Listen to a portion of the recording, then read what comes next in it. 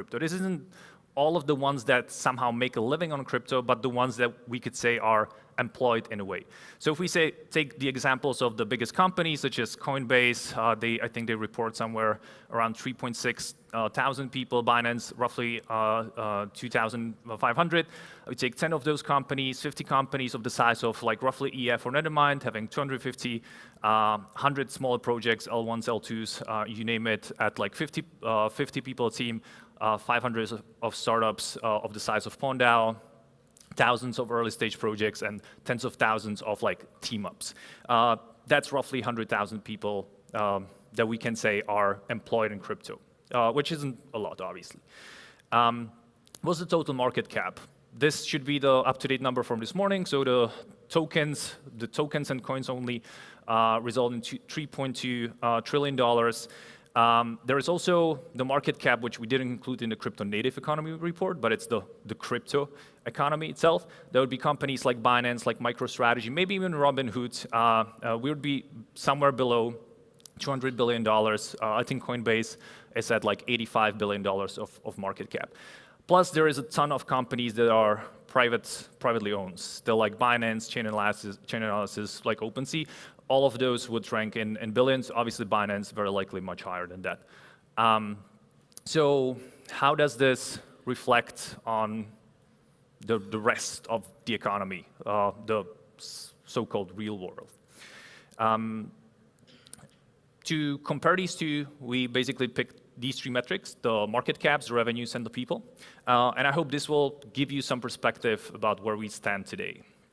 So comparing the market caps, we basically took the stock market cap. We take like the stock market caps as, again, the imperfect metric.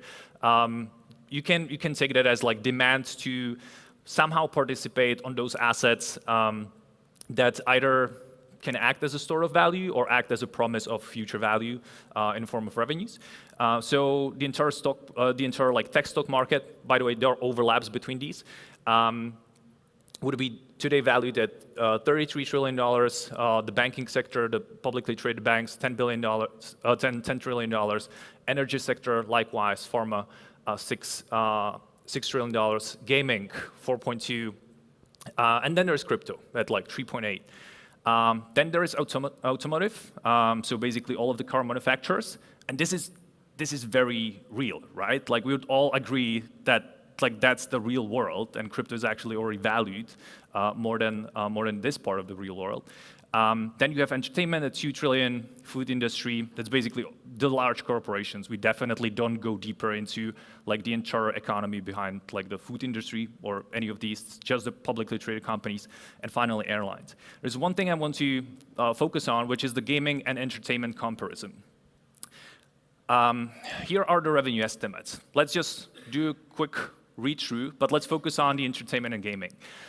So the entertainment, even though it's valued lower than the gaming industry, and there is a partial overlap, is nearing $900 billion, and the gaming is at like $600 billion in revenues. Crypto, including the crypto native part, including the stake and rewards, including the revenues of like Binance and Coinbase and Kraken and so on, I would argue it's like still below like $100 billion.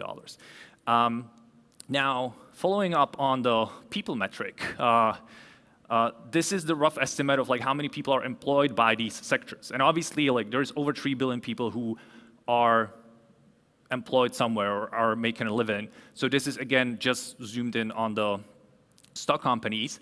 But there is an important, like interesting and important fact here.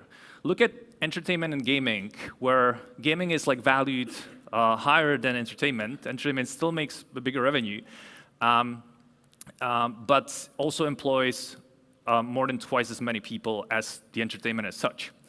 I would argue that the gaming industry is essentially a more effective form of entertainment, where the value per an individual in the segment is much higher than the overall entertainment, because they just create something more efficiently. They create content that can like scale better, that can people can stay with the content for much longer.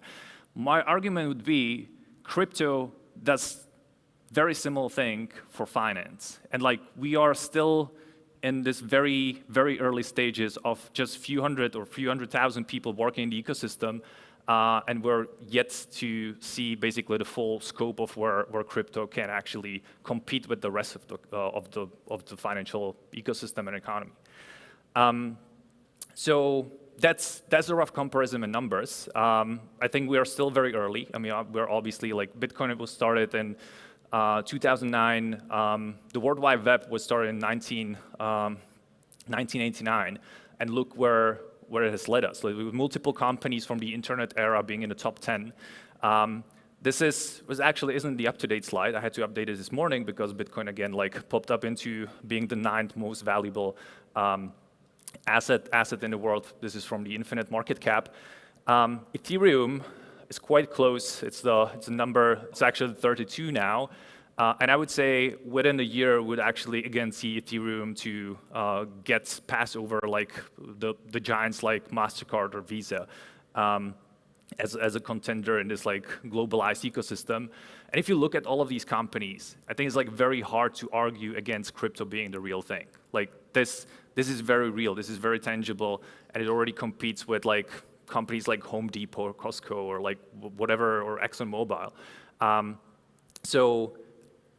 It's definitely nowhere near kind of just like a gimmick for a few individuals. So a quick summary. You are the crypto native economy. Since you're here, I guess like you somehow participate in this ecosystem. You all paid like fees on L1s, L2s. I would definitely encourage you to read the reports and give us some feedback. I'm wearing the t-shirt "Banks Hate Us," and it's usually my final slide, but I'm not using it today. But banks hate us because we are winning. And I had multiple talks on the crypto native economy and the crypto native generation, where I argued that especially in the big inevitable market, we are at the stage of like now they are fighting us. And I think we are now finally in the stage of actually getting the recognition and being considered real from the rest of the world. Before I depart, this is a slide that I used in 2022, exactly like in the bear market, which basically looked at the crypto native economy numbers and just like concluded it was actually super small, despite the valuations. And it was peanuts back then. It's still peanuts today. But there's another peanut. It's an inside joke. I'm not a Trump supporter, but I just think peanut is hilarious. And I would just say like crypto is very real today already. Today, we're past the first they'll ignore us, then they will ridicule us, and then they will fight us. I think today we're at the stage where crypto started winning finally, and I can't wait to see what happens in the next few years. Thank you all for coming. Well, I think we have a couple of minutes for questions. That was awesome. Thank you so much, Joseph. You can scan this QR code and write questions. We have a couple minutes to answer your questions, but please, we need to do it through the QR code. You just take the code, and then you can place your question, and I will help you with that. So I'll give you 1 minute to do that. Meanwhile, I wanted to say it's fantastic to have you all here. This Devcon 7 is going to be epic. It's going to be amazing, and all of us and all of you being part of this is really fantastic. So I want you to give yourself an applause for being here today, please.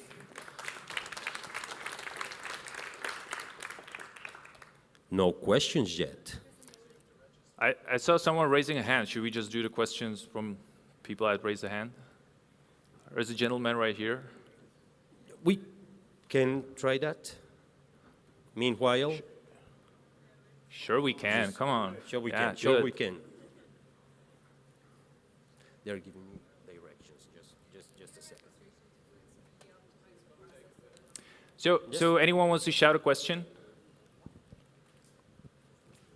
Please. Yes, I'll go.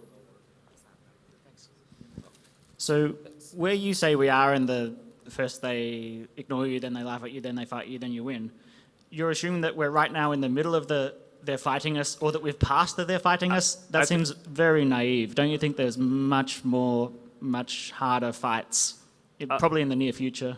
I mean, there will be, but I think like at this stage we basically are past they are fighting us. There is like a lot of like embracement in crypto, and you see it like take Switzerland as an example.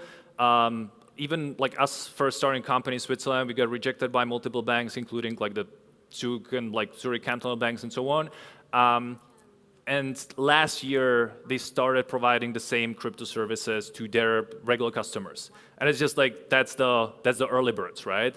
And I would say like we are going to see more and more, even banks that will start custodial services for crypto users because the economic demand is there, and like more and more, even traditional fintechs are embracing that, and they just see it as a revenue stream. So I say like now we're winning in the sense of getting the recognition and actually like getting them integrated into our own ecosystem.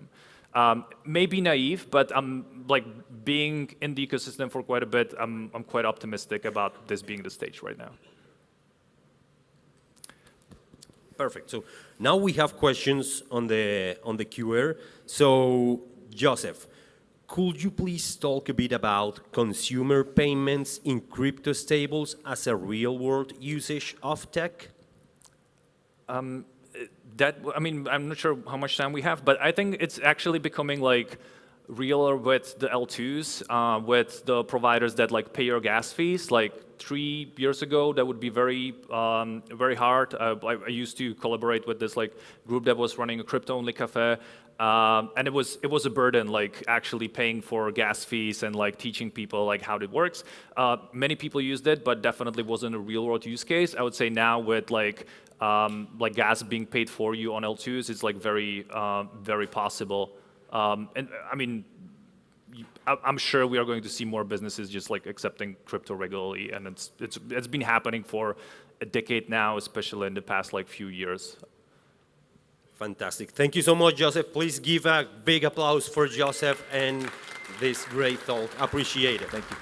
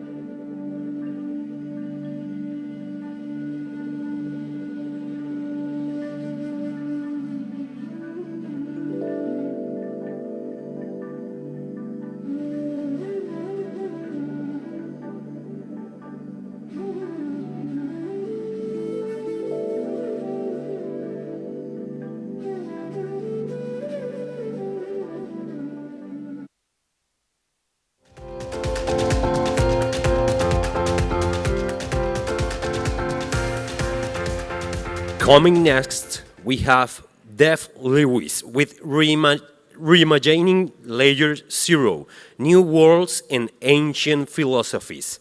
Lewis, he has lived almost all his life here in Southeast Asia, East Asia, and surroundings. Please give him a warm welcome to the stage.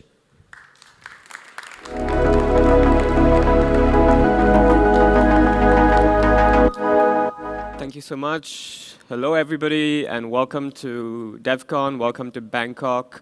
Before I start, we're going to do something a bit different. I think many of us have just had lunch. We've sort of been easing into this air-conditioned, closed space.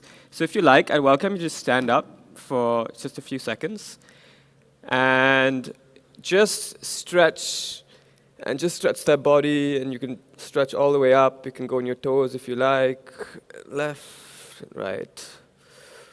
Yeah, there's a lot of talk about the future, what's important, and sometimes it's important to get back to our bodies. And let's together just take 3 deep breaths and just ground into the space. So you can breathe in and breathe out. Breathe in, breathe out, and breathe in and out. And I invite you to take your seat again. Thank you for breathing with me. Thank you for breathing all together. The title of this talk is Layer Zero, reimagining and thinking about ancient philosophies to build new worlds. My name is Dev. Yes, that's my name, and no, I'm not a dev. And I represent different spaces thinking about technology and how we can align technology more towards our planet and human values. So I've had this question a lot. A lot of people ask me, so what do I mean by layer zero? And I want to start off, actually, I've been inspired by the layer zero from the Web3 and the crypto space. You know, we have layer ones, and we've talked about this morning, we heard from Aya about her vision of the infinite garden, about decentralization, about open source, the cypherpunk movement, all of these values that align Ethereum, all of these values that bring us together to build decentralized tech, to build these new worlds. And that's amazing. That's amazing that we have this technology that allows us to do this, to build stable coins, to build the kinds of tech that we can self-custody and really take ownership. And so these provide the values of layer zero, of the infinite garden. With layer zero is going deeper, going into the invisible layer, that human layer, the values that really make us as beings, make us as a civilization, and make us as a planet. And these values that we embody is ultimately what's diffused into the technology and what's created. So trauma, we all grew up in different parts of the world, and we've all suffered through all kinds of violence from childhood, from some of us have grown up in conflict zones. Today, many of us live in areas where there's war and violence. Belief systems, our ideas of who we are, what do we want, what makes us happy, all of these things that drive us to get more money, to find fame, to find recognition, these things that are driving us in invisible ways. And this human layer, this layer zero, is really critical, because without this, everything that we want to build, these DAOs, the network states, Ethereum itself, will face challenges and will struggle to really grow. There's this beautiful quote from J. Krishnamurti: "A world is a reflection of our inner minds." And so it's our minds, how we think, how we imagine, what we think about ourselves and the world that we want to build, that ultimately is reflected outside of us, each one of us in a decentralized fashion, contributing to this world that we all live in. And what happens when we don't have very clean minds, right? You know, we're all living, we've all been through this, and it doesn't matter Web3, Web2, technology space in general, the economy in general. These are the kinds of the cultures that our societies and the culture of our time really value. And you know, we like to place a lot of blame on the individual, but the individuals are products of the cultures that we create and that we're part of. Free basics, again, Web 2, Web 3, doesn't really make a difference, right? We're building these technology systems, we're supposedly trying to create a more connected world, yet we're doing it in ways that are ultimately centralizing and ultimately monopolizing power and ultimately pulling away from these human values. There's a beautiful blog, Web3 is going great, that just captures the many, many scams that are part of this industry, and we can't ignore that. The degen cultures that are part of it, and that can be celebrated, and that's great, and we should celebrate all cultures, a plurality of cultures, as we heard from Audrey Tang just a moment ago. Yet we have to also be real that if we want to transcend these problems, we really have to bring our reflection back into what is it that we continue to create these problems. We're living today in a unbalanced, dark forest world.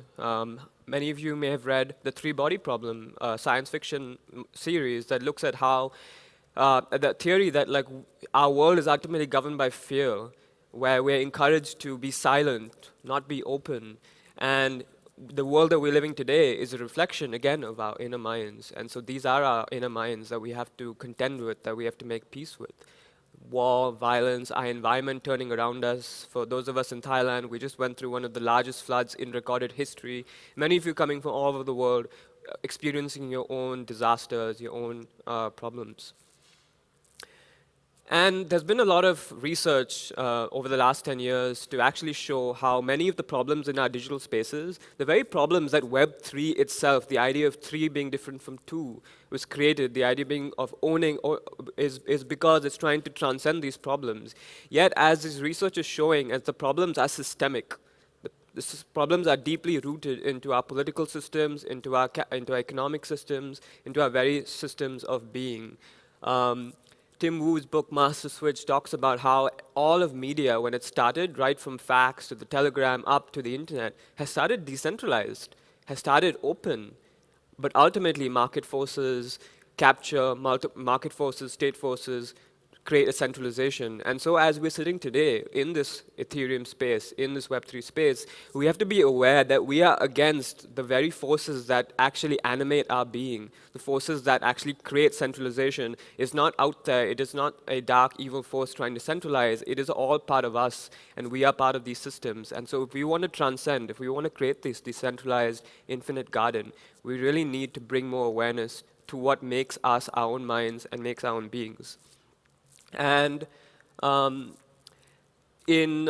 a wonderful essay on crypto's three-body problem, which brings about, again, this notion that if crypto is to survive, crypto needs to contact with cultures more full-bodied than crypto itself. And so the next phase must require protocols beyond just incentives and smart contracts. We need to integrate with this human layer, with the layer 0. We need to integrate with this layer of values, and it's through these layer of values that we can start to move. One of a framework of change known as the causal layer analysis, popular for thinking about transformational change, also highlights this, that for the most powerful and meaningful change to happen, we have to go deep under. What we see tends to be just the tip of the iceberg. We want to go deep into the level of worldviews, the philosophies that govern us, the myths and the metaphors. What is it that makes us alive? What is it that drives us? What is it that makes life alive? How do we understand these? And so this is where sort of coming to in terms of thinking of, okay, how do we build these new worlds? How do we build this infinite garden? And layer 0 sitting right down there. So we are all standing here in Thailand, in Southeast Asia. We heard this morning as well on the kind of values of the mandala value that Aya shared as well around circles and how that has played a role in this region.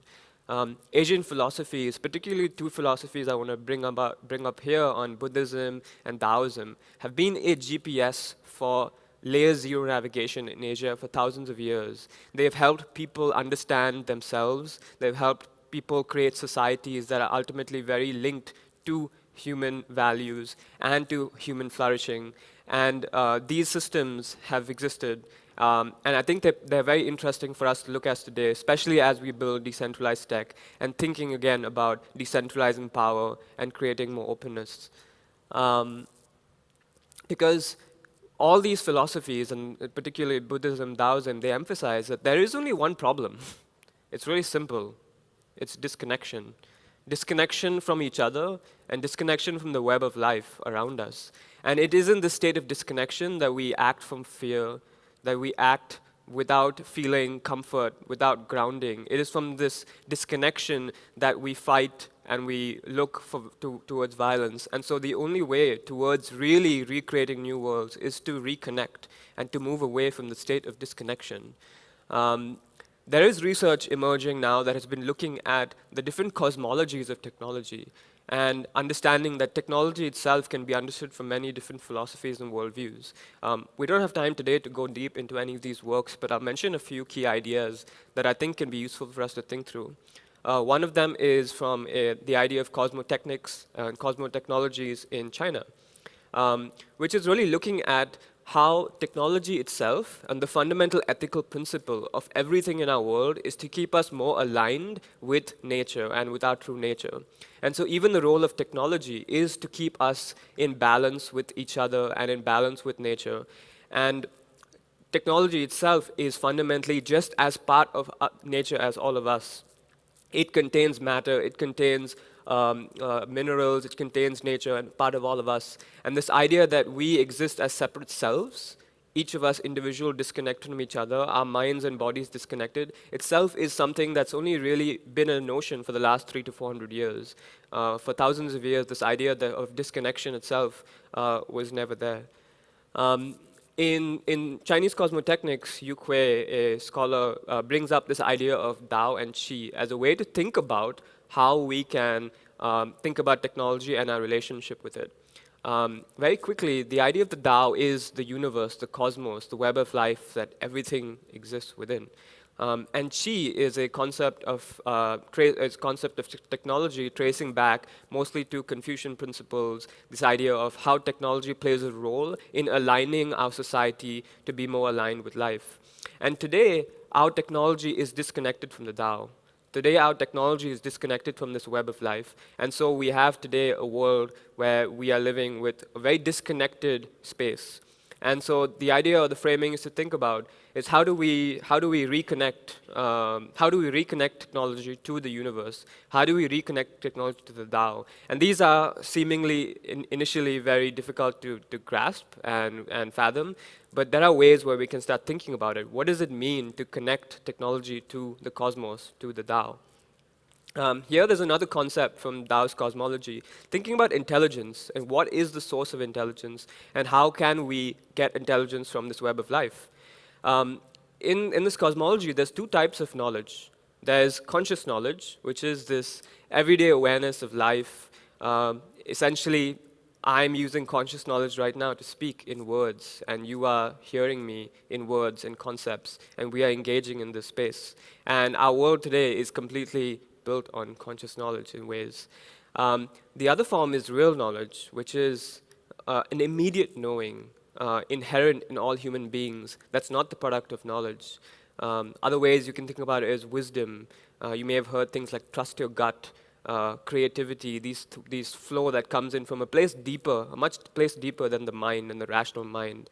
And so our world today is very much unbalanced towards conscious knowledge and quite unbalanced and not enough real knowledge. And so according to this cosmology, we want to be right in that center, that fusion, that beautiful fusion that is not one or the other. You are still living here in this material plane that we can see and interact and hear, yet we are able to draw on this wisdom from this web of life, from which we can start to create completely new ways of economies, new ways of exchanging information, new ways of exchanging value that today seem radical, that today seem unimaginable, yet we are able to draw on this power.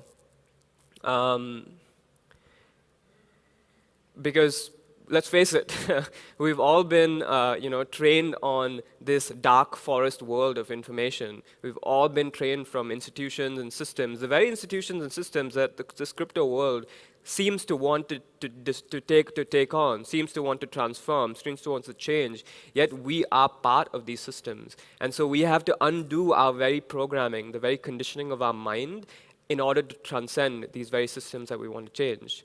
And so for me, I see spirituality as a very embodied form of decentralization. Each of us have to do the proof of work. We've got to do the mind training. We've got to do the healing. We've got to do the heart opening. No one is going to do it for you, even though we as a collective can all support each other. We each need to do that work. Each of us are interconnected nodes in this web of life. There is no one bigger, stronger than the other. We are all part of this web of life together. And so we all support each other, and we can all connect to each other. And if we want to create this infinite garden, we have to feel that we can't get the power from just this space of disconnection. We have to reconnect to this web of life. We have to pull this energy that exists all around us, that we're supported from this universe, and use this information, use this energy to guide us in ways that can really transform and push paradigms that seem unimaginable today, but in the next moment, it's possible. A couple of projects that I think are interesting. Pagoda is a network within the Ethereum space of Asian, Southeast Asian, and East Asian community builders, which I'm a part of. And we've been trying to build, how do we take these practices of Asian philosophy into embodied practice? How do we build technology while also better reconnecting to life around us, to each other? What does it mean to practice? What does it mean to do that work that I mentioned, the proof of work together? And how do we start to build from there?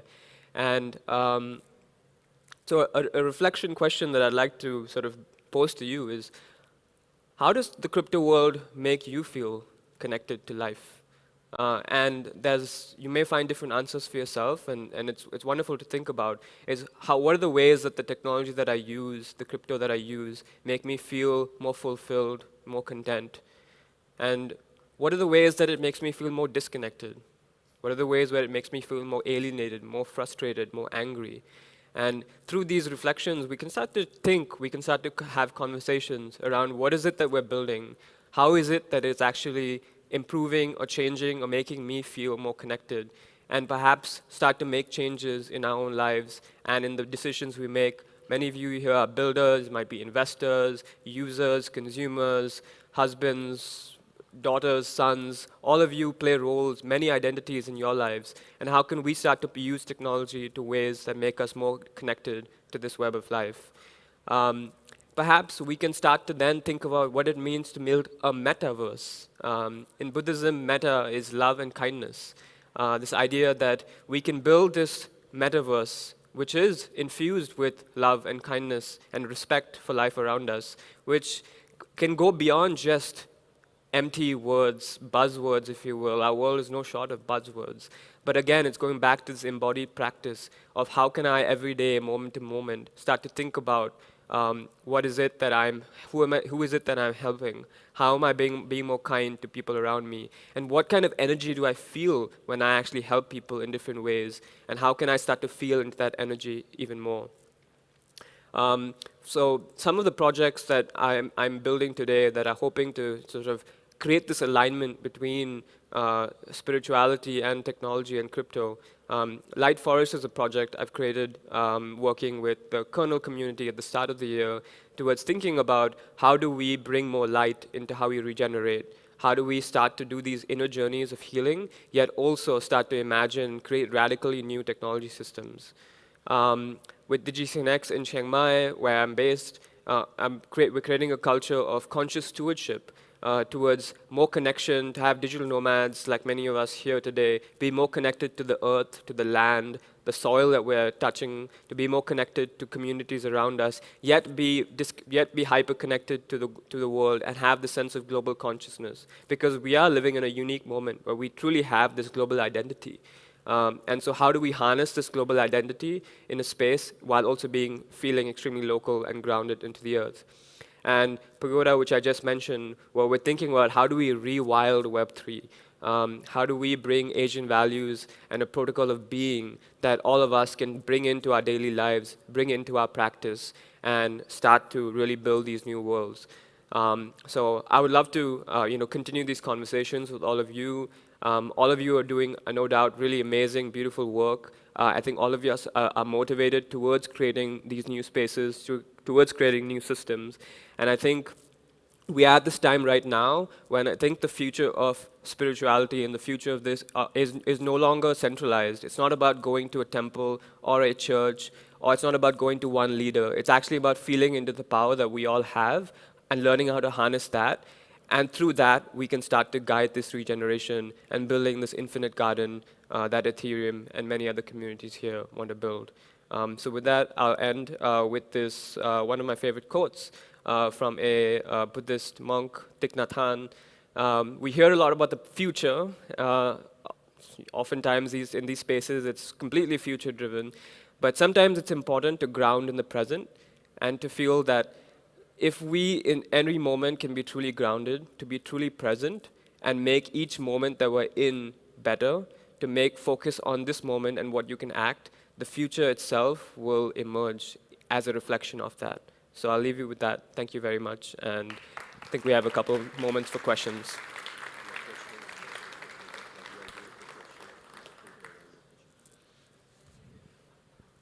Amazing. Thank you so much, Lewis, for all this knowledge. And okay, who's ready to asking questions? I haven't seen any questions yet on the QR place. We can have conversations whether this form of technology is keeping us more connected or disconnected. I think I see a question there, a hand raised there. Okay, we have a raised hand here.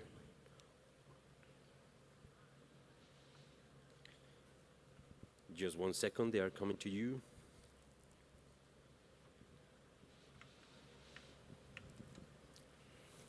Hi, I really enjoyed your talk. What I would like to know is if you recommend some books or papers, maybe to dive into these kind of topics. Yeah, there's a lot. If you want to be on the more academic side, some of the books that I flashed in my slides, and I can sort of share that with you after as well, talk about the systemic issues. I think from a technology front, Chinese Cosmotechnics by Yu Kuei is a great, very philosophical conceptualization. But from a more practical sense, in terms of practices, there are books from Thich Nhat Hanh, the monk that I flashed, from other scholars as well who have sort of on the sort of practice in being. But there's a lot, and also on my website, lightforest.world, I have some resources there as well. And I'm happy to share more with you and anyone here. Thank you. And the website is lightforest.world. Hi, Dave. Hey. Mitali here. My question for you was that, our relationship with money, the way money looks, feels, etc., has changed over time. Like at some point we had living money, therefore there was a more spiritual connection to it. And we've reached a point where money is no more that tangible. Like the spiritual relationship we have with it has definitely changed. It's moving into a more individual world. How do you think, say, cryptocurrency or the Web3 world in itself could, what could be different concepts of money that take people back to the spiritual feeling of it or the community feeling of it? Yeah, thanks for that question, Mitali. It's a question that I struggle with. The subject of money is definitely something that I struggle with personally as well. What is my relationship with money, and what is it that I want from it? I think the area that I'm finding interesting to explore is the space of community currencies. And this idea of how can we create systems that allow us to keep the value within the community. And so if cryptocurrencies can come in ways that we can allow to create value and share value within our communities, and ways where communities themselves, so village to village or city to city, is able to transact with that context that they share without having to go into this large homogeneous system that is the US dollar or that is some national currency. I think that can be something that can perhaps be quite different and perhaps allow us to, to share value within communities differently. But I think perhaps even further than that, paradigm shifts might be necessary for us to really capture that spiritual connection. But I think in the more immediate to near term, and I know there are people experimenting with radical ideas of community currencies, and how crypto can play a role in that, which I think might be the more immediate near term use case. thank you for that. Amazing. We have time for one more question. Yeah. Hey, great talk, thanks. I'm curious to hear more about this DigiCNX project. I'm just, the concept of like connecting digital nomads with local folks seems really interesting. I'm just wondering, how did you go about like connecting those two worlds, bridging those two worlds? Did you see participation from actual local folks in Chiang Mai, and what did that look like? Yeah, another good question, a big challenge that we have. So with DigiCNX, we created this about 2 years ago, which was to create a community that went across Web3 and digital rights activists, academics, journalists across the board. We actually, with the pop-up city initiative that happened in October, we started a project called Cosmo Local Chiang Mai, and the idea was there is to really create spaces where we could bring together local people with global nomads, but also create nomads, encourage a culture of understanding local cultures and practices that are there. I think it's hard. For many reasons, linguistic, cultural. There's also a certain energy of Chiang Mai, the sort of sabai, that chill culture, which kind of clashes with this heavy hitter, crypto, global, digital nomad, going. And so I think it'll be a multi-year process, probably. But I think there are slivers of people who are interested in a more deeper connection with nature, and I think we're hoping to be in that liminal space where even small groups of people can start to connect, and we can sort of start to create that culture of conscious stewardship. I'm happy to chat after if you're coming to Chiang Mai or based there or often there. Thank you. Awesome. Thank you so much, Lewis. Please give him a real big applause. Thank you. Thank you, everyone. Thank you so much. Okay, don't leave, because coming next we have something about open music protocol. So please stay.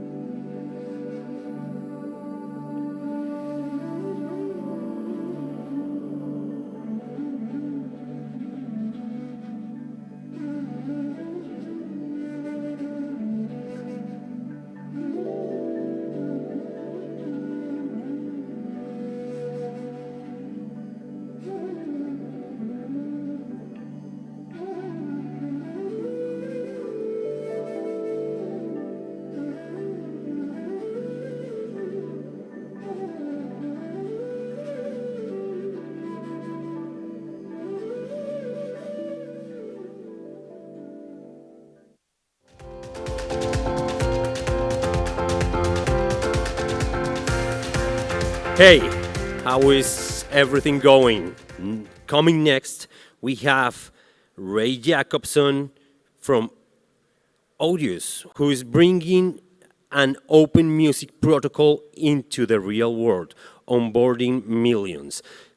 Ray loves mango sticky rice, and he will talk to us with that sweetness today. So please give him a warm welcome to Ray Jacobson.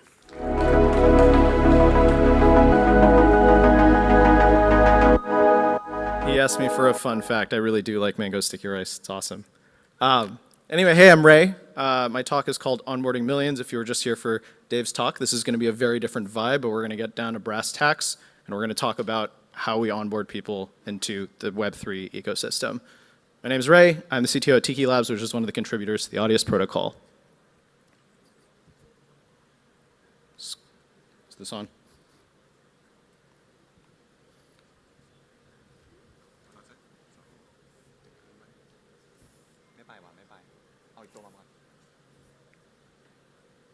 Different slide. Oh, we went too far. Okay. Whoa. All right. I would assume that most people here have seen these words written before. I certainly have. The internet certainly has. And I think, candidly, the jury is a little bit out still on like what actually is the killer use case for crypto. And this is my personal favorite. I'll leave it on this slide for a second if you want to read it.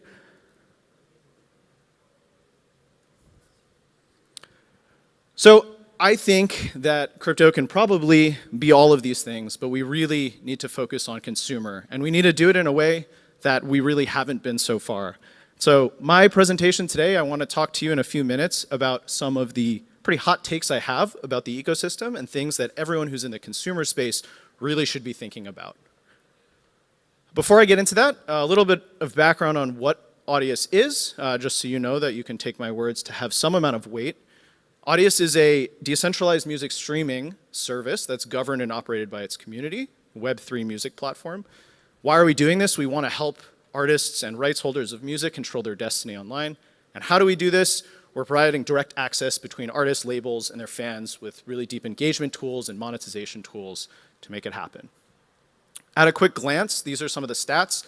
I'm really excited every time I show this slide because a lot of these numbers are really big. And I think there's some weight to some of the things that I'm going to share about how we've gotten to this point.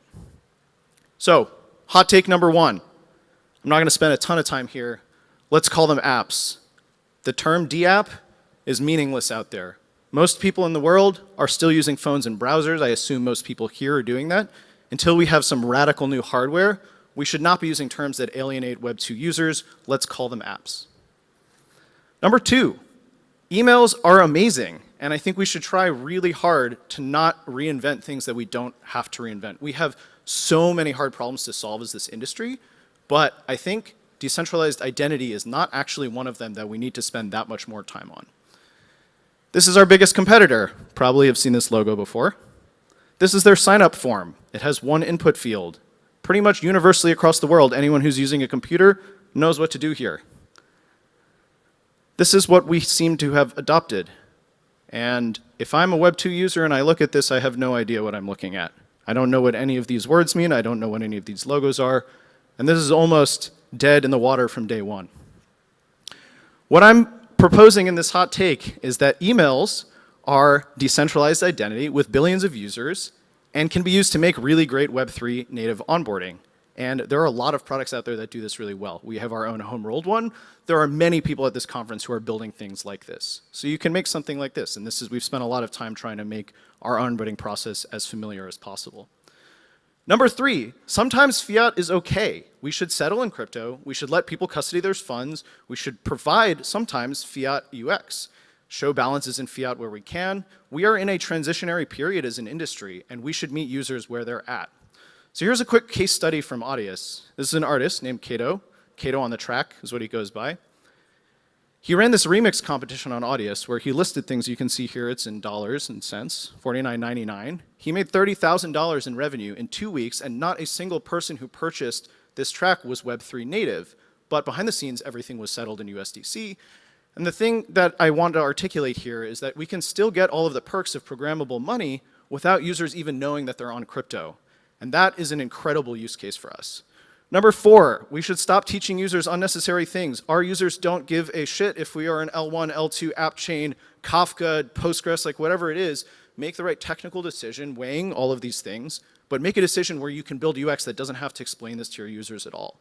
These are really important problems we should be solving, but they're not marketing copy. And if your sign-up flow has a user pick a chain, you're starting off on the wrong foot. Number five, and my last one, because I think my lightning talk is almost over, we should lean on some of the financial tools that we can that other people can't. We can do a lot more in Web3 than in Web2 because of the way we can do capital formation, the way that Web2 users already expect many things to be free. We can put that on steroids and give all sorts of access that other people cannot do, this whole concept of the infinite garden. So really, my pitch to you is that, if we're going to onboard millions of users, we should build the best products, forgetting about Web 2, Web 3, whatever, build the best products. We have some of the strongest minds and technical people in all of technology here. If you're in, oh, my emoji didn't go, but if you're in consumer, your target audience is not here today, and we should really, really internalize that and think deeply about it. Thank you. I'll take Q&A, and if you are interested in talking about this more, please seek me out after. We also are running an event on Thursday if you like music and you want to talk to like-minded people too. Thanks. Awesome, Ray. Thank you so much. We have space for one question. Who's going to be the lucky one? There.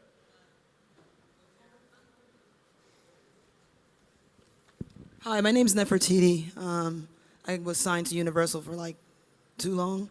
And I'm wondering, what's your motivation if you're not like rooted in music to create this type of platform for musicians? Rooted in music is my personal background, or?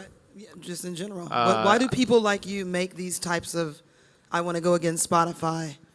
Totally, yeah. I mean, there's many stories we have of people that we've worked with who have, like yourself, signed deals sometimes that don't favor them, and ultimately we want to give people the opportunity to choose. I myself am a musician. I grew up playing piano from a young age, played in a rock band in high school, never pursued music full time because I ended up liking software more, but I think the creative space is one of the ripe fruits to pick in this new wave of technology where there can be a lot of impact on ownership, and I think that's like the perfect marriage with something like music. Would love to talk more though, and a few folks from our team are here as well. Okay, thank you so much. Please give an applause to Ray. Appreciate that, man. Thank you. There. Thank you so much. So, please, the people around, you can find seats here in the front. So, just a minute before we go with the next talk.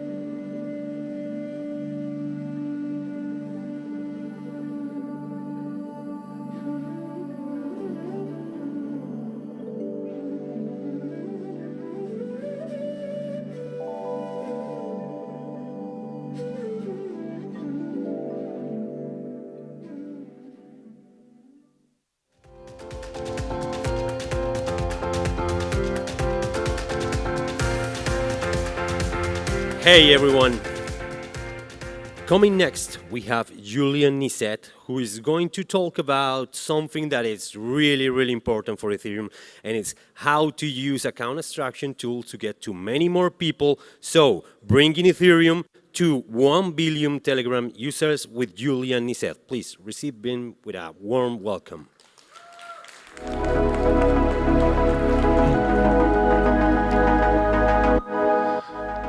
So, hi, my name is Julien Nizet, as introduced. I'm one of the 3 co-founders at Argent, and today I want to talk about how we can bring Ethereum to 1 billion Telegram users. I know this is kind of a cliche title, and we've been talking about onboarding millions or billions of users for many years, but hopefully I'll convince that no, we can actually do so. And yes, it's kind of funny that we talk about a billion users, while the reality is very, very different. If we look at the amount of daily active users of popular DeFi application, we see that we make a few thousand daily active users on Aave, for example. We can zoom a bit more and look at some popular blockchains of the Ethereum ecosystem, and we see that Arbitrum, Ethereum, L1, they do 500,000 daily active users. Base has been on a good roll lately, doing on average 1 million daily active users, but we are still very, very far from these 1 billion. And what's interesting is that if we keep zooming out a bit more and start looking outside of the Ethereum ecosystem, we might notice that there's something happening on Ton. A single tap-to-earn game on Ton called Hamster Combat averaged 30 million daily active users. We're not talking about the blockchain, that's a single game. But what I do find fascinating about Hamster Combat is that it actually reached these crazy numbers in 3 months. We've been building the Ethereum ecosystem for almost 10 years, yet a single game on Ton is reaching 250 million users in 3 months. So the question is, what's the catch? What's the trick? You may think that Ton is such an amazing blockchain that millions of users are rushing to using it. I don't believe this is the case. What I think is that the secret sauce is actually Telegram itself. And it kind of makes sense. When you think of it, Telegram is actually an amazing distribution channel. It's one of the largest social networks with 950 million monthly active users. We're talking about bringing 1 billion users to Ethereum. There you go. That's your billion. Because it's a social network, it has social and virality features baked in, right? You have bot, you have messaging, group chat, and so on. And I think that's the reason why these games on Ton, they manage to reach crazy numbers so rapidly. Something that a lot of people don't realize, but Telegram is actually very crypto-friendly. It already has an existing Web3 ecosystem. I mentioned gaming Telegram mini apps on Ton, but you also have some kind of DeFi ecosystem on Solana with trading bots averaging something like $60 million per day. And finally, last thing that I think is important is the fact also that on Telegram, every single user is already logged in. So you have a platform of 1 billion users that you can actually already know.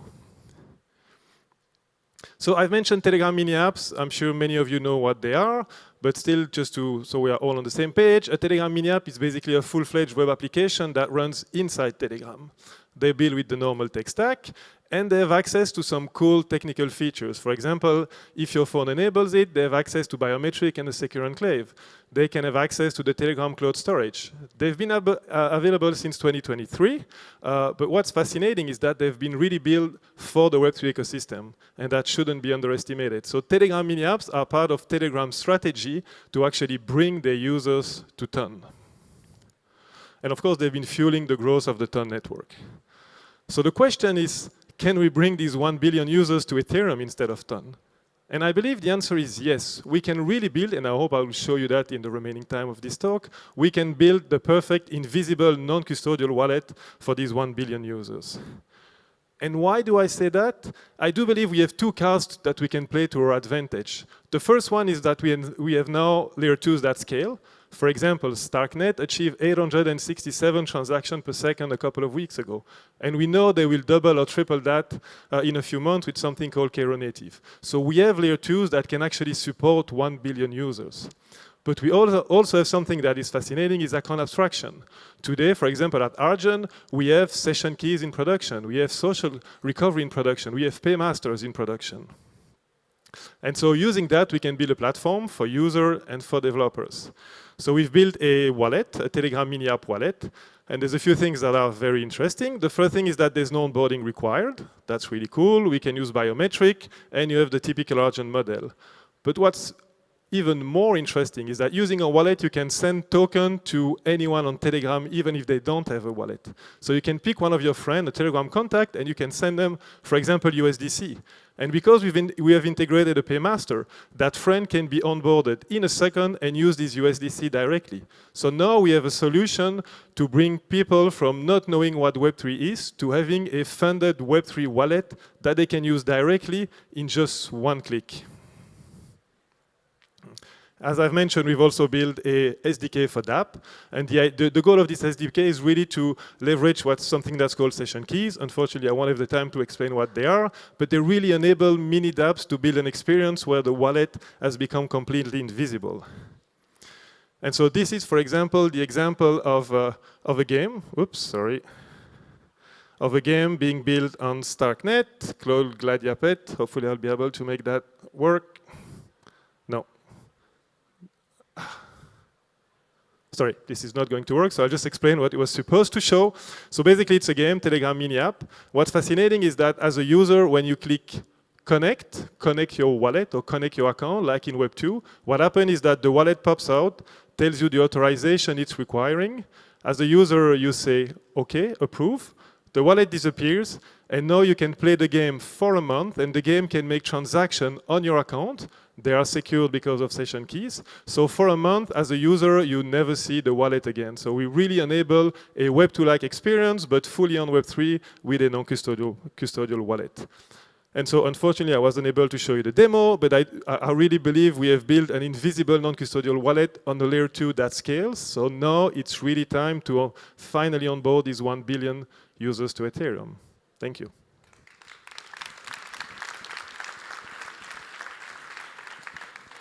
Thank you so much. That was amazing, Julian. Do we have a question? We have a space for just one question. So who's going to be the lucky one? No question. It's everything clear? Okay, here, please. All right. Hello. Thank you, Julian, for an amazing talk. Could you please explain to me, to the audience, how like the new users that you're talking about, like the people that don't have any wallets, the people that you will be sending money to, even though they've never even established anything beforehand, how would they, like my grandma or someone, how would she then convert it to fiat? To fiat afterwards? Yes. Well, I would say that's a question that the scope is outside of the wallet. That's a general question of how to off-ramp from crypto. Here, what we are focusing is, first of all, onboarding people to crypto. We're not yet focusing about on offboarding them well. What we want to achieve is really bringing all these people to having a funded Web3 wallet. And today, because today your grandma, I mean, it's important for her to go from crypto to fiat, but we are also trying to build an ecosystem on chain, an ecosystem on stablecoins. So I think we should first focus on trying to onboard these people. And what we've shown here is that we can really onboard these people in one click, because what would happen in practice is that you, for example, you can send with a wallet, you can send 10 USDC to your grandmother. And the way it will appear to her, it will be basically just a claiming link on the direct, on the private discussion you have with your grandmother on Telegram. She will click on that link, and because there's no onboarding on our wallet, the wallet will pop up, and automatically it will be funded with the token that you have sent her. And because we're using something like a paymaster, she will be able to pay transaction fees with this USDC. So that means in one click, she has a wallet that she can use to either send some USDC to one of your brother or one of your cousin, or maybe she'll be able to use this USDC to pay for a coffee in a shop or just to play a game. So to answer your question, for the moment, we're not focusing about the off-ramp problem. We really want first to bring these users and being able to action them in basically one click. Thank you. Thank you. Thank you.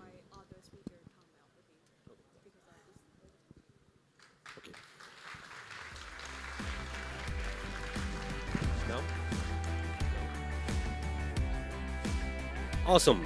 Thank you so much. People in the back, we have seats here in the front waiting for you, so you can come closer. Coming next, we have, it's a good question. Who needs a wallet anyway, after what we saw? So with us, we have Itai Turban today. Please, give him a warm welcome.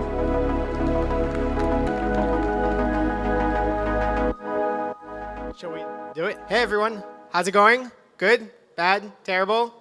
Everything good? Okay, so I'm Itai, co-founder of Dynamic, and what I want to talk to you guys today about is pretty much who needs a wallet anyway. Just a raise of hands, who has heard a wallet talk today before my talk? Or is this the first talk of wallets anyway? No? Okay, so let's start. So A little bit about me and shameless plug. So I'm the co-founder and CEO of Dynamic. We essentially do everything that has to do with email login, social login, wallet login on the site. So when you click login, if you go to Magic Eden today or Doodles or Pudgy Penguins and you click login, that's probably powered by Dynamic. We help you build crypto-enabled experiences. But that's pretty much all I'll kind of shamelessly plug about Dynamic. Again, we're powering a bunch of these popular apps. That's just context for why I'm talking about this topic, which is the topic of wallets or abstraction of those wallets. So let's get to it. So at the very basic level, the web is moving to a wallet-based world. Right? If you open your phone in 5 years and look at every app on your phone, it's likely going to have a wallet component to it. It's a very effective way to transfer money, to transfer assets, to kind of control identity. It's a really, really cool way. And what we're seeing is that we're starting to see apps on your phone, not new apps, but existing apps, have wallet components to them. But users don't really care about wallets. No one wakes up in the morning and says, I really want a wallet, right? You want these like magical experiences, and when they're crypto enabled, you kind of need a wallet to enable them. Wallets are not the star of the show. It pains me to say as a wallet company, but we are not the stars of the show. We're pretty much kind of in the background infrastructure. And so the way to think about wallets is really in an analogy of thinking about crypto as the electric grid, as power, and everyone wants to kind of hook up to power, wallets are really outlets in your wall. We're in the business of selling outlets to you. And those, no one kind of cares about outlets. Outlets are not kind of the thing you buy for the sake of buying outlets. You buy them because you want to plug in your TV and watch TV, or you want to plug in your laptop and kind of play games. Right? So wallets aren't the main part of the show. So why are we putting wallets front and center today? Why are there so many branded wallets? Why are we even talking about them? And the answer is we shouldn't. Right? People don't care. Maybe folks in this room do, but anyone else doesn't really care about wallets.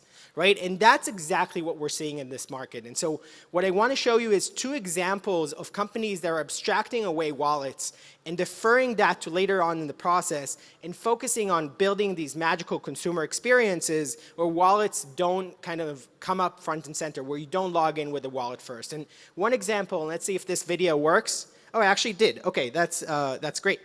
So this is a company called DFlow, and it lets you trade pretty much anything you want. You log in with email, you enter your passcode, and at that point you're done, right? So we'll see whether this enters it. Bear with me for a second. Oh, okay, great. The video actually works. So I entered an email, I logged in, and I'm done. At this point, I have a wallet. I can kind of export my private key. It's a non-custodial wallet.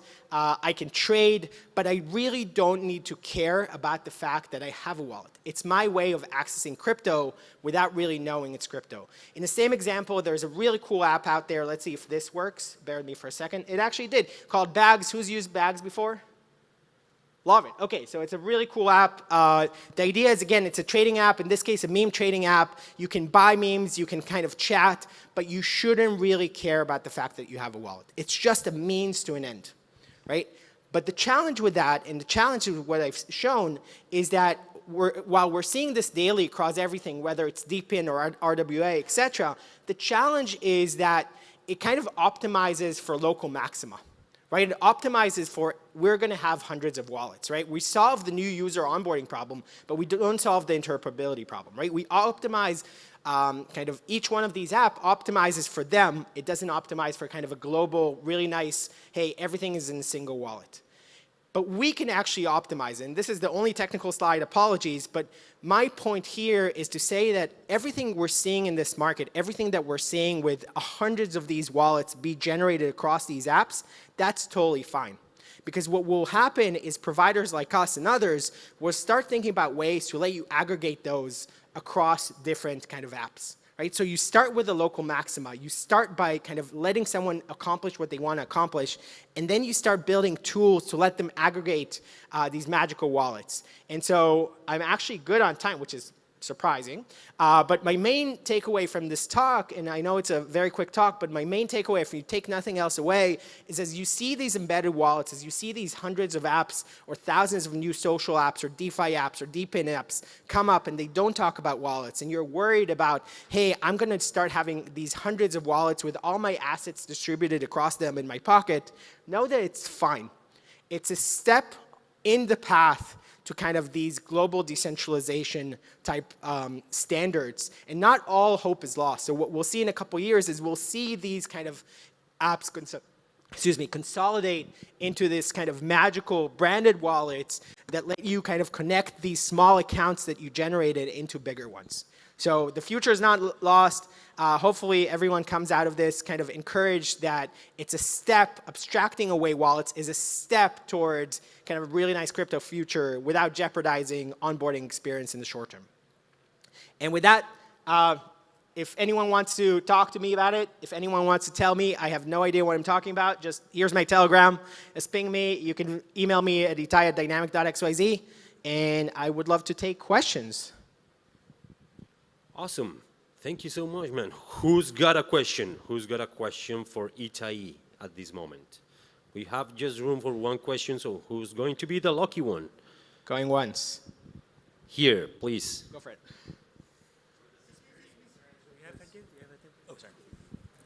What are the security concerns with this parent-child wallet relationship?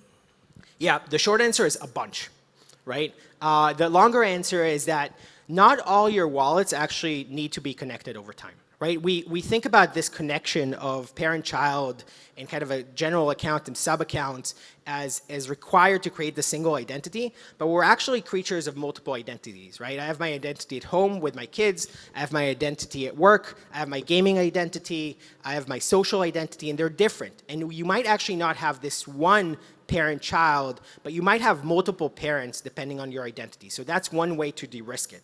The second is about controls, just like everything else here, right? It's about the beauty of optionality, right? Which is at times you can one-click unlink, you can one-click link, you can consolidate your assets, you can break them up. And so it's about optionality and kind of the ability for you to create multiple identities that kind of lower the security risk. But the short answer to your question is, just like anything else, when you combine multiple wallets into a single place, you create some security risk.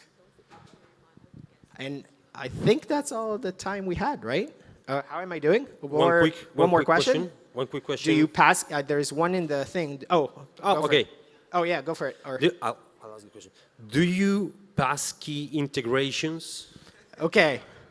I'm going to make a bet on what this question means. Do we offer passkey integrations? The answer is yes, we do.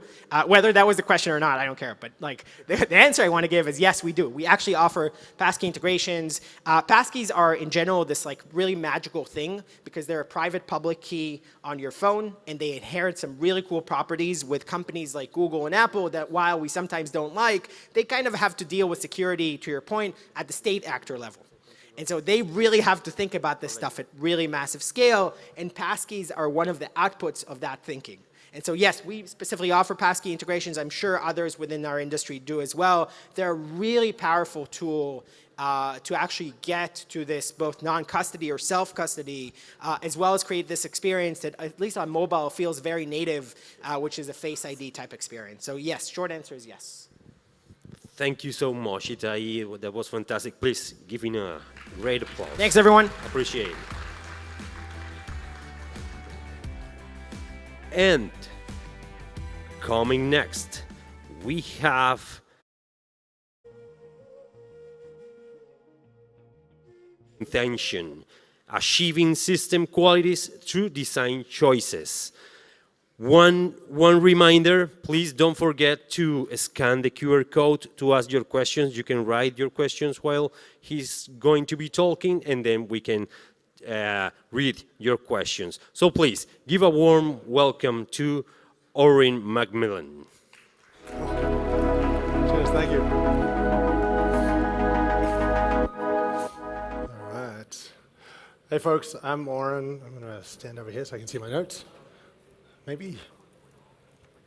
There we go. So I'm going to talk briefly today just about building with intention. I'm not going to do intros and everything because I've got 5 minutes and just want to quickly kind of wrap through everything. So when I say building with intention, what I really mean here is being deliberate about the combination of tools and components that we use to construct systems in order to achieve specific qualities. And a critically overlooked part of this is understanding what qualities one actually wants to achieve in a system one is designing. And so when you're designing systems, perhaps the best shortcut I can offer for actually understanding what qualities you might need is to mentally stray from the happy path. So the default way that we typically think about building applications and systems is to consider the affordances, the features that we want to enable. But a lot of our most critical design choices often don't make themselves apparent until we either mentally traverse the kind of unhappy paths, what happens when something goes wrong, or they reveal themselves later. They reveal themselves to kind of be critically absent when it's already too late. So it's this category of problems that we're typically trying to solve for via decentralization. But in our industry, I think decentralization is this kind of buzzword, right? It's this commonplace descriptor, expectation, but it's near meaningless in a lot of cases because it's treated as an end. And in reality, it's a means. It's a means to achieving a handful of other qualities that are really valuable in the types of systems that we're often building. And so I want to quickly caveat that decentralization is this kind of spectrum. It's not binary. A system may be more or less decentralized than another system across various different axes, and most complex systems make these really explicit kind of trade-offs at various layers of their stack based on which priorities, or which resistance is essentially asking the question, can one prohibit another from using the system? And if so, under what?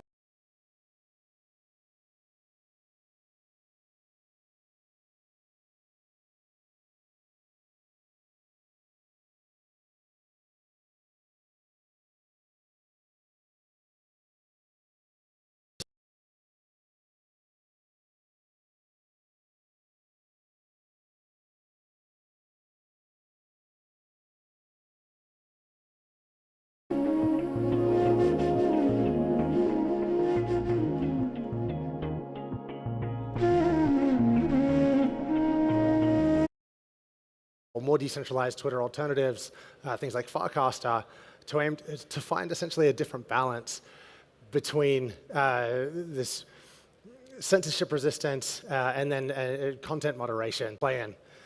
Next one, correct execution. Will the system essentially behave as expected? Could one coerce the system into unexpected behavior?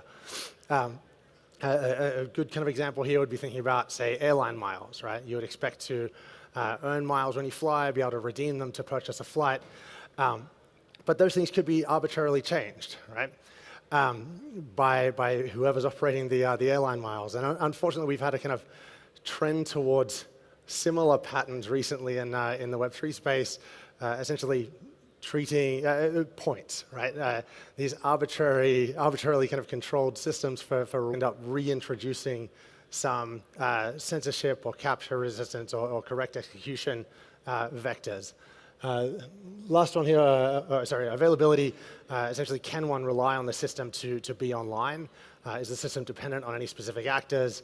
And what happens if they're unavailable? Obviously, the previous two, correct execution and censorship resistant, are kind of subsets of or kind of tightly related to availability. But yeah, another kind of really important quality. And then this last quality here, capture resistance, is essentially asking, like, will the other guarantees hold indefinitely? Is there some party that could arbitrarily change these rules in future or kind of capture enough of the mechanisms that control this thing to make changes in future? So again, these four kind of key qualities, censorship resistance, correct execution, availability, and capture resistance, in concert, these are kind of best achieved via radical decentralization.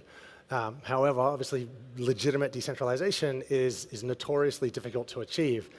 And this is the whole kind of value proposition for the infinite garden, for blockchains like Ethereum, is to enable applications to inherit these kind of features while focusing on implementing their own affordances. so I guess, yeah, the kind of key question here that I'd encourage people to ask is when they're designing systems is what of these qualities can they inherit from the systems that they're building on top of? And which qualities do they need to kind of explicitly engineer? And then kind of importantly, are any of the design choices they're making about, or you're making about the systems you're building, undermining the qualities that you would otherwise inherit? Again, you can largely inherit those 4 qualities from building on top of something like Ethereum, but it's very easy to unintentionally or intentionally undermine them and kind of reintroduce some of the problems. So I'll leave it there for today. Necessarily super high level, very quick talk. Happy to go deeper into the topic if anyone wants to chat again. But just to reiterate, big takeaways, it is really important to tread that unhappy path when you're designing systems. Think about the things that could go wrong, how your system handles it, what qualities you can bake into your system in order to avoid those unhappy paths or handle those unhappy paths.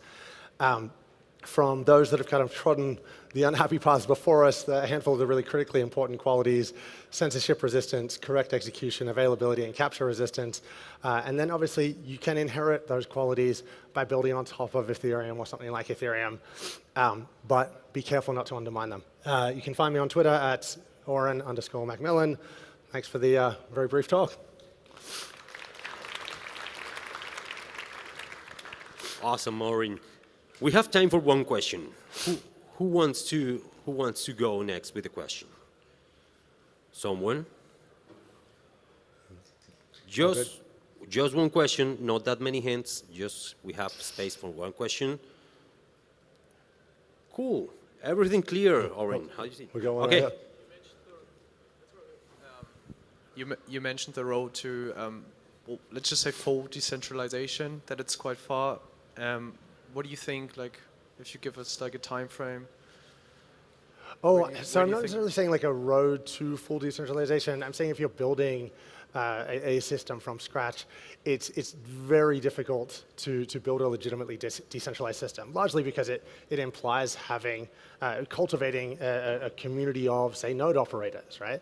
And this is a notoriously difficult thing to do, is to set up the incentive structure and actually rally the people to kind of run your nodes or kind of participate in your ecosystem.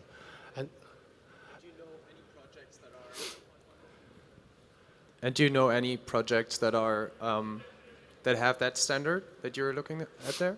Ethereum is great. So like, this is a great way to inherit a bunch of these qualities is by deploying on Ethereum, by deploying on something that's kind of tied to Ethereum. Thank you so much, everyone. Please give him a great applause. I appreciate it. Thanks, folks. Thank you.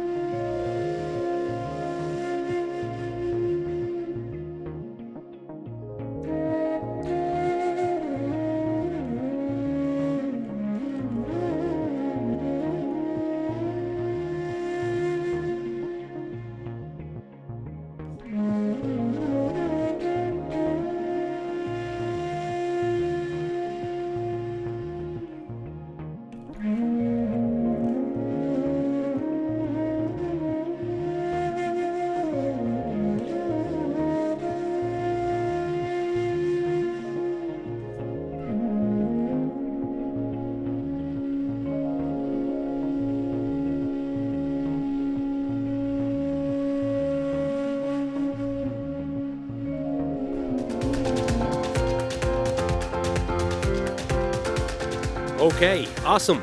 Coming next, we have a discussion panel about strategies on, do you really know your Web3 users?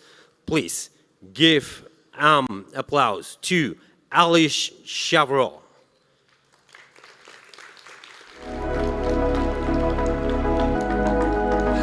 Austin Kibble. Rahul Rumala, and Romina Bungro.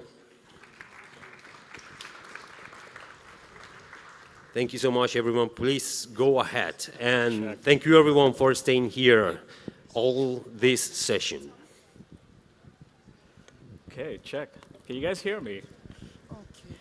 Sawadee Kap, Bangkok. Welcome to our talk, our panel.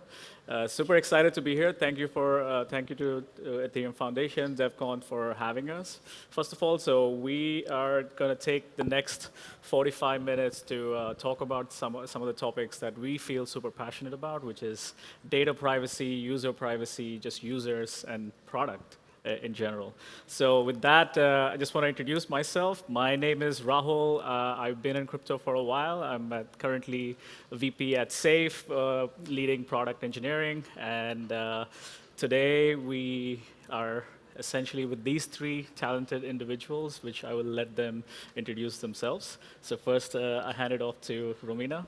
Yeah, hi, Romina Bungalt is my name. I'm founder of Erdos Capital. We are an on-chain risk and investment management firm.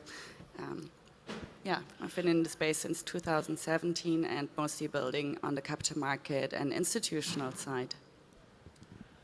All right, hi everyone. I'm Austin, designer at Dune. We have another designer in the audience here at Dune. Thank you for joining.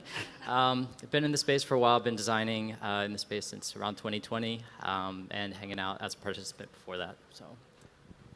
And hi, I'm Alice. I'm a data analyst at Safe. I work with the product team to help them understand their users, build features that respond to user needs, and evaluate the impact of new features that we launch.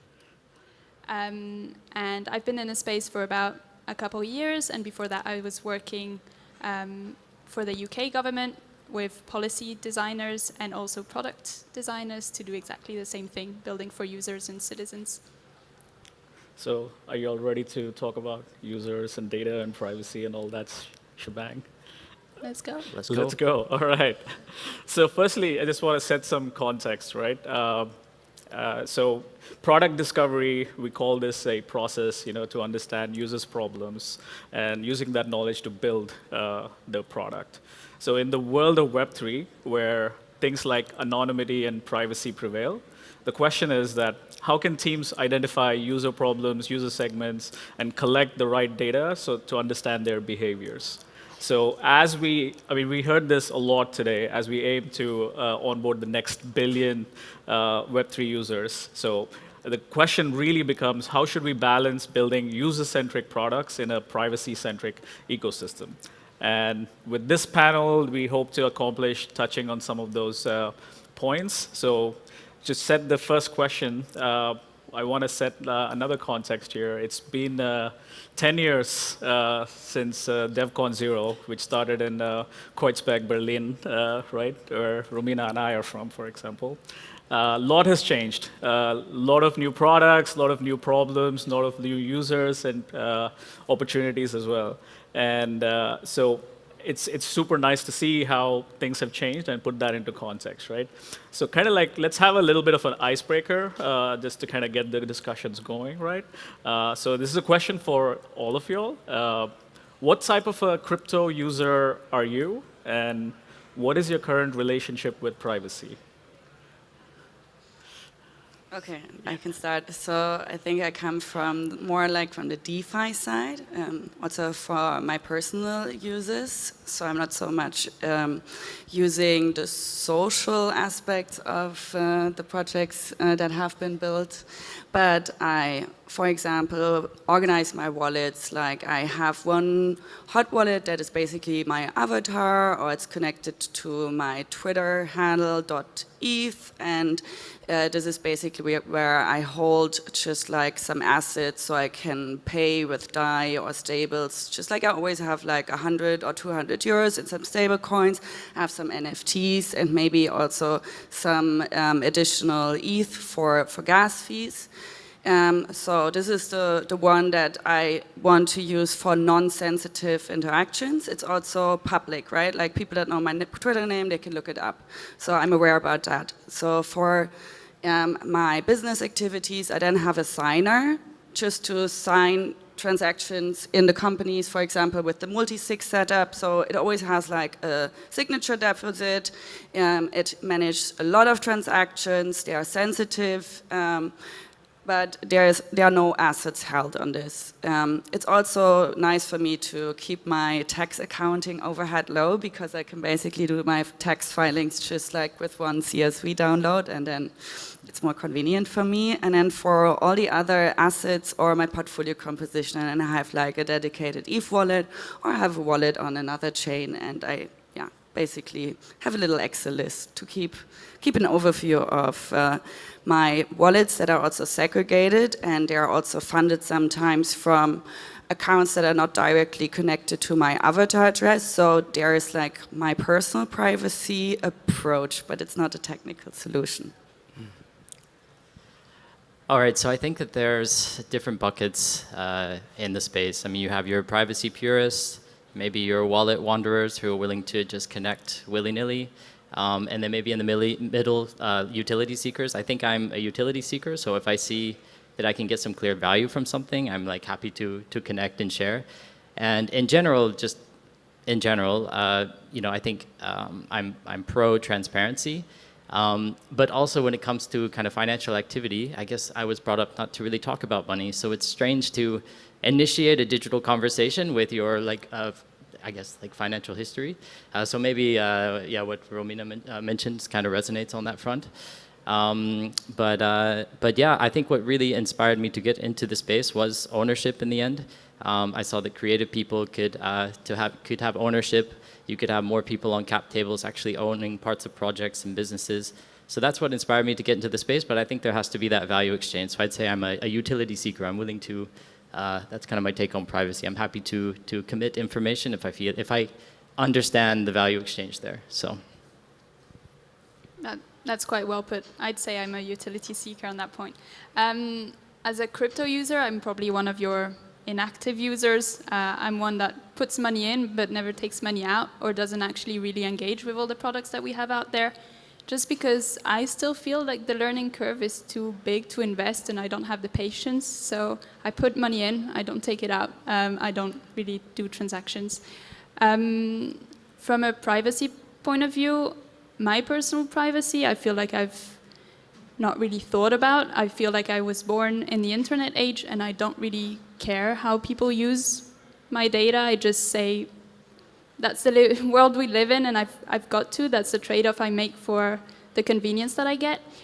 But as a data analyst, especially coming from government, I care very much about how the company that I work with leverages the data of our users. So I'm very privacy focused when it comes to our users, not so much my data.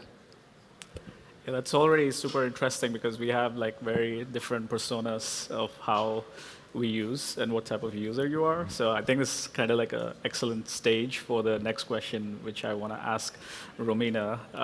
As someone who's been in the industry for quite a long time, how do you feel like the uses of our industry has changed over the years, and how has this affected the industry in general? Yeah, so at the beginning, there was obviously many infrastructure or tech for managing our interactions missing. So at the beginning, there was Safe wasn't around yet, right? There was multi-sig solutions have just started to be built. So my first wallet was my Ether wallet, yeah, it was very cumbersome. You had to basically write down every step of how you would interact, or to keep an overview. So the UX has been massively upgraded. I think we actually also sometimes have better UX for certain aspects when we think about our websites, or like when we connect our wallets, all that part I find is great, but. Yeah, so we saw the shift from a rather developer-focused UX, or also the design styles. So some projects you still see that they use font styles like you would have in a coding terminal, or just like they also design their products how a terminal is structured, for example. But you see that less and less, and projects sometimes pivot a bit their UX designs or the flows tailored to their users when they learned more about them over the course of the time. But some projects are also kind of dogmatic and stick to rather cumbersome UX. One that was keeping quite attached to their terrible 90s UX was Curvefi at the beginning. I guess many of you remember. It basically looked like Windows 95. Yeah. But then there were, for example, NFT minting experiences where you could, like with the mini computer, set like the features of the NFT or the avatar you wanted to mint. So you could basically set the metadata function, and then the metadata was then giving you, for example, a feature card of the avatar or the persona that you have been minted, and that was amazing. So there have been some great solutions pioneered. Now we just need them to be adopted in the big apps or chains that we are using. Yeah. So I think that's interesting, and also like I remember the last time I was in Devcon Prague, for example. I was building my first company, and I was talking to the users there, like just asking how should we build this. And one of the feedbacks I have received is that if you're building in crypto, you should be building for crypto users first. So let that sink in, right? Like that was a very maximalist belief back maybe in 2016, 2017. I wouldn't say it's probably like widespread, but it was a very strong belief. So maybe like Alice, Austin, you all have been in the industry maybe for 3-4 years, I would say, as a user. How does that perspective make you all feel? Like, how did you all experience the same, or was it still the same when you entered, and has that changed? Yeah, sure. I would totally agree with this. I think if you're building for crypto and you want to gain user adoption, then you've got to build things that are built on, say, account abstraction, but without using that term. If you're doing account abstraction the right way, the truth is your user won't know that it's built on account abstraction. They won't even know that it's built on Web3. They might not even know there's digital assets powering it. And we're seeing this with things like Polymarket or WorldCoin. Those are the real apps that are gaining traction and that are actually onboarding users today, but without they wouldn't call themselves crypto users or Web3 users necessarily. And it's just unblocking a lot of use cases that you don't see anywhere else. Yeah, to follow up on that, I think at the beginning, so I've been a participant in the space, I guess, for maybe 7 years, something like that, and then just designing for the past 3 or 4. So I've seen a little bit of the evolution, not like super OG, but I think at first it was this secret club, and the language that we use, I appreciate Romina talking about like even the design and the aesthetic, but the language that we use, both the visual language and the written language, was kind of exclusive. Like we wanted it to be this secret handshake club. I think that's actually fine early on. So when you heard this comment, I think that might have been fine for the time. You were solving super hard problems around like decentralization and privacy and cryptography, and now a lot of that is table stakes, and it's time to grow and to like communicate not only internally but like externally. And the good news, I mean, I have a lot of critiques. Maybe we're not doing this enough, but we are seeing like real use cases. Like my in-law family in Argentina. I mean, they're all over like stable coins, and it's very common practice. I just had a friend from Argentina like put a down payment on a house using crypto, and they're like like exchange locations, because you need to put all the money up front because you don't have like sophisticated financing options a lot of times. So it's I think that we are like solving at first it was very abstract, but now I think we're solving very core, like human problems. So stability, for example, like why do people want stable coins? Well, like Argentina experienced over 200% inflation. You can't plan for the future, you can't save, you can't, make plans for your family. And it's not about making money, it's just like keeping money, right? And so I think that's why some of the stuff we're making is really taking off. And it's a testament to some of these secret handshakes early on, like some of this like secret club stuff, like they, solving really difficult problems. And now I think we can have more nuanced takes on privacy, for example, with zero-knowledge proofs. And, you know, but I think it is time to develop like a more, I guess like just to talk to more people. And that is one thing that I haven't been doing for that long, so I can't take credit for the design, but I feel like they're trying to speak to more people. And there's some other really great projects out there too. If I can connect to what you just said, you mentioned the users in countries like Argentina, for example, in stablecoin interactions. So here, when we think about, should you cater this dogmatism about, should you cater to crypto native users first, and then, there you have like these certain UX designs that are maybe a bit crypto anarchist inspired, and it's actually intentional, right? And those approaches like cater to crypto natives maybe first was true for projects like Safe, right? For example, Safe has grown and has adopted. By now we have like swap solutions natively integrated. The user doesn't even have to know that he has to look it up on the web, on Google, for example, if he wants to trade on CowSwap. He will get it selected or in an interface nicely presented in Safe. But there are also use cases like when we want to cater to these people in emerging markets where some solutions didn't work, and now Celo, for example, has great traction with catering crypto users, and these are basically telephone or mobile phone users that get a crypto wallet spun up connected to their telephone that they have or their mobile device. And they're not even aware that they're using the blockchain. So there's this partnership, MiniPay, together with Opera, and I think these are great designs. So it's a very different approach than catering to crypto native users first and then learn and adopt. So depending on what your use case is, your approach could look very different. So knowing your user well, or like where your solution has the high impact, I think should,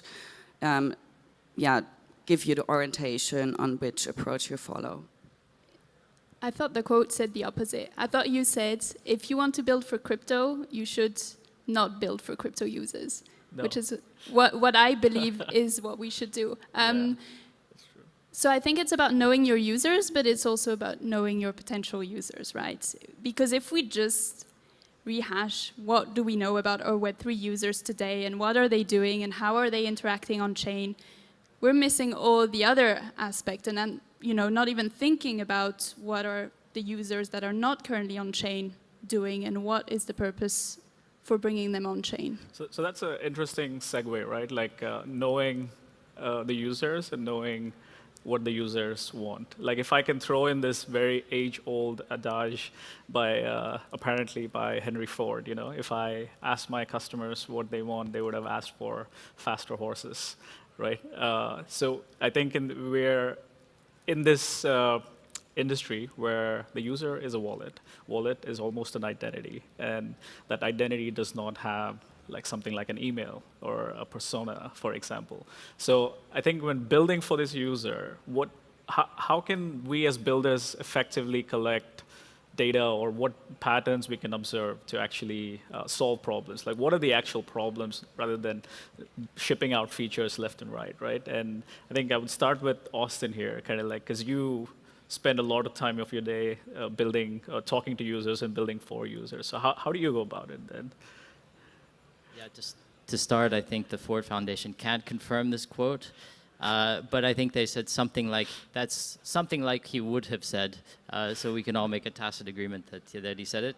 And I think in this case, the key is to try to find the subtext. When someone tells you they're having a problem or they want a product or a feature request, in this case, it would be like they want to go faster, right? People are experts in their problems and the challenges they face, but not necessarily in how to solve them. And so, I think that it's uncovering the fundamental human need, and there aren't actually that many. As I mentioned earlier, I think sometimes people want stability, they want their time back, they want money, they want rewards of the tribe, so social affirmation from the people around them. They might enjoy the reward of the hunt, you know? Like, for example, I know like the analysts on Dune are, I think, enjoy the hunt. I think they want to find that insight. And there's also an element of self-mastery, you know, like, let's see what I can create. But it's really, I don't think there are that many fundamental human needs. So I think it's trying to be clear, you know, not talk about the features necessarily that we're shipping all the time. And we could, as designers, I could get better at this, and everyone could get better at this. Just like tying this to like a really core fundamental need. I think we don't because it sounds too simple. But I think sometimes there's sophistication in simple. There's a bunch of different things you could do. So one thing with the data is always to marry quantitative with qualitative. So I do a lot of the quant stuff. I've done qual stuff in the past, but we've got some lovely people at SAFE who do it very well. But it's understanding how people are using your tool from the data, but then going and asking them. And there's a lot of techniques you can use, you know. Why? You ask 5 times why. So you say you need this. Why do you need it? And then you ask that 5 times, and you'll realize that the 5th answer is so completely different to what they said initially. Because people tend to think, I want this, and they tend to think about the feature that they want rather than the problem they're trying to solve with that feature. And you, as the engineer, as the dev, you're better placed to understand kind of how to technically answer that need that someone without the context of how your product is built can. But I face the same thing with data, you know. I'm surrounded by people who say, I want this metric. And if you ask them, why do you want this metric? It's to measure an outcome. And I realize that the metric they actually want doesn't quite match the outcome. It's about, well, if you want to measure that outcome, I suggest we track this or that metric. And it's always coming back to, as an expert, it's about being able to realize you're the expert in the room and trying to understand from your users what they really need. And I have to say, like, in Web3, we're still such a small space that we can go out to users. Users want our products to grow. They've adopted our products and they want to keep them, you know, evolving. And we should leverage that relationship that we have. That in Web2, it's really hard to do. You know, here people want to help you out. You know, and they want to have a better experience using your product going forward. So let's leverage that as well. Yeah, please. Yeah, and to that point, I mean, I completely agree. I think a lot of times in the research space, there's this battle between the qualitative feedback people and the quantitative feedback people. Either they're wired that way or that's where their skill set is. But I think that they tell different parts of the story.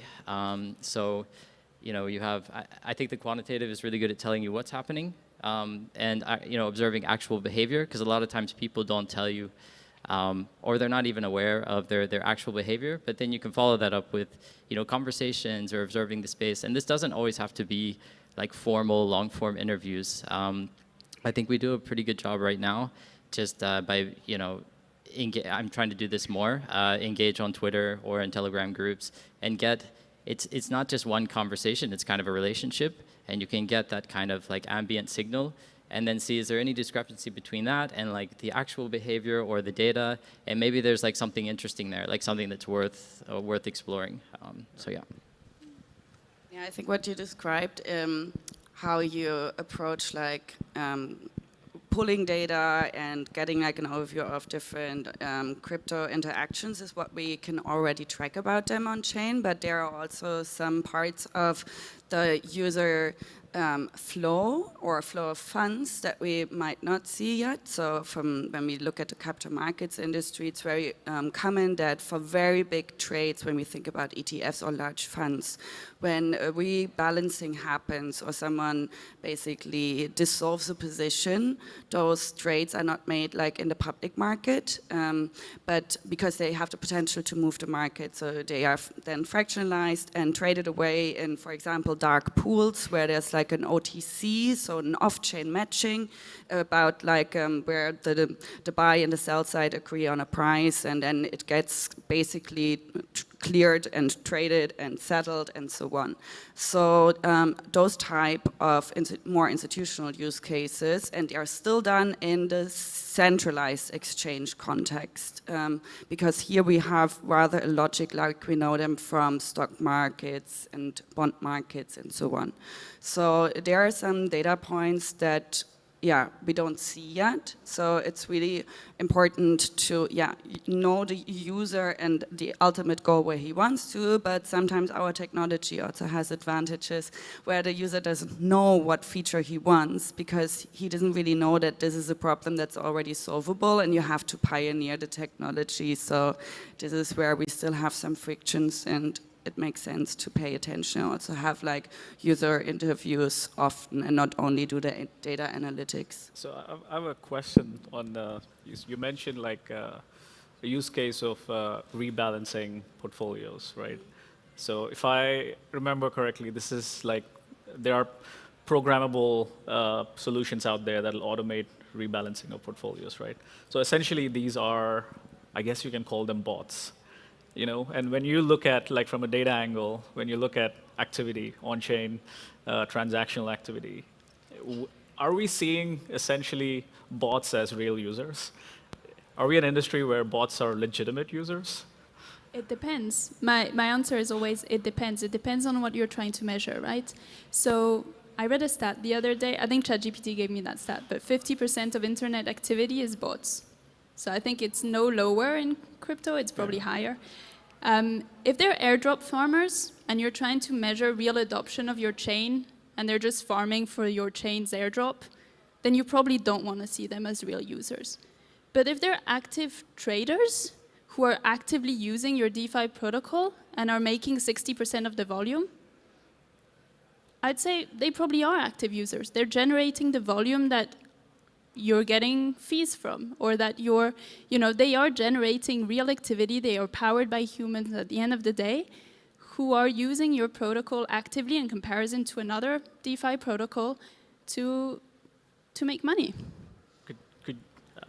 You want to add something? Yeah, maybe connecting to what you said with the bots, and that they are probably also a higher amount in our industry. And when we think about airdrop farming, also hamster, like maybe some of you saw the presentation earlier, a ton. I mean, the technical approach to it is really powerful, I think, and abstracting gas fees or have payment master accounts has a great potential for more the average users. But in the trading space, for example, here we have also some very granular differences when we, for example, look at the amount of accounts, right? Ton showed us these accounts numbers, or wallet numbers that have been spun up in Telegram. But actually, I use this to farm or hamster the airdrop, or I gave it to my daughter when she had too much energy. But then after 3 days, we forgot about it, and since then it's a dead account. So I think that's still part of that. But there are also some bot or trading activity that has very different logic. And where it's powerful, for example, from the trading side. And I think the financial side is still one of the most relevant when we think about a blockchain, the impact that blockchain can have for the users that don't have access yet. So here I can also talk more and more, but I don't want to take up more space. The question is really what's the quality of that user? Whether it's a human or a bot, it doesn't really matter. What's the quality and what's the kind of long-term quality of that user? You mentioned, I mean, it's interesting actually, it's kind of going to the topic where I wanted to also highlight, which is definition of active user in Web3, where, identity is so fragmented in our space. We use accounts almost like avatars, right? So what is the current definition of an active user? And I'm kind of curious how, from a quantitative side, how you look at it, and from a qualitative side, how Austin would probably look at it, and as a user, perhaps, how Romina would have that perspective of categorization. You're opening a can of worms. I don't know who was at Devcon yesterday, but I think every other talk was talking about how It's very difficult to measure active users, how this measure is flawed, etc. I think, again, it depends on your project. So we're not just measuring things. We're trying to understand, measure outcomes, to measure the success of a particular product, of a particular feature. So an active user can mean very different things for different protocols, you know? So SAFE started off, for example, as a self-custody multi-sig solution. It's the safest smart contract out there to keep your funds.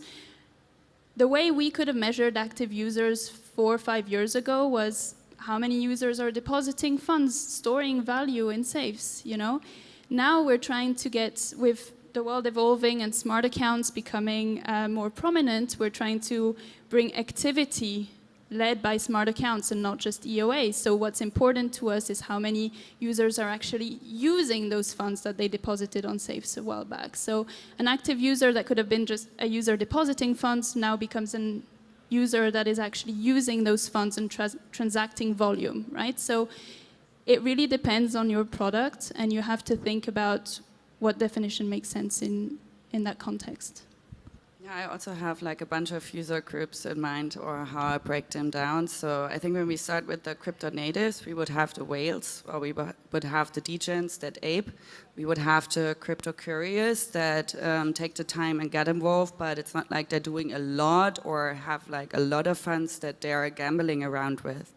And then we have, like, for example, the emerging market user that uses it for remittance, or also for wealth-creating products.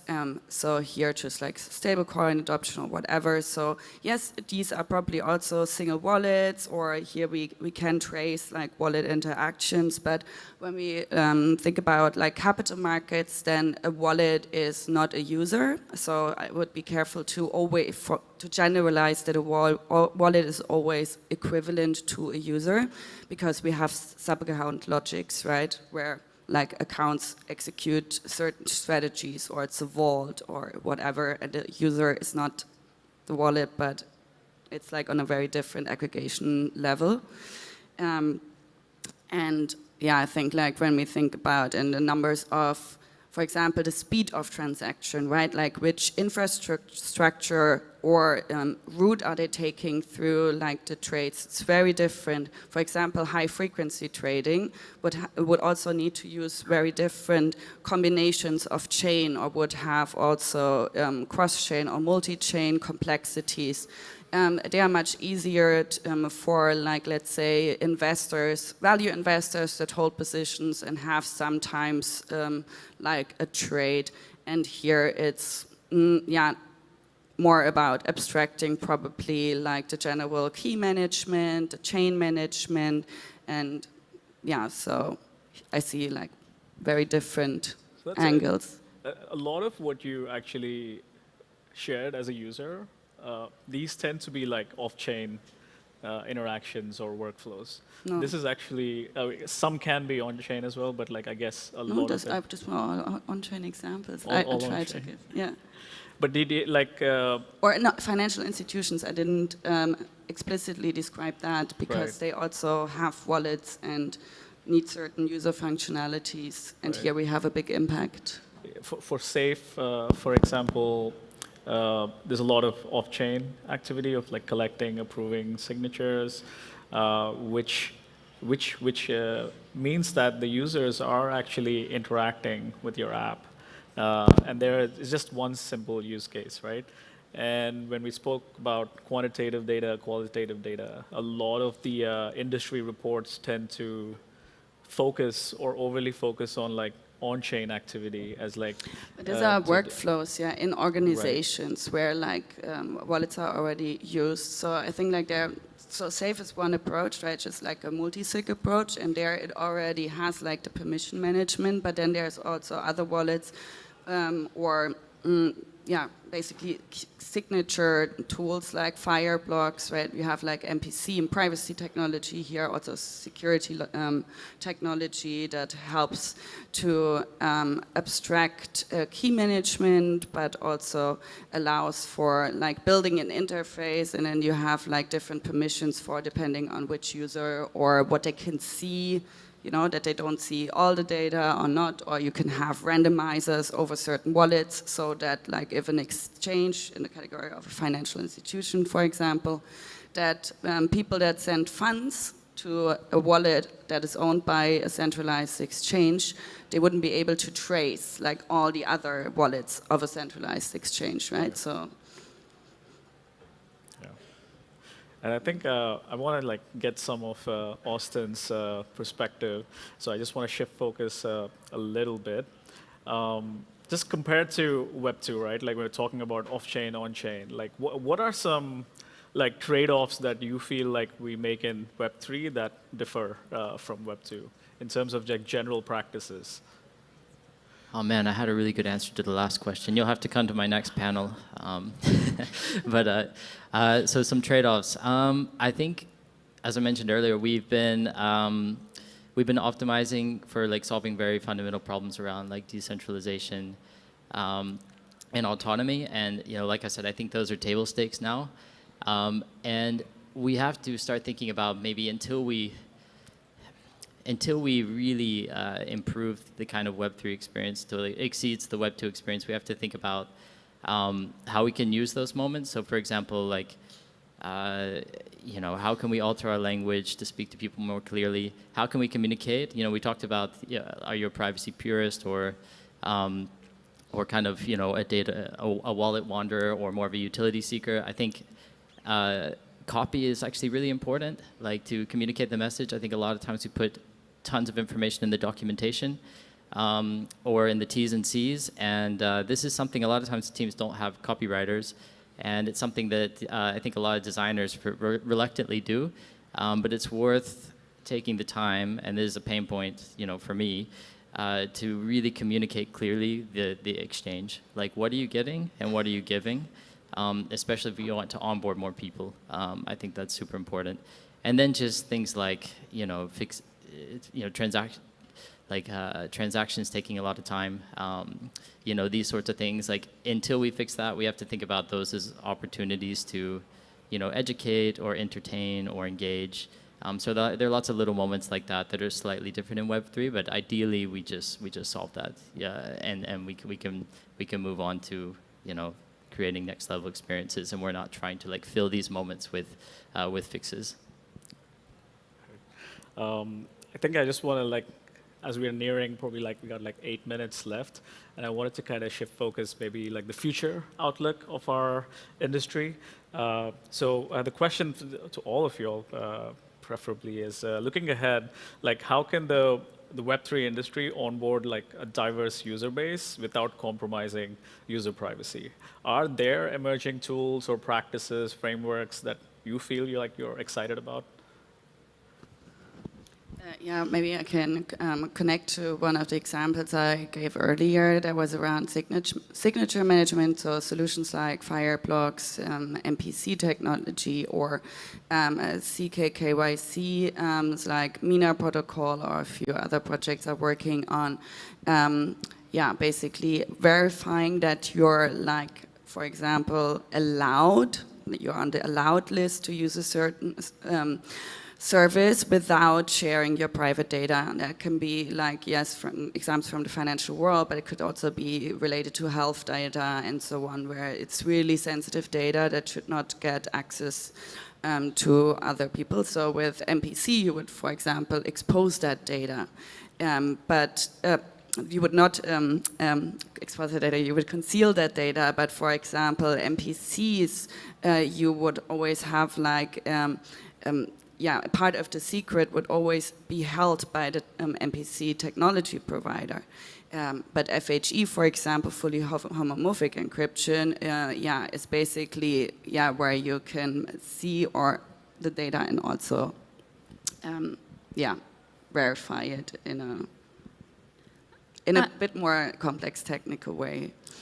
I'd probably challenge this a little bit. I don't think the way to get towards privacy is to give a third party access. That's why you have to choose different types of privacy technologies depending on the use case. That's what I was trying to highlight here. That makes sense. And I think like there's there's this part of what type of data is interacted and what is the right approach to secure privacy.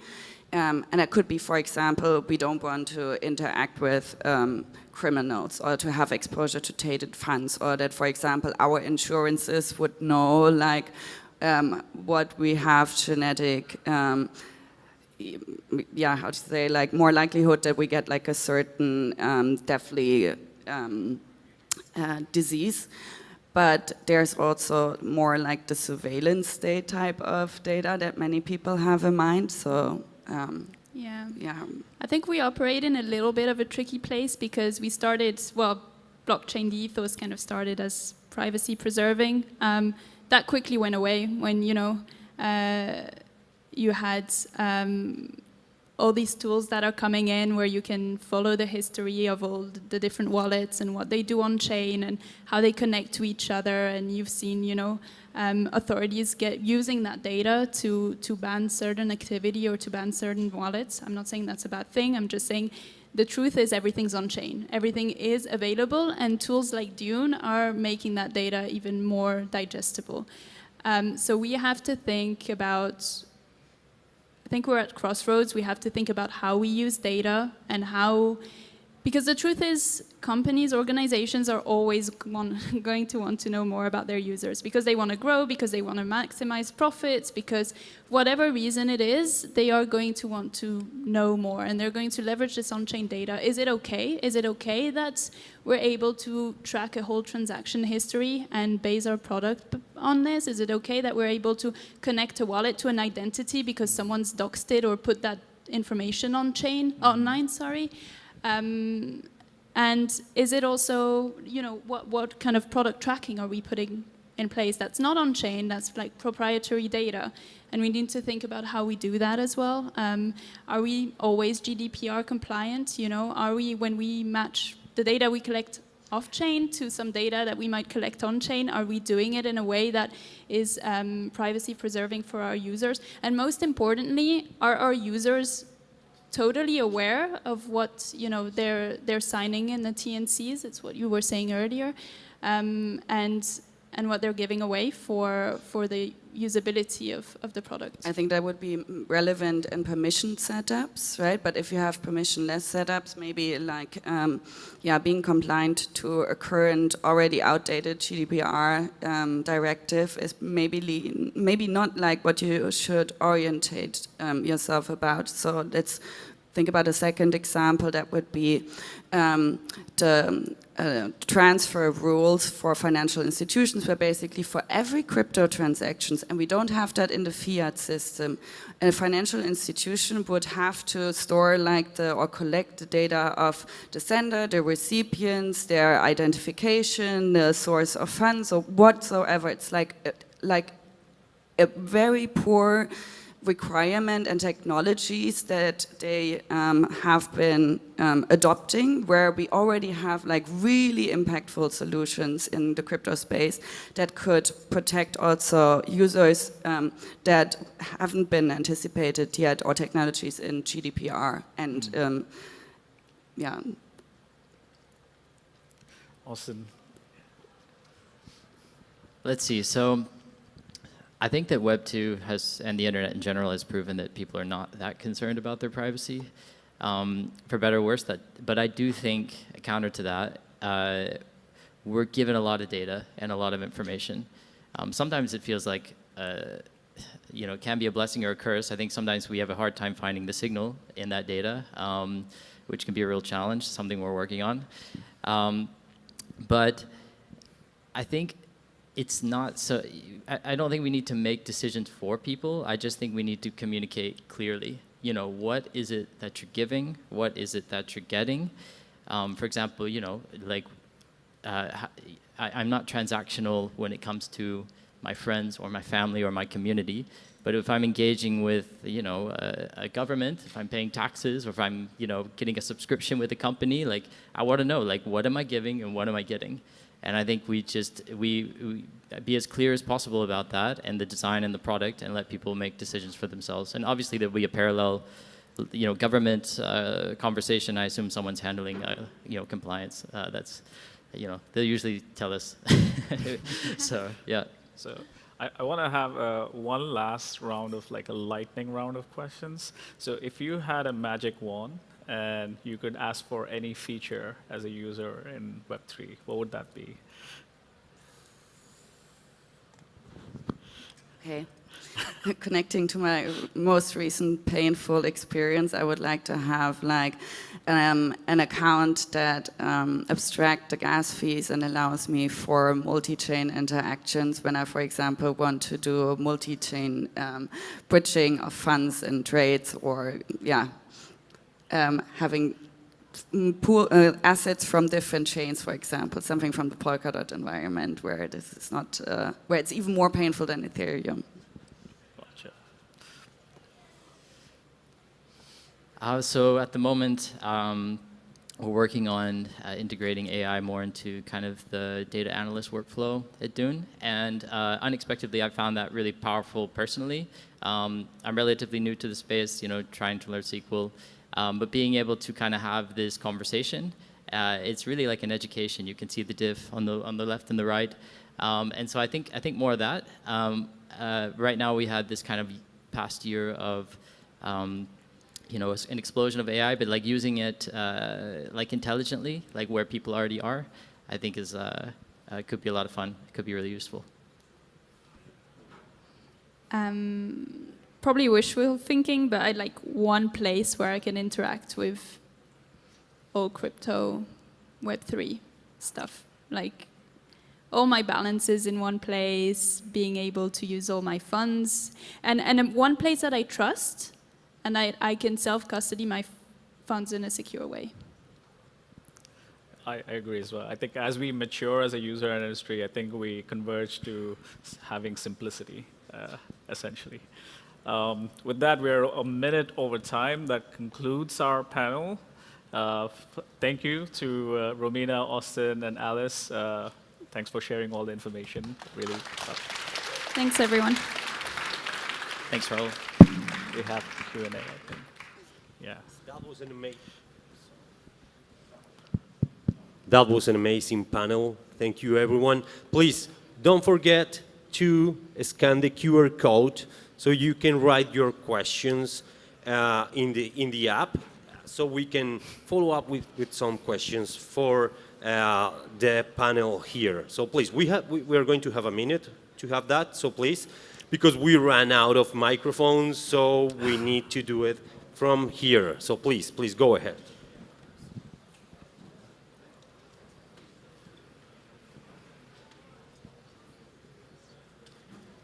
We have plenty of time for questions, so please go ahead with the QR code.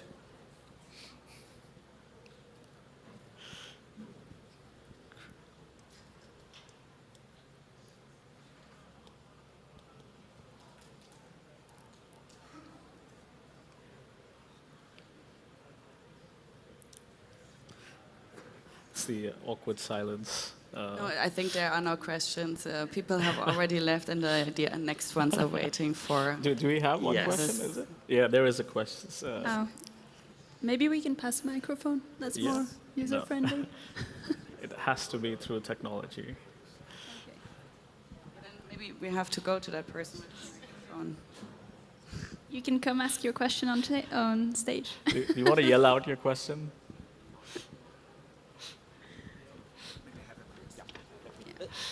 Nice. Thanks, Romina. Okay, thank you. So I want to ask about that. You said that sometimes when we talk to user, we should define the thing that user does not know what he really wants for. So how to track the thing that the user does not really know about when you develop a product. And I have another question. Is that true that the first step when you develop your product is to ask your customer, or we need to find some prior step for maybe, for example, to analyzing the market or something like that. So that's all of my two questions. I think the first question summary, if correct me if I'm wrong, is more about like how do we know what the user actually says what they want versus what they actually need, right? How do we get to the need versus rather than what they are asking for, essentially? If I'm correct, if it's yeah. Yeah, the unhelpful answer is it depends, but I think if you have to pick like a particular playbook, start with a hypothesis or a particular question that you want to answer. Dig into the quantitative data if you have it, and even if you haven't started a project yet, it's a lot of data on chain. Like you can probably go out there and find some signal, and then try to understand what's happening, and then follow up, with maybe build something and get some feedback. Or if you feel like you really need to discover, you can follow up and go talk to people and try to follow up, answer that question essentially. But you might have some. No, that's a good point. Maybe just adding on this, if you are actually talking to a user, if they are making a feature request, then that's probably a signal that that's already too narrow and too precise. Like try to understand why do they need that feature. And then you might agree that that feature is indeed what responds to their need, or you might disagree and think that another feature or the feature built in a slightly different way might respond to their need better. Yeah. Yeah, maybe to make it more clear with a specific example. So this multi-chain feature, multi-chain trading, right? Like I had to write for every step of my trade. It was just, I actually just wanted to leave a position. It was stables versus like a certain token. And for every little step of on-chain interaction, I had to write a support request. But my actual goal was to just like swap USDC and a token from a different chain. And it had like 10 steps involved that I couldn't navigate through because there was no help text or so on that website. Yeah, I think it's just nailing down on that is getting to the root cause and not focusing on the symptom is like, why are they trying to do something? And really drill them to the point that they actually disclose the problem they're trying to solve, not the feature that they're trying to use, essentially. I didn't quite catch your second question, but perhaps we can catch after and maybe discuss that. All right. There's one for you, Austin. We have one question. we have someone with the microphone waiting, and after your question, we'll go with the questions here in the screen. Well, actually, it's not that I had a question and I lost the momentum, but I had a comment about the pause between you asking us for a question and silence. So I scanned this code. It asked me to enter some wallet. I clicked the button. It asked me to do something. I'm like, no, I'm not that interested in this one. So, yeah, and actually, I have answer to the question that was asked because I'm always triggered as a person responsible for a product. I'm always triggered with the quote from Henry Ford about if I asked people what they need, they will tell me they need a faster horse. The answer to this one is simple. You do not ask people what they want. You ask people what problems they have, what they do on daily basis, and then it's your job to figure out the way for them to solve their problems. And then you present some prototype to them. If it sticks, you did your job well. So, yeah, thank you. Okay, thank you. Thank you. Thank you. That was awesome. So we have 3 questions here. So to what extent will AI impact the role of designers in the future? Oh, hot topic. I mean, I'm personally excited about it. I mean, we're on this ride, so like you might as well enjoy the ride. And anecdotally, I've seen it be really powerful. Like, there's a ton of things that we're doing as designers, which is really tedious and annoying. And I think in the short term, like if it's integrated into workflows intelligently, I haven't seen this in design yet, very effectively. You know, Figma launched a bunch of AI features recently, and it hasn't really been sticky in my workflow. Like maybe I need to be more aggressive about, you know, changing my habits. Just like learning shortcuts, you kind of have to brute force your way into like new habits when it comes to something you do, you know, 10 hours a day. But yeah, so far it's a playground. I see it as an opportunity. I haven't, aside from, you know, the classic just chat GPT, a conversation partner to explore topics and ideas, actually that's been really powerful. Just to be like, hey, I need an icon for this, like give me 10 ideas. You know, like, because a lot of times you have to create choices before you make choices as a designer, but unfortunately, often it's just you staring at your screen. And so to have like that brainstorming partner, at least at the moment, I mean, that's been the main way it's affected my workflow for now. In a positive way, and yeah, I'd say like it's happening. We're along for the ride. I'm generally optimistic about it. Awesome. We have time for one more question from what is written here. I'm trying to choose the right one. And we have one more here. Okay. Sorry, I was trying to put a new line and it actually posted the question.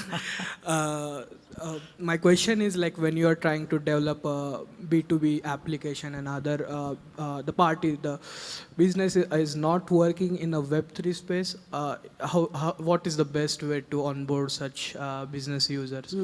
So maybe I can give an example where the solution would basically combine two different chains.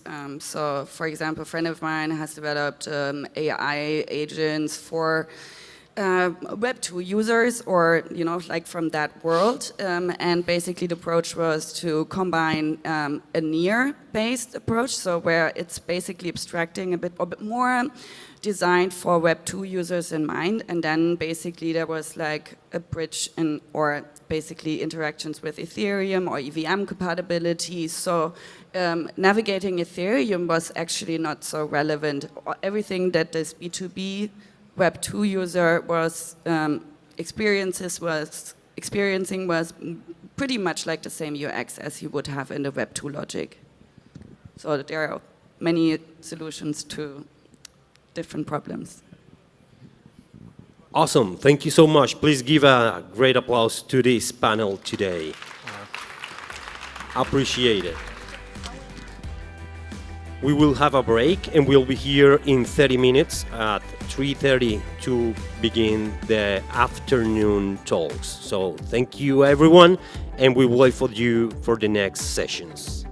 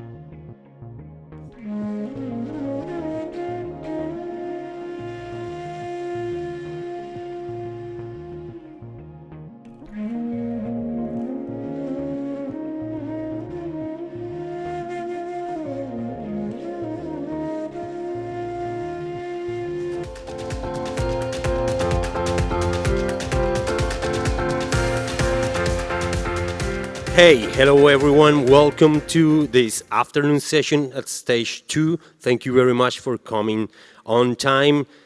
Coming next, we are going to have a conversation about human coordination and what's behind DAOs. So please give a big applause to Songy Lee with Cultivating the Understory, Building Resilient DAOs. And please don't forget to scan the QR code that you will see during the session to ask questions. And please go ahead, Songy. Thank you, thank you. Hi, everybody. Hello. Wow, it's way more people than I thought. When I walked in, there were like 5 people. Thank you so much for coming on time. Awesome. So my talk is actually about cultivating the understory. And how many of you guys are actually familiar with the concept of understory here? Okay, 1. Oh, how many of you guys actually never heard of a word understory before? Wow, is that an English word? Can someone tell me? Not sure? Okay. Yeah, so understory is something that I dabbled into like recently, last few years, as I really become like a nature-inspired entrepreneur. That's what I kind of introduce myself. And I'm like so into this plurality and the duality and yin and yang and harmony and balance. That's what I'm mostly focusing on this day. And when I think about like design and community, I always go back to nature and I try to get inspiration. And then now I found the concept of overstory and understory. And I want to take you guys to a journey with me to the forest today.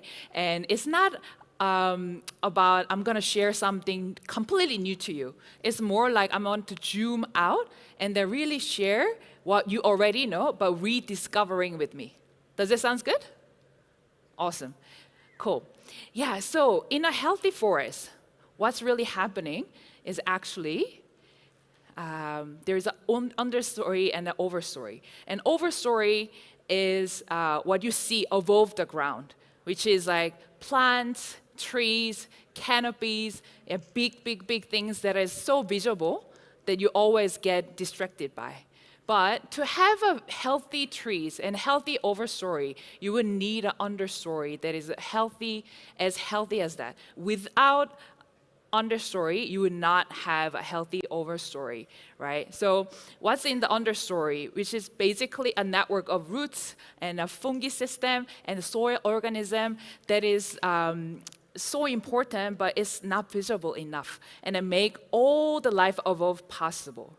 And this understory is not just a supporting role of the forest, but it's actually the foundation. So without that soil system, there is no roots growing and then no kind of canopy or no trees growing, right? So our DAO is actually metering those forest system. Imagine our human coordination and our community and our team is also, hi, distracting me, is a forest.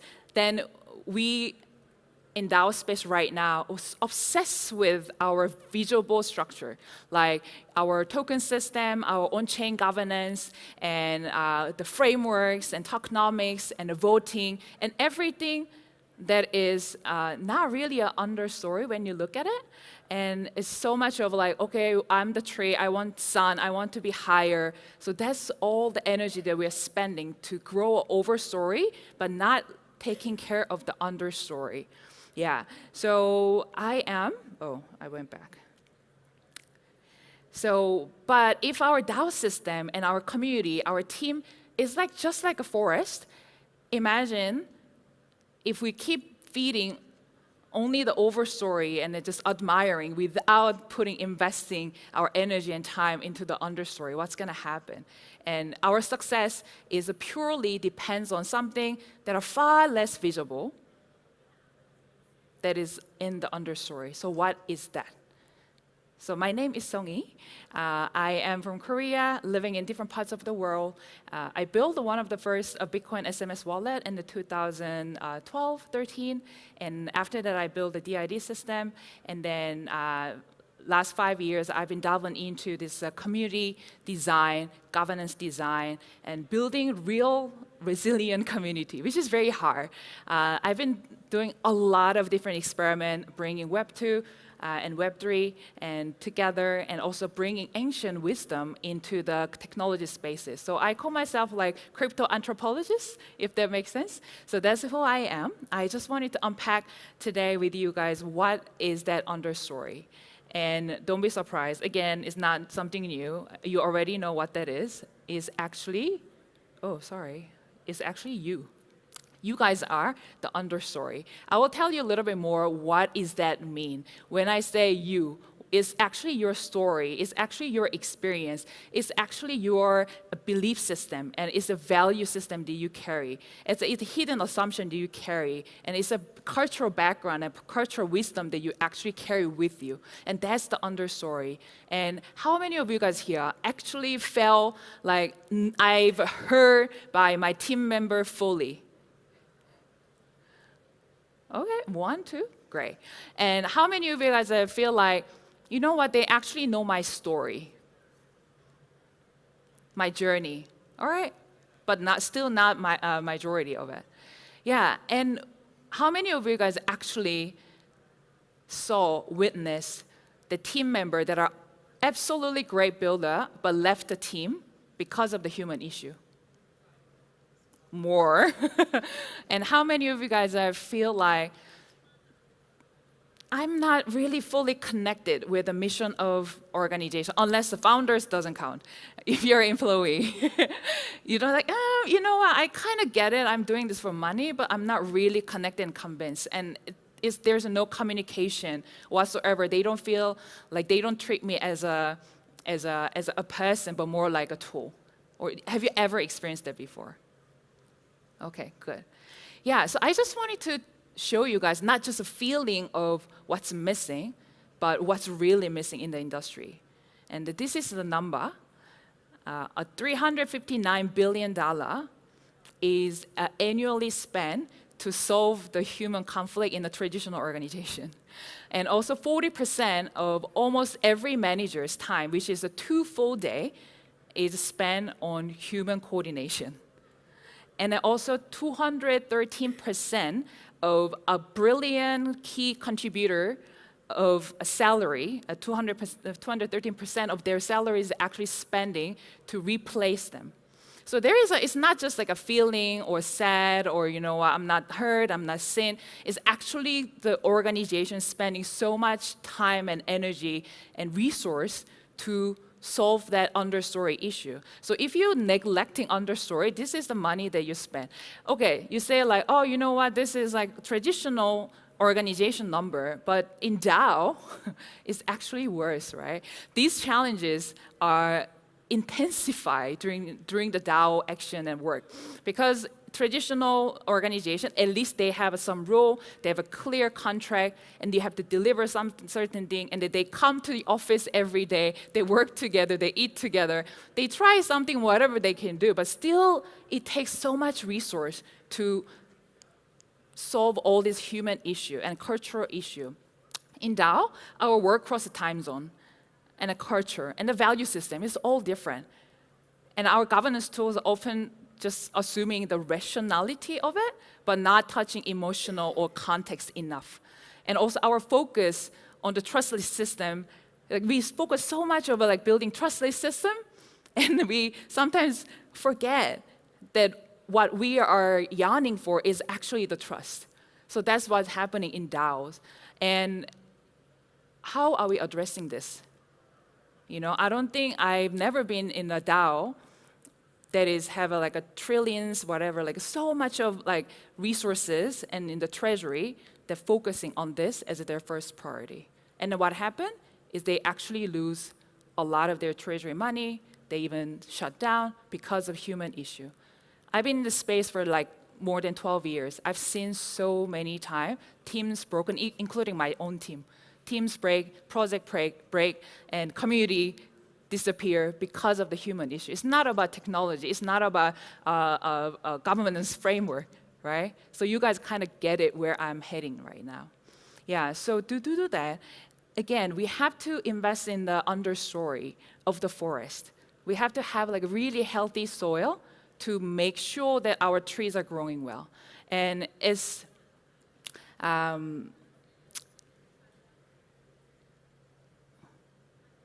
here we go. Yeah, and what we're missing when we design community and DAOs, we miss often the person. You know, when we talk about DAO, decentralized autonomous organization, I always put A first. You know, we have to be autonomous human being to be connected with the decentralized network, then it become an organization or organism, whatever you want to call it, without focusing on individual autonomous being. There is no decentralized network that is connected. You know, if you are not ready, if you are not willing to take conflict, if you're not willing to openly communicate, if you are not willing to actually invest in yourself to become a better person so you can actually function in the very complex society, which is DAO, it's really important that we actually pay attention to myself and to each other. So your story, your experience, your worldview, these are like when you pay attention to those things. And sometimes, you know, when we share our story, people are like, oh, it's not needed. You guys probably experience, even here, when you walk into the conference, the first thing people ask you is, like, what do you do? It's not about who you are. So what do you do? What's your job? Are you relevant to me? Are you giving me something? Are we transactional relationship?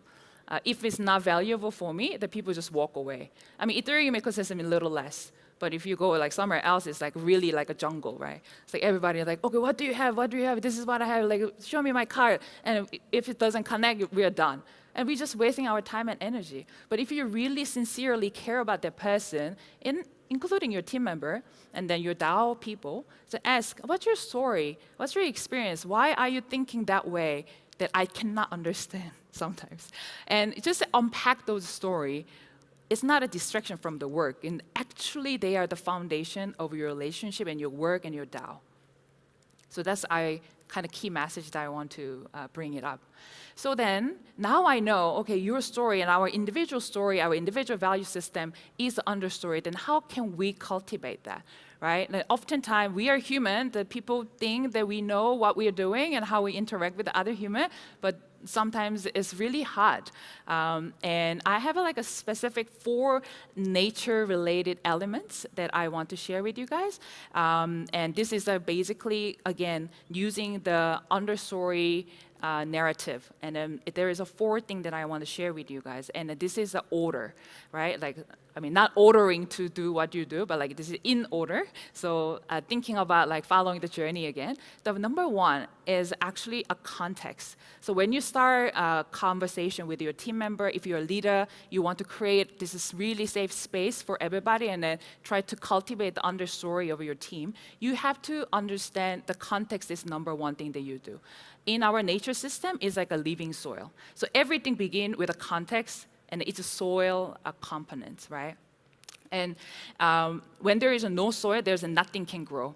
And the soil being here is like your lived experience, cultural wisdom, personal motivation, and then hidden assumption. So you have to unpack that through anyhow with a conversation, or there's a lot of different technique that you can use to unpack those things. And number 2, when the soil is there, the first networks form as a communication. So once the soil is very rich, and start fungi system, like a mycelium system, start forming together. It's like a connecting the neuron, and also kind of like an initial pathway for resource to connect and all these things. So I hope you guys are following me with the visually.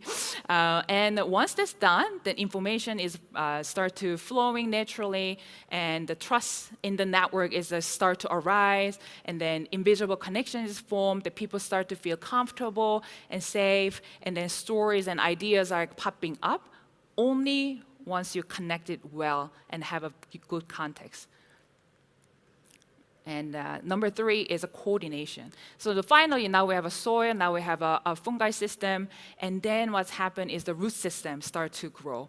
And that's our coordination. So with a strong, very healthy, rich soil, and then a strong communication network, the coordination, you don't need to do anything. People will start coordinate by themselves. We don't need to tell them to do that.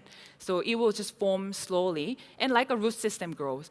Sometimes you find like roots on the street. They're like, why are you here? You cannot ask them because they just do things what they're supposed to do, and that's what's going to happen in our DAO system. So if you're leadership, just remember, have a very clear context, and then a context is building huge rich soil, and then you just do a little bit of sporing to build that fungi system, and then coordination will happen automatically without having so much effort.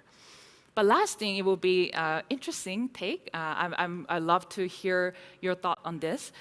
Is a conflict. I love conflict, and conflict is extremely important. Without conflict, there is no diversity.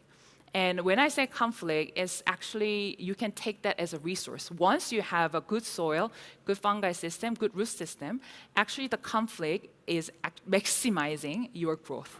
Like sometimes we say trees, when you give them a stress, they actually produce a bigger fruit and even more sweeter fruits. So imagine the conflict is being that a great motivator and the driver for the evolution. And I sometimes, when I create create a community in DAOs, I call it a community of fermentation. So I just give a fermenting period, so conflict just automatically arise. Without fermentation, what happened? There's no kimchi, there's no sourdough. It takes time, but it's the order, right? So I just really encourage for community to really explore themselves where the conflict is. And once you have a good soil, the conflict is nothing to be afraid of, but it's more to encourage and then really using that to grow better. So that's kind of my 4 different simple nature analogy.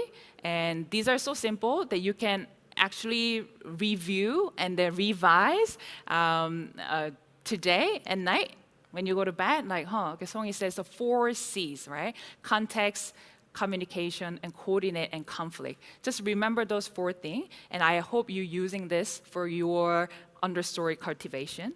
They'll be amazing. And my last words is a thank you slide, but I love being in the forest. I really believe we are missing out a lot, not tapping into our nature analogy and the nature wisdom. So once you go out to the forest, and when you walk into the forest, you don't have to think much, you just walk around, and after that, what do you feel? You feel healed. You feel like, oh, you know what, actually now I feel way better, but it's completely effortless. So one question that I have, if we imagine creating our organization and community and DAOs truly designed and operated by the nature's wisdom and the pattern of nature, what's going to happen?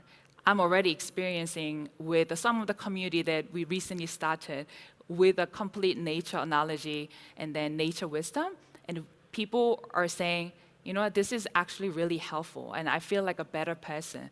So how cool would that be if we create something that is so much like a forest, that is a functioning forest, so people walk into our community, walk into our DAO, when they leave, when they are in the forest, they say, you know what, being in this community actually saved my life, or being in this community, it changed my life, and being in this community really healed me. I think it's possible. And then DAO is no longer just the technology and voting system and governance framework. We can go beyond, and we should go beyond.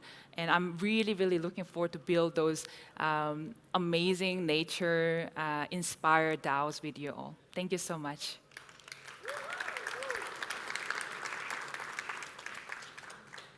Should I be here? That's awesome. That's awesome. So thank you so much for sharing all that knowledge with us and all the experience. So we are going to start the Q&A round. We have 2 questions here on the screen, and then we'll go with you. So, can a person be so bad for your soil that it's better to ask them to leave if they can't be helped to change? Great question. Whose question is this? Thank you. Yeah, do you know soil also rots? You know, not all the soil is actually good soil. If the soil is getting bad, you have to take it out and then leave it somewhere. And then you burn it or you do whatever you need to do. And, the question is, can we go back to the question? Sorry. Yeah. And then there is something that you can do. You know, when the soil is actually not healthy, that you can give them a different nutrition to make it better by using different compost materials or whatever organism that the soil is required to do. You can test the soil, and you can actually find out what kind of nutrition the soil needs, and you can provide that. But when soil is bad, it's really rot, then you have to take it out, otherwise it will spread, right? So that's kind of my answer. Happy to chat more. And nice. Okay. And we have another one. Are in-person connections necessary or just helpful for these cultural connections in a DAO? I love this question. Thank you so much for reading my mind. Yes, 100% you need an in-person connection. Because what in-person connection does, it's not about just like, oh, you know what, it's nice to have a meal with you, and it's just like, ha ha ho ho, sharing story. You're actually sharing a space with them, and you get to understand way better because you're not only using 2 senses, which is writing and then seeing, but you're using all of your sense to understand the other person. So it's a way better quality of conversation or communication that you will have. So you need to have, like, if you're a DAO, I strongly recommend at least every 6 months, gather together, but not just for like football game or ping pong game or for drinking. You know, you have to have a very clear agenda, how you want to share that time, because it's not easy to fly around and then meet together and spending long enough time to actually build this understory. So this is another thing that I'm actually doing as a profession, which is the experience designing for the teams and the DAOs. So if you're really curious about how to build the understory and then meaningful in-person gatherings, I'm here to help. So talk to me. But I strongly recommend, and I wish we have more time so I can share more about the key a secret recipe. I know there is some people who actually already participate in the in-person gatherings that I was in. Can you raise your hands if you were part of anything that I designed before? Thank you. So these people, you can go ask them and how different it was. Awesome. Now we have a question here from the audience. Hi, Songi. Hi. This is Mitali. I wanted to ask you, and sorry if this is a little personal, when you reflect and go to your past, has there been any moment of either conflict or a friction in a relationship, whether personal or professional, which you feel now after embodying like learnings from nature and learnings from the forest that you would deal with differently? And if so, then how? Yeah, that's very good questions. I didn't see conflict as a resource from the beginning on. Yeah, I was really afraid of dealing with a conflict as an Asian. That's what we do. We just like swallow it and then like pass. But at some point, I couldn't avoid anymore. So what happened was that I was avoiding, I was angry, I was like trying to do, not to face it, but like angry is also part of like, I think, avoiding in some way, because angry means that you express your feeling, but you are not actually communicating, you're just like shouting at one to the other person. So when that happened, eventually actually that conflict, the energy took me over and it put me down. That was a time that I kind of gave up. And then I found another way. Then I started meditating, I doing something. So that was, I would say it's a failed conflict resolution. But everybody probably have to go not that deep, but like in certain way that I'm done with this and I'm just, and you walk away, you feel like, oh, you know what, me walking away from this, it make me feel so good and giving me peace, and that's actually good walk away. But if you feel like, oh, I truly actually don't want this and I actually avoid it, and you have like something in your heart, and I have like a relationship that I still haven't resolved, and it's such a little thing, and it's been like 10 years, right? It's like the back of your mind all the time when you think of conflict. And when I think about like a nature analogy, I think the compost thing is really important. So when we attach to the one particular relationship, that everything has to be good all the time, it means that we are not honoring the seasonality of it. So we want this to be always spring and always summer, but not understanding there is a winter coming. So I think using that seasonal analogy to understand the conflict and also so many other things, it could be helpful. So when the winter comes, the trees lose their leaves, and then they all become rotten. And what happened in the spring is what is actually needed from the nutrition that was there, whatever needs to come out in the spring. And the composting need to be done well. So I would say conflict, face it, honor it, accept it, even if you're hard. And there is a particular way that you can actually manage conflict in the group and the DAOs. And I'm happy to share our conflict resolution kind of agreement. So every DAO that I created, every community I created, we always making conflict agreement or conflict resolution agreement, because it's sometimes too late when the conflict arises and there is no rule or no code of conduct. It's really hard to in place later. So it's always good to have a conflict resolution as a prevention. So you can actually, when the bad act come after the conflict, based on this, you can actually make decision. So those are the things also kind of nature analogy, yeah. Without fixing it, but like be prepared, yeah. I hope that answers your question. Thank you. That was beautiful. Thank you, Songi. Please put your hands together for Songi. Thank you so much. Kapun ka. Thank you. Thank you, everyone, and don't forget to place your questions using the QR code each session has. In a minute, we'll come with the next talk. Thank you so much.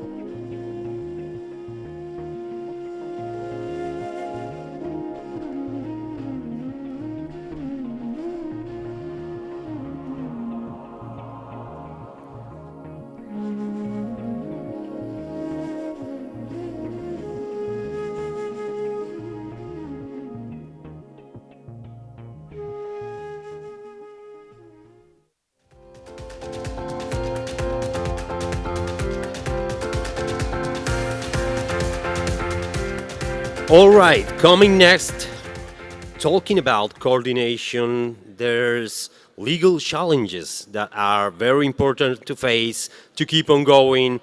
So coming next is DAOs and Borgs, blending the best trust minimization techniques of the on-chain and off-chain worlds by Gabriel Shapiro. Please give him a great warm welcome. What's up, guys? This way to do this, probably like that. Okay, cool. So this is going to be very informationally dense. The talk was labeled as intermediate, but I am going to kind of like speed run through the basics, like super speed run through them. So don't get mad that I'm going fast. Basically, yeah, it's to get to the good stuff faster, right? And then I'll slow down and take my time on the detailed, interesting stuff. Yeah, I will, as I go through, I will be saying some very opinionated and potentially controversial things as if they are fairly simple, obvious truisms. The reason why I'm doing that is just because it makes for a better talk, not because I'm like a fascist who doesn't understand all the nuances. So you can always feel free to like challenge me later on these various assertions, but it just kind of simplifies the discussion, simplifies the presentation, etc. So with all that being said, I'm Gabriel Shapiro. I am what they call a crypto lawyer.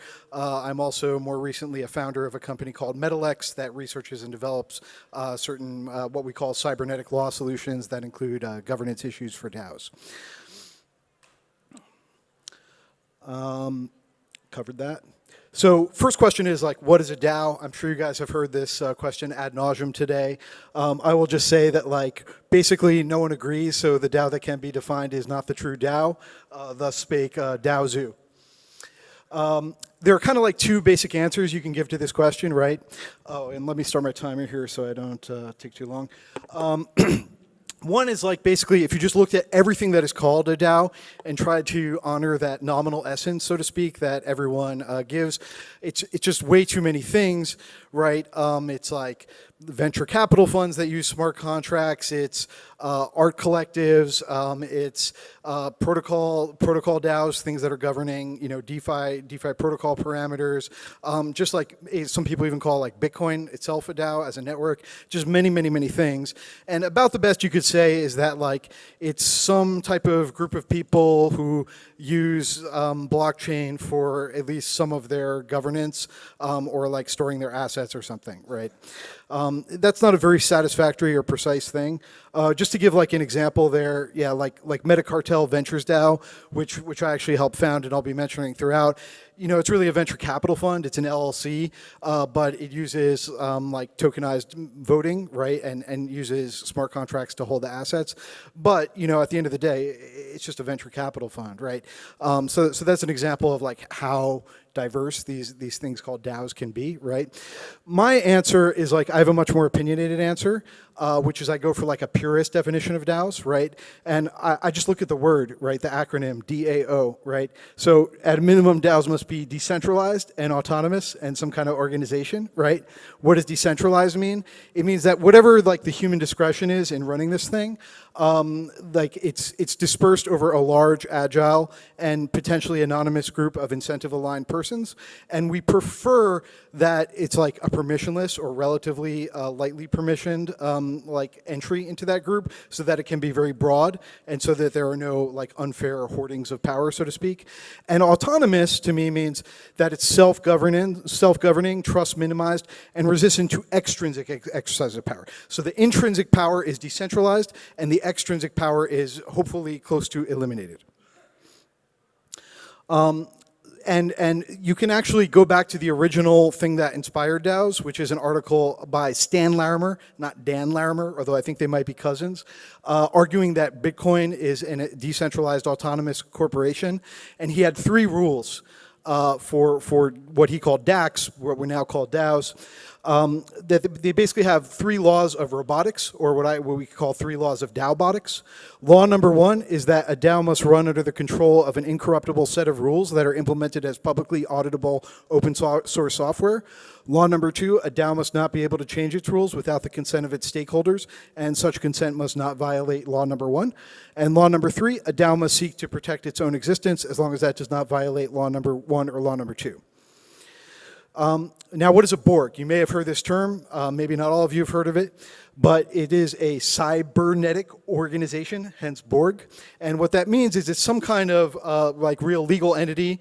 Could be incorporated or unincorporated, could be a partnership, but most likely is going to be incorporated, where the rules of that entity, the legal rules of that entity, mandate the use of certain smart contract or blockchain systems, right?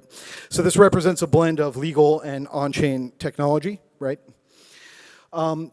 There are 2 main varieties. One is DAO adjacent, right? So if you've ever heard of any type of multi-sig that can freeze a DeFi protocol, or some type of grants multi-sig that is funded by a DAO, that's basically a DAO adjacent Borg.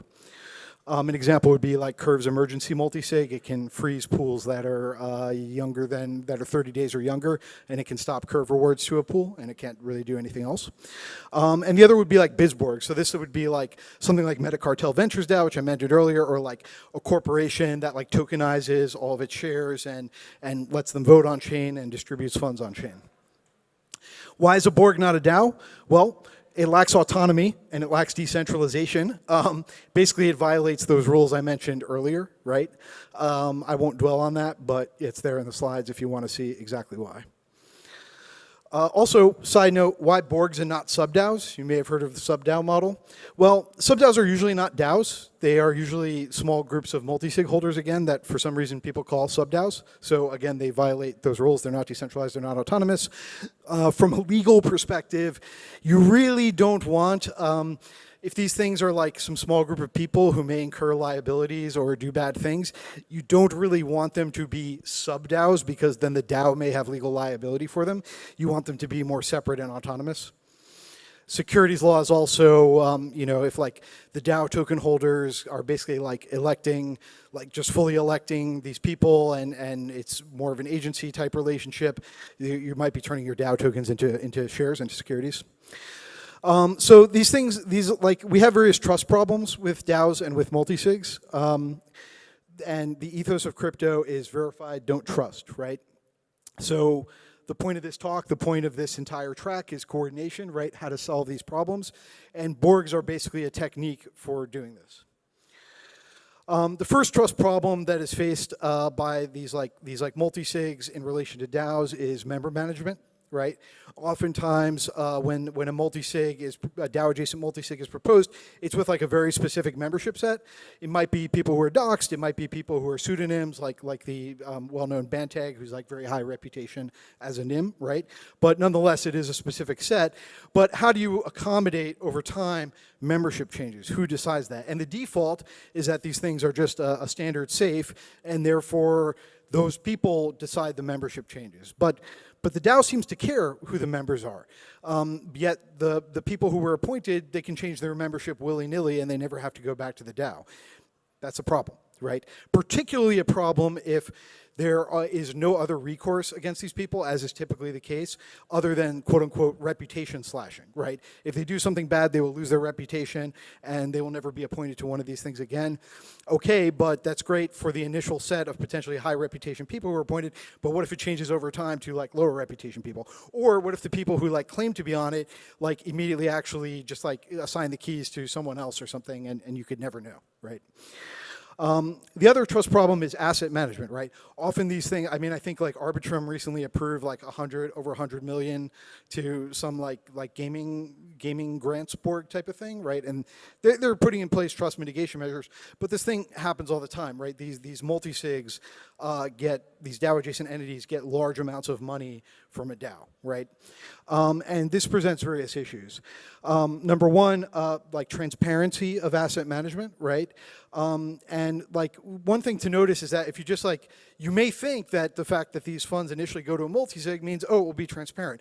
But actually in the default case, the multi-sig can just immediately send them to a centralized exchange or to a custodian or sell them for fiat and put it into a bank account, and all that transparency would be lost. And there's typically nothing that can be done about that. There's no legal rule against it. There's also no on-chain mechanism that typically prevents it. So the transparency isn't really there, actually. And asset management accountability, they're supposed to do specific things with these assets, but there's often no way to enforce that either, again, other than this sort of idea of reputation slashing. The other issue is permissions management, right? So I mentioned Curve Emergency DAO, or Curve Emergency Borg earlier. That has certain specific permissions over the Curve smart contract system, but it's only supposed to use them for specific reasons, right? Like basically if there's some sort of security emergency. So it would be like very bad if someone is on that multi-sig and let's just say it's someone from Curve, and let's just say like Uniswap community tried to do like a uni stablecoin pool on Curve, and just because they're competing protocols, the Curve people didn't like it, and they shut off Curve rewards to that pool, or they killed that pool, right? That would be bad because it's not for a security reason, right? But actually there's like no way to really like enforce that or even make clear that that is an actual rule.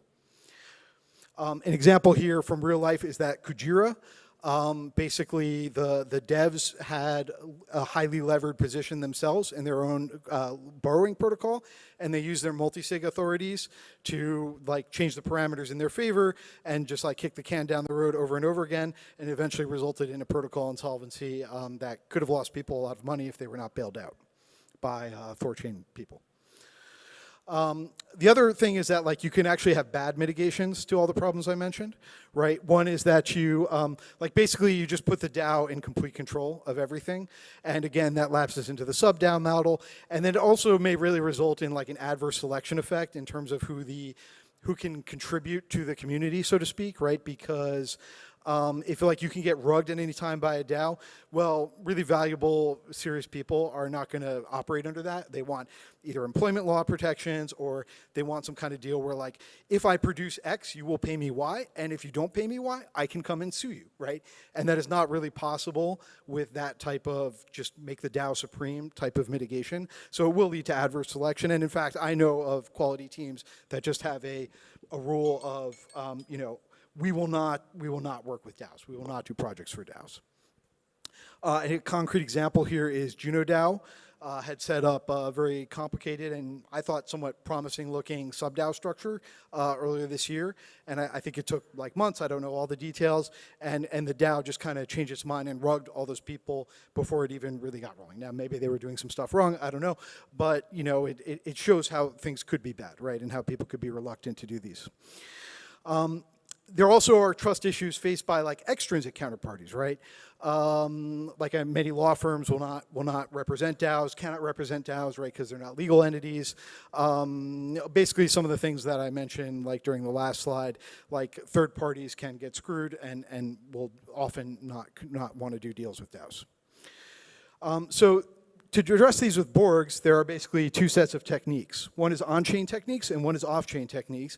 And we try to blend the best of both, right? I often say like a lot of on-chain stuff currently that's like decentralized in name only is actually the worst of both worlds, right? It has none of the protections of law and it actually has like none of the protections of true decentralization either. And so we actually try to do the opposite. We try to do the best of both worlds with Borgs. Some of the on-chain techniques is like, okay, so almost all multi-sigs are what's called a safe. It's a very standard, very battle-tested, very trusted set of smart contracts, originally by the Gnosis team. Now it's an independent team. And the genius thing that they did is they built hooks into these. Hooks for guards and hooks for modules. So without ever altering the core code, you can come in and you can modify the way that a safe functions. And we actually use this, right? We use this to limit the discretion of the safe, and also to enable third parties to do things to the safe. And this results in a can't be evil philosophy instead of a don't be evil philosophy. So guards basically constrain safes, right?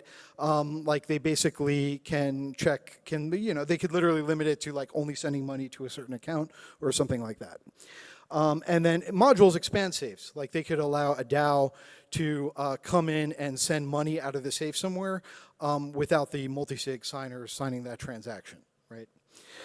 So we call both these things implants, keeping with the cybernetic law type of theme, right? It's like cyborgs. So like basically we can, like at a very high level, the guards can make the Borg a whitelist style, a blacklist style, or a free style, right? Whitelist means everything is prohibited by default except what we specifically allow, right? So this could be like, let's just say it's a Borg that is only supposed to move liquidity among specific Uniswap pools.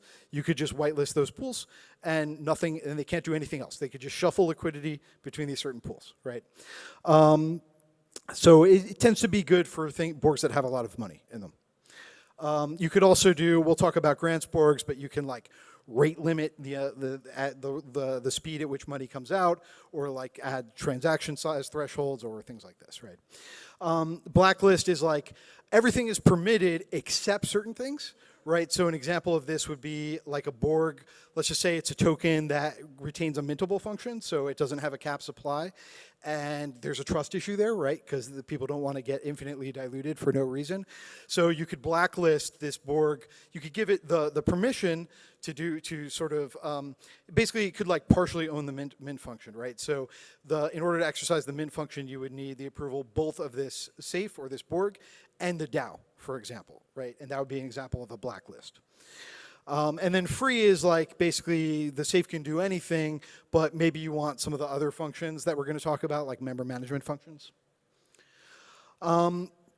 So how do we address like the asset management trust issues I mentioned, right? So basically, let's just take like a grants Borg as an example. We can add like rate limitations, right? So let's just say the idea that the DAO approved is like this should be a fire starter Borg. Like it should give out lots and lots of 50K to 100K grants and no bigger, right? And it should do this like several times a quarter for 3 years or something like that. Well, we can actually program that in to the safe, right? And then they have to do that. They can't do anything different, right? And you still want to retain flexibility. So the nice thing is you can either allow like the caps and the rate limits to be crossed if the DAO co-approves that along with the safe, or you can put like a potential violation of a cap or a rate limit subject to a time lock and allow a DAO veto within that time period, right? Depends whether you want to be optimistic or pessimistic, right? So, you know, we can implement that veto functionality and that co-approval functionality. You can also throw in like anti-DOS measures, right? If you're worried about that, you could have like you're worried about the Borg will just like spam the DAO and like overwhelm its like monitoring capabilities. You can impose cooldowns between proposals, right? Member management issues. So this is the beauty of having a legal entity, right? Which we'll talk about in a minute, but like you can have one legal entity that owns this multi-sig forever and its assets, and it doesn't matter how much turnover there is in the members, right? It still has the same rules and the same set of smart contracts and all these things, right? So, but what we want to do is we may just not want to allow like infinite discretion to the safe members to change their own membership. So you could, for example, require like a DAO co-approval or subject it to a DAO veto when a new member is added. You could potentially say, hey, these guys might all collude and there's no way to get them off, so maybe you allow the DAO to like unilaterally remove members, even though it can't unilaterally appoint members. There's all kinds of things you can do, right? But the point is to de-risk and trust minimize this member management function, right? This could be very important for an entity that owns IP, for example, right? If like, let's just say the entity's rules say this particular safe, everyone who's on it is a director of this entity, and then the entity owns the IP. Well, now the DAO basically has like permanent check and balance style influence over the IP, and there's like no risk of disruption, right? Things like that.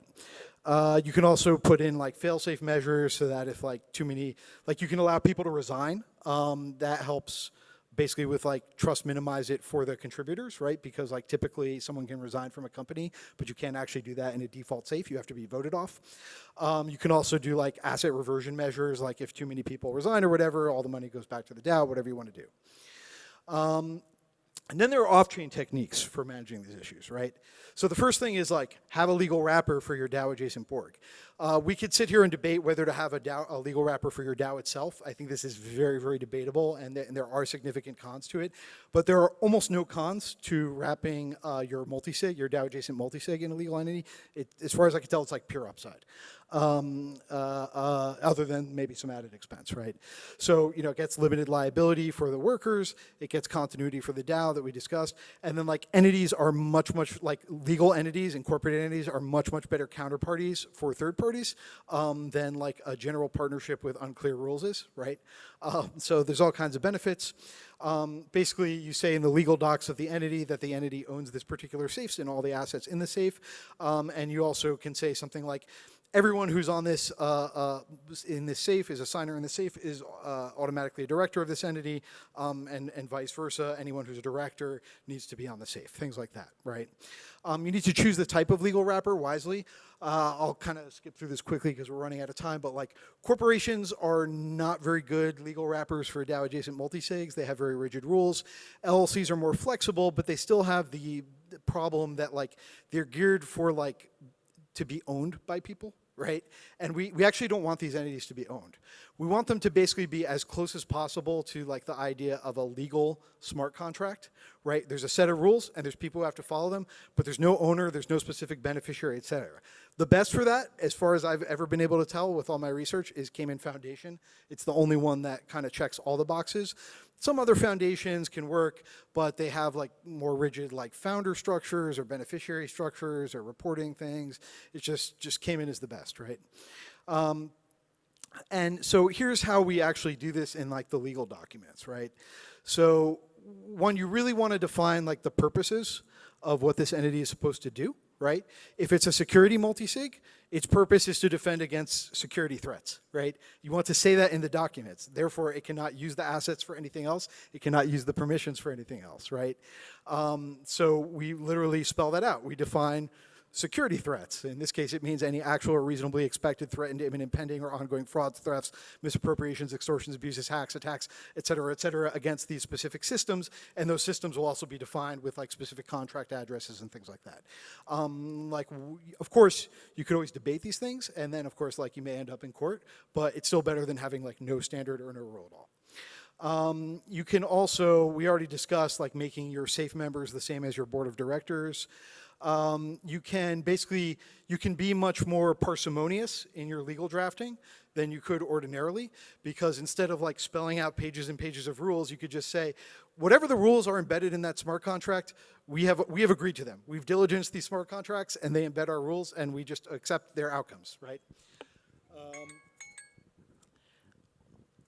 Another one is, this is very handy with the foundations, you can have an emergency supervisor role. So, right, you can basically say, hey, if the DAO, the whole point here is that this Borg was authorized by the DAO, given some resources with a very specific set of rules. Who is going to enforce those rules, right? Because remember, there are no owners, there are no beneficiaries, there are only rules and people who follow them. So what happens if they don't follow them, right? We try to make sure that they have to follow them with the on-chain stuff as much as possible, but it's not going to cover everything, right? For example, it's not going to prevent them from transferring IP, right? So we need legal rules for that. Well, we could say, hey, if the DAO passes a proposal saying we think the Borg broke its own rules, it can appoint an emergency supervisor, and this person is authorized under both statute and contract to come in, sue in the name of the DAO, investigate, hold people responsible, remove people who broke the rules, that sort of thing. It's kind of like a nuclear option on the off-chain legal side. Amendments, right? This would be a way that everything could be rugged, right? If the board of directors has the authority to amend the bylaws, and the bylaws are the things that say, hey, use the IP to the benefit of LidoDAO or whatever, well, that's a potential big end run, right? They could just amend it and expand it or whatever. So you need a rule that says any amendment also requires like a DAO vote. Or it could be the vote of some other multisig or some other foundation entity or whatever, right? But the point is, you trust minimize it.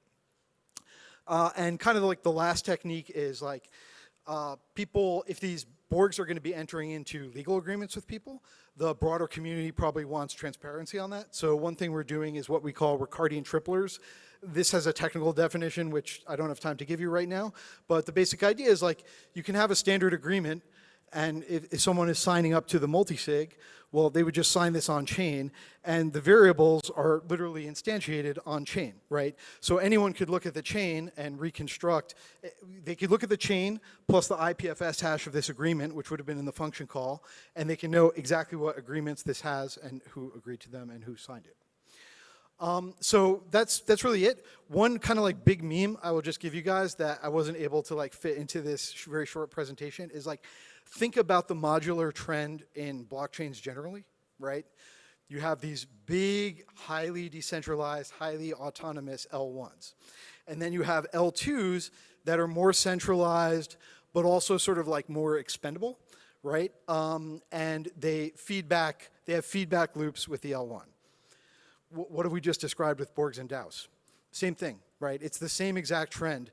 We now have modular designs. You can have a DAO that's surrounded by a bunch of Borgs, just like you could have Ethereum that's surrounded by a bunch of L2s, right? So there's this nice parallelism there. And that's really it.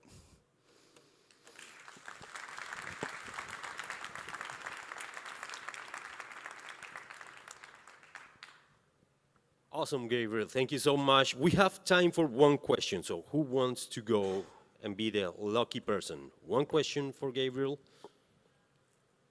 Who? Here, please. The microphone. It's coming to you. It's coming to you.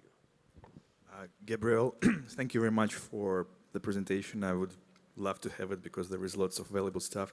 My question is that do you think if there will be a market for the Borgs, for instance, like if the different organizations could like shop for different Borgs that provide certain functions to it?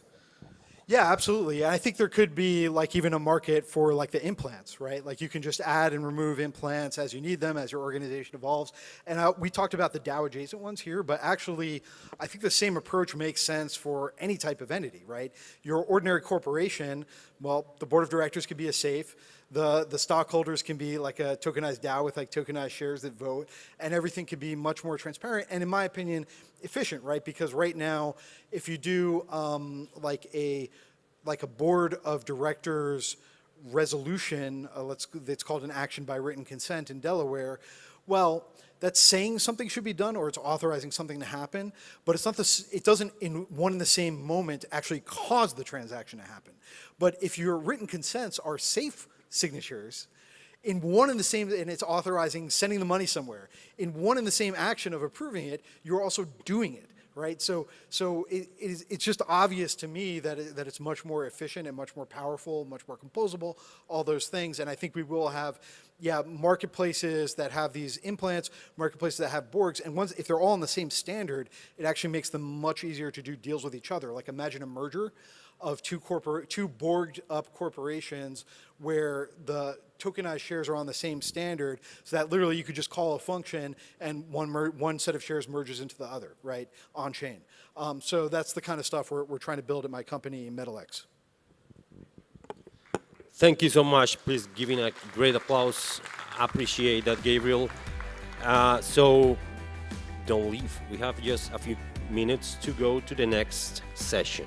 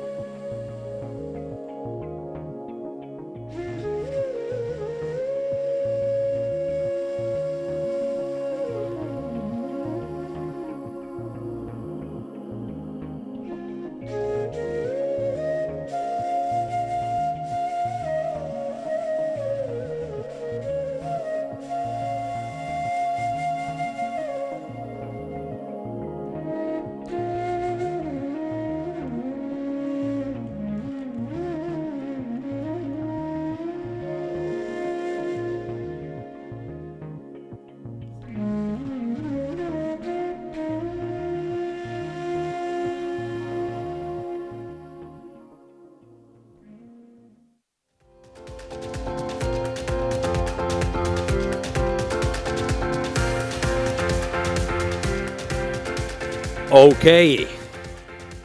So, before going next, I'll want to remind you to even scan the QR code that we have here with the session, or you can go to your passport, go to the session, scroll down, and find on the right bottom corner, add speaker questions so we can have your questions ready for the end of the session. So, coming next, the next generation of decentralized governance. It's going to be a talk by Tracheopteryx, who is, as a fun fact, he's an extincted dinosaur, and he's joining us today. So please give him a warm welcome to Tracheopteryx.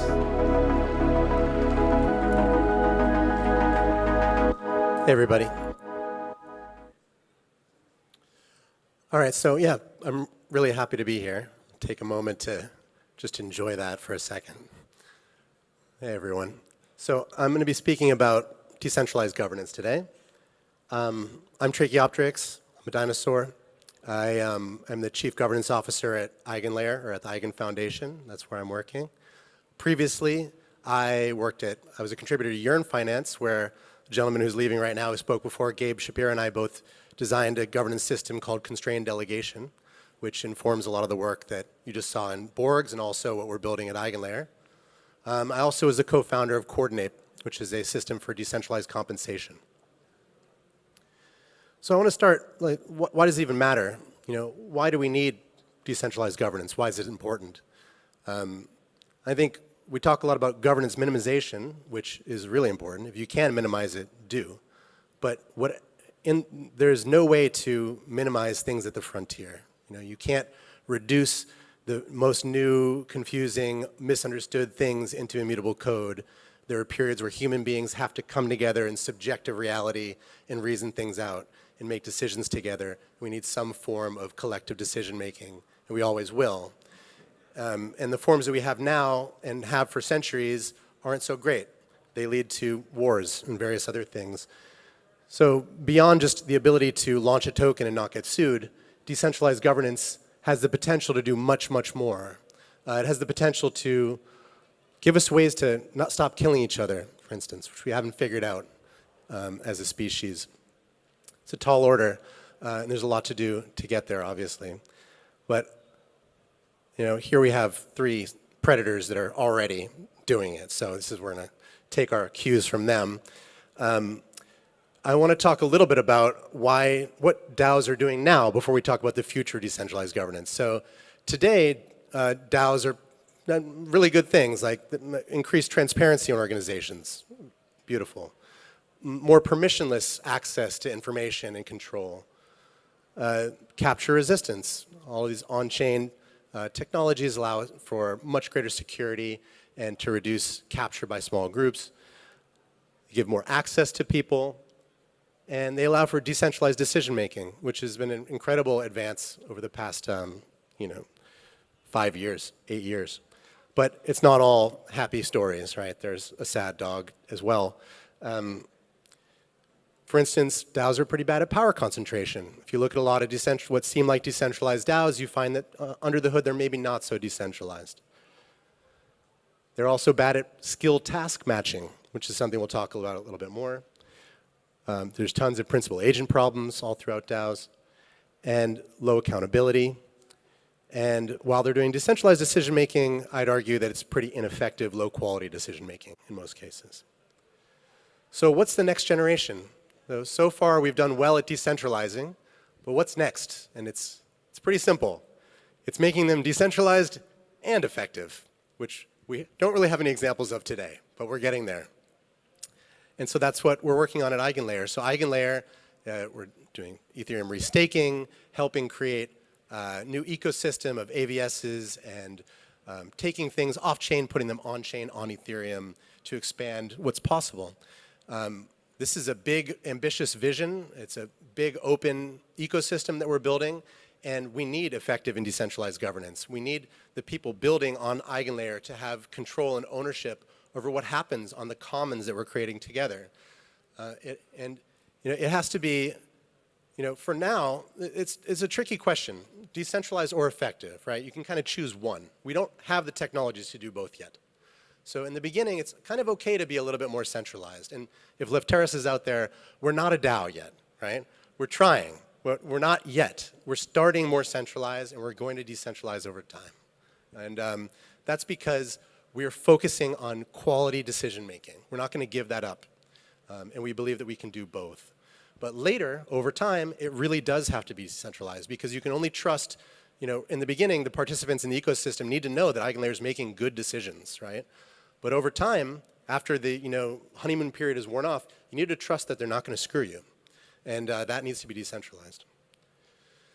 So we have this process we call incubation, which is our version of progressive decentralization. And in progressive decentralization, usually you have a foundation which has the power and it controls everything, and then it gives like a chunk of power to a DAO and then another chunk of power to the DAO. It's good. We're adding more gradation to this. So our version of this incubation, we take decentralized structures and we operate them in the open as if they were decentralized, but they're controlled by the foundation. They're centralized to start. And we're not pretending they're not, right? But we're doing this because that's how we learn. That's how we can learn to make these structures actually operate in a decentralized way. And then over time, we decentralize them bit by bit in a public, open discussion with the community. It's because we have two contradictory things that we have to do. Like we have billions of dollars in TVL. We can't play with that. We have to make sure that that's secure. So we need both a minimal, secure, and stable governance system to minimize risks. But we also need to do something that hasn't been done before. We need to make it effective too. So we have to be radical, innovative, and experimental in order to invent this future. So in order to do that, we've created what we call version control governance. It's like a two-track system of governance. We've got the core system, which is the secure layer. It's handling just the minimal stuff that's needed to make sure the protocol is working. And that stays, if that needs to be more centralized, okay, it's as decentralized as it can be. And then we have the vision track. And the vision track is where we're experimental. And we're creating the systems that will be able to merge back in over time into core once they've proven themselves to be effective. So let me tell you about what we're making. So it's EigenGov is what we're calling it. This is going to be a very brief overview. We haven't launched this stuff yet. We will soon. So if there's a lot of questions, some of this might not make so much sense. I'm going to do the best I can. We'll be publishing a lot more of this over time. So in designing EigenGov, we started kind of at the beginning. What do organizations need to do? And there's kind of three things. There's decisions, there's decision makers, and then there's decision making. And that's how organizations, both centralized and decentralized, function. Decisions are the same stuff that we've always had. What should we do? Who's in charge? How much does it cost? It's variations of this. So we don't need to worry too much about that. We're not fundamentally changing what a decision is. But decision making and decision makers, there's a lot of room for change. Decision making has done a lot of development over the past 5 years. On-chain voting, off-chain voting, multi-sigs, rough consensus, all the different things that we use to do decentralized governance continue to be developed, continue to need more advancement as well. Decision makers need a bit more work. So decision makers are things like unique human beings, which supposedly can make good decisions in democracies. We also have tokens, which supposedly can make good decisions in DAOs, or delegates, where you take 100% of your voting power and you delegate it to another human to make decisions on 100% of the things in a DAO, regardless of what they're good at or not. These are not such great decision makers in my view, and so we're trying to improve this. The first step is we're not doing token voting. Token voting itself, I mean, this is a bit of a nuanced one because we are doing token voting, but we're not doing normal token voting. Token voting in its normal form, is what I said. You have a governance token, and whoever owns this token now can say things about any matter. They're a security expert or they're a capital allocation expert, but this isn't true. And one of the myths I think that we need to break in DAOs, I think there's this idea, it's kind of beautiful that we're just going to be able to put together a big group of strangers and the collective intelligence of that group is just going to solve our problems. We're just going to give our responsibility to this group and they're just going to make things work. And that's a myth. That's not true.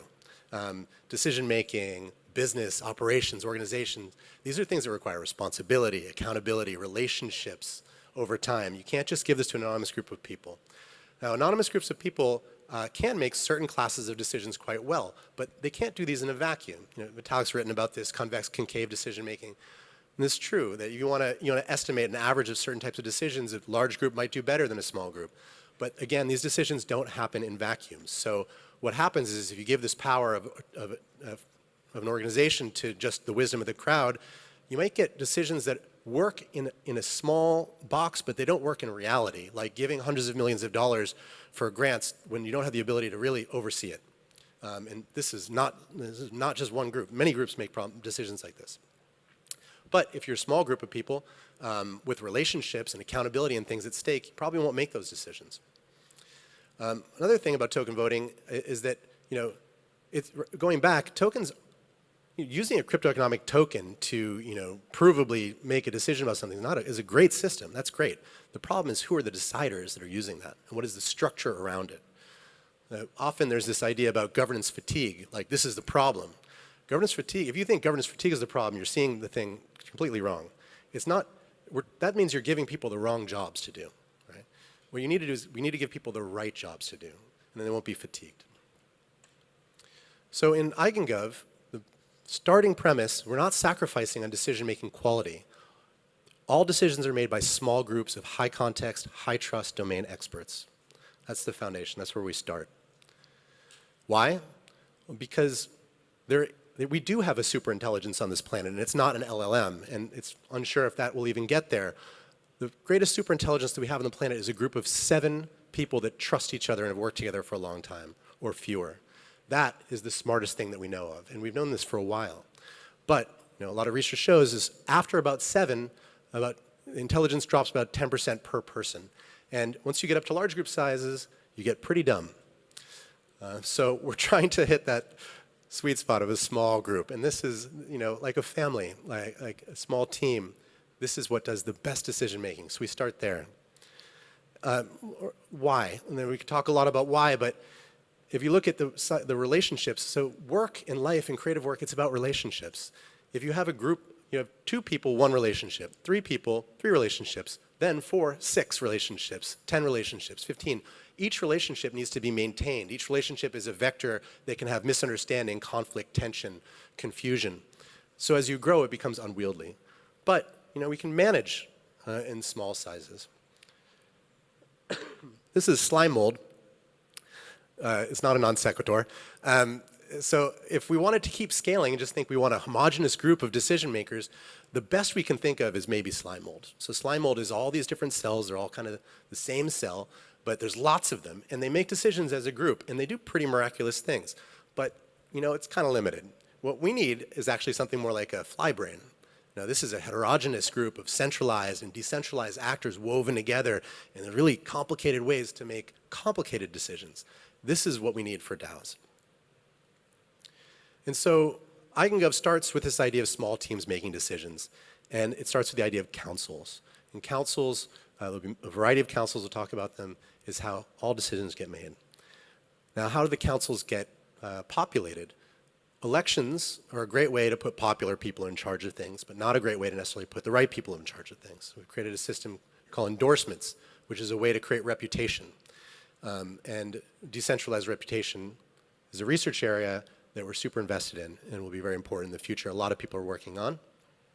So we'll talk more about endorsements and also decisions. Decisions is how we actually weave all this stuff all together. And we're working with incredible partners like Tally and HATS and EAS and others to build all this stuff. So this, by the way, is speculative. So left terrace, don't yell at me if this isn't what happens. We plan to make a variety of councils.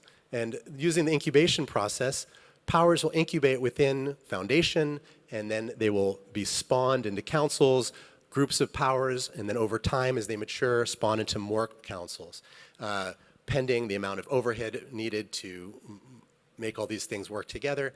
But this creates a better distribution of powers, more checks and balances, more specialization. So each council is a group of high trust, high context, domain experts in the field that they're making decisions on. So each council has a limited scope of power in the constrained delegation model in which they can act in. And many of these will be Borgs, just like what Gabe was talking about previously. Now, endorsements, how we find people for these councils, it's similar to delegation. This is a sneak peek at the endorsements platform that we're making. But instead of with delegation, again, you delegate 100% of your voting power to one person. With endorsements, when you sign up to be a contributor, which is our version of a delegate, you say, what are you good at? So Roger's good at auditing, governance, and leadership. And so when you trust Roger by using your staked eigen and allocating it to Roger to make decisions, it's according to those specific skills that he's now empowered. And this does a number of things in the system. It also increases your voice. So you'll be able to signal on all proposals. We'll talk about this in a second, rather than just, eventually filling council seats. So I want to talk about how decisions get made. This is what a lot of DAOs, the model that a lot of DAOs follow. So you have token holders that can either become delegates themselves, or they can delegate their token stake to delegates. And then those delegates vote on proposals, and those delegates then elect councils, or elect members to councils who can also occasionally vote or veto on proposals. So we changed this model quite a bit. In our model, token stakers who have something at stake, they're not just holding the tokens to sell them, can be curators or contributors. And I'm going to pause here for a second because this curator one is kind of new. So when you're a curator, you are making endorsements. So perhaps you're a token staker, but you don't know who is the best at OPSEC in the system, so you can just assign your tokens to a curator, and then the curator is the one that's paying attention to all the contributors in the system. And then similar actually to what Dennison was talking about previously in the talk, when you're, you want to make money from staking tokens in a governance system, you want to make sure that if the incentives are coming from people taking action in governance, which is our plan as well, then you want to make sure that your endorsements are going to people that are going to be creating value because you'll be incentivized for it in the future. So curators also solve a big problem in DAOs, which is liveness. Most DAOs, there's an airdrop, people come in, they claim their stuff, they send their tokens to a delegate, and then that never moves. And then that token power is just not moving. And that's not a very good map of the world. For an organism to be intelligent, it needs to create an updated map of its environment. And so liveness is key to that. These curators, people who are curators are going to be incentivized for keeping a high quality map of who is contributing, as well as evaluating those contributors over time, which outside the scope of this talk for now. So you can assign a curator, or you can endorse a contributor for various skills. Now the contributors that get the highest endorsements with most trust and relevant skills can then be eligible for councils, and eventually will automatically fill councils. And then councils vote on proposals. But token stakers need to have ultimate authority. So they can veto proposals in many cases that they don't agree with. And in the worst case, they can fork the intersubjective eigen token if the governance gets captured. So, and then the last piece here is about expert signaling. So this is how decisions get made. There's a discussion phase, then there's the council voting phase, and then after that there's the veto period. That whole time, there's a phase of expert signaling. So contributors that have gained reputation in the system for various skills can weigh in on every proposal. And this is a sense-making advancement to support council decisions. It's non-binding, but it's important. And the people that are in the community need to be in discussion, right? So if there's a controversial proposal and the community can discuss it, experts can signal on it, and the council can vote. And the council might have some idea if they're going to get vetoed or not before that stage happens through this, right? But you want that small group of people to be able to take anti-majoritarian action because they might not know things that the rest don't, and they are there for a reason. So there's a balance. And that's most of it. So I just want to talk a little bit about the future. We have a lot of research to do and a lot of work to do to make all this happen, right? Because this stuff hasn't been figured out yet. That's why it's not a DAO, it's not tested. We have to work on it before it's really decentralized. So there's a few areas I really want to focus on. One is we need to create a system of decentralized reputation. And there's a lot of work there. There's a lot of things I want to say about it, but I don't have time, so I'm going to skip it for now. For decentralized reputation to work, we need decentralized identity. And we also need evaluation systems, accountability, incentivization systems for these types of decentralized systems. Because if we don't have this stuff, councils can be captured. But councils should totally be able to function in the open under the control of a decentralized governance system and be capture resistant if we have a lot of these things. We also need to do productization. DAOs are a mess.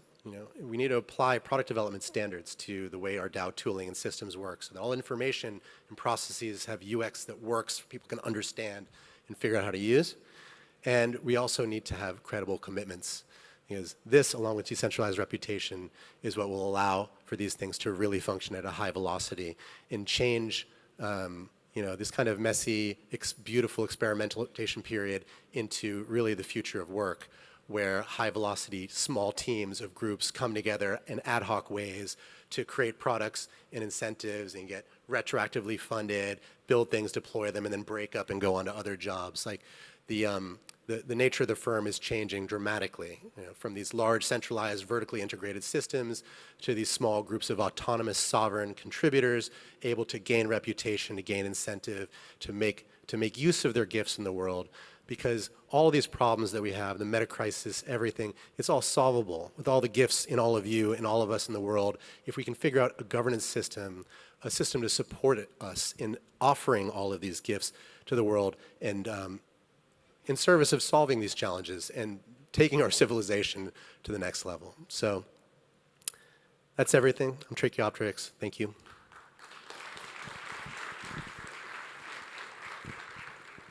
Thank you so much. Thank you so much, man. That was awesome. And people, you're finally using the application to ask the questions. So we have a few questions here already. Do you want me to? I'll use the votes. I'll use the votes to start choosing the questions. So, thank you. First question is, the endorsement system is oddly similar to expertise endorsements on LinkedIn, which were removed due to their ineffectiveness. How is this different than LinkedIn with tokens? It's a great question, and it's not oddly similar. I mean, we looked at systems like LinkedIn. Without a good system of decentralization of reputation, without a way to incentivize good endorsements and punish bad endorsements, it's not much any different than LinkedIn. So right now, it's quite similar. In the future, it will be quite different. Awesome. Next question. Councils with limited scope can have domain experts that are in multiple councils, leading to a scope creep. Any plans for council service limits or requirements? Yeah, definitely. There'll be term limits, and there'll be eligibility requirements, and there'll be legal contracting in some cases. There'll be KYC in some cases. And I don't know. I think probably people will just be able to be on one council at a time, but there might be some cases where it's appropriate to be on two. We'll figure that out as we go. But being on two could create conflicts of interest that we want to avoid. We'll have to see. Awesome. Tough questions. The current design seems similar to OP's promise of we will decentralize. What accountability will Eigen have to actually make progress? We know we don't. We don't have any. I mean, companies can do whatever they want, right? Like OP doesn't have to decentralize. I think you have to look at what's in our interest. So if EigenLayer doesn't decentralize, I think over time that would cause a lot of problems for us. And so we can say whatever we want, but look and see what we do. Awesome. So how to avoid that delegates just elect councils who will create things good for them, then later they will approve? Yeah, so there's three key things. So I just kept it to decentralized and effective, but actually there's a third one that's really important too, which is alignment. So it's the principal agent problem, right? How do you know that your investment broker isn't just making trades that stack his bank account or her bank account? I like to turn this around and we actually think of it as the principal agent solution, because the alternative is that you are both principal and agent, and nobody's got time for that, right? So it's a huge solution to be able to split things up from ownership to control. But how do you keep that alignment? It's super tricky. And most of our research path is designed around solving exactly this question. Decentralized reputation is a key piece of that. So if, which is also outside the scope of this discussion, but let's say that we believe there's ways to incentivize reputation system using things like trust assignments and the endorsements that we're doing, skill assignments, to make it much more aligned than it is today. But just wait, we'll share more on this soon. Good, good. Any way to transit tree-like decision structure to decentralized structure? Way to transit a tree-like decision structure to a decentralized structure. I mean, I'm a little confused by the question. Somebody want to speak to that? Who made the A question? tree-like structure could be decentralized. Are you saying like a hierarchical structure? All right, we can skip it. Yeah. Okay, we can go with the last question. And it's, the control of token holders is limited, removing value from the token plus accrue value to council positions instead. A veto is significantly less power than the power to do.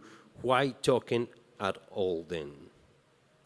Well, the token isn't for governance. The token is for intersubjective forking. It's not a governance token. But why use the token in governance?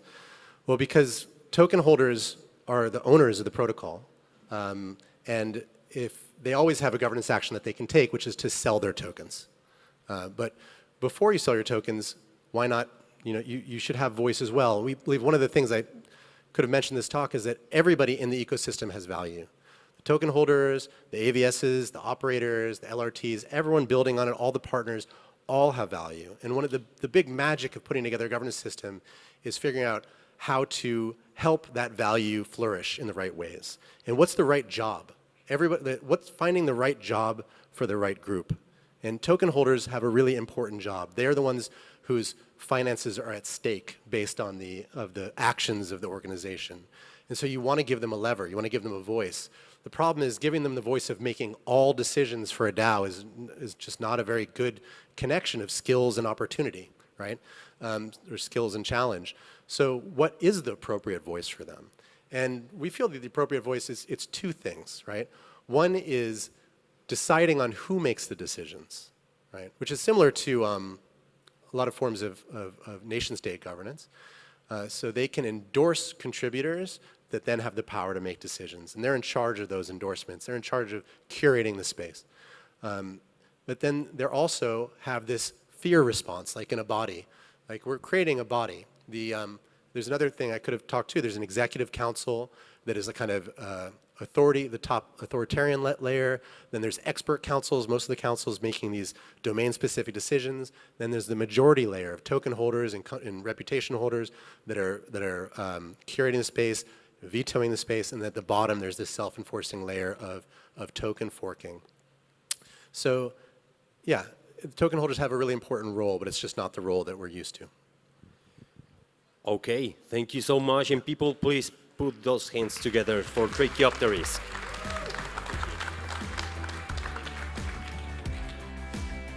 So we'll be back in a minute. Please stay and keep using the QR code as you just made. Thank you so much, people.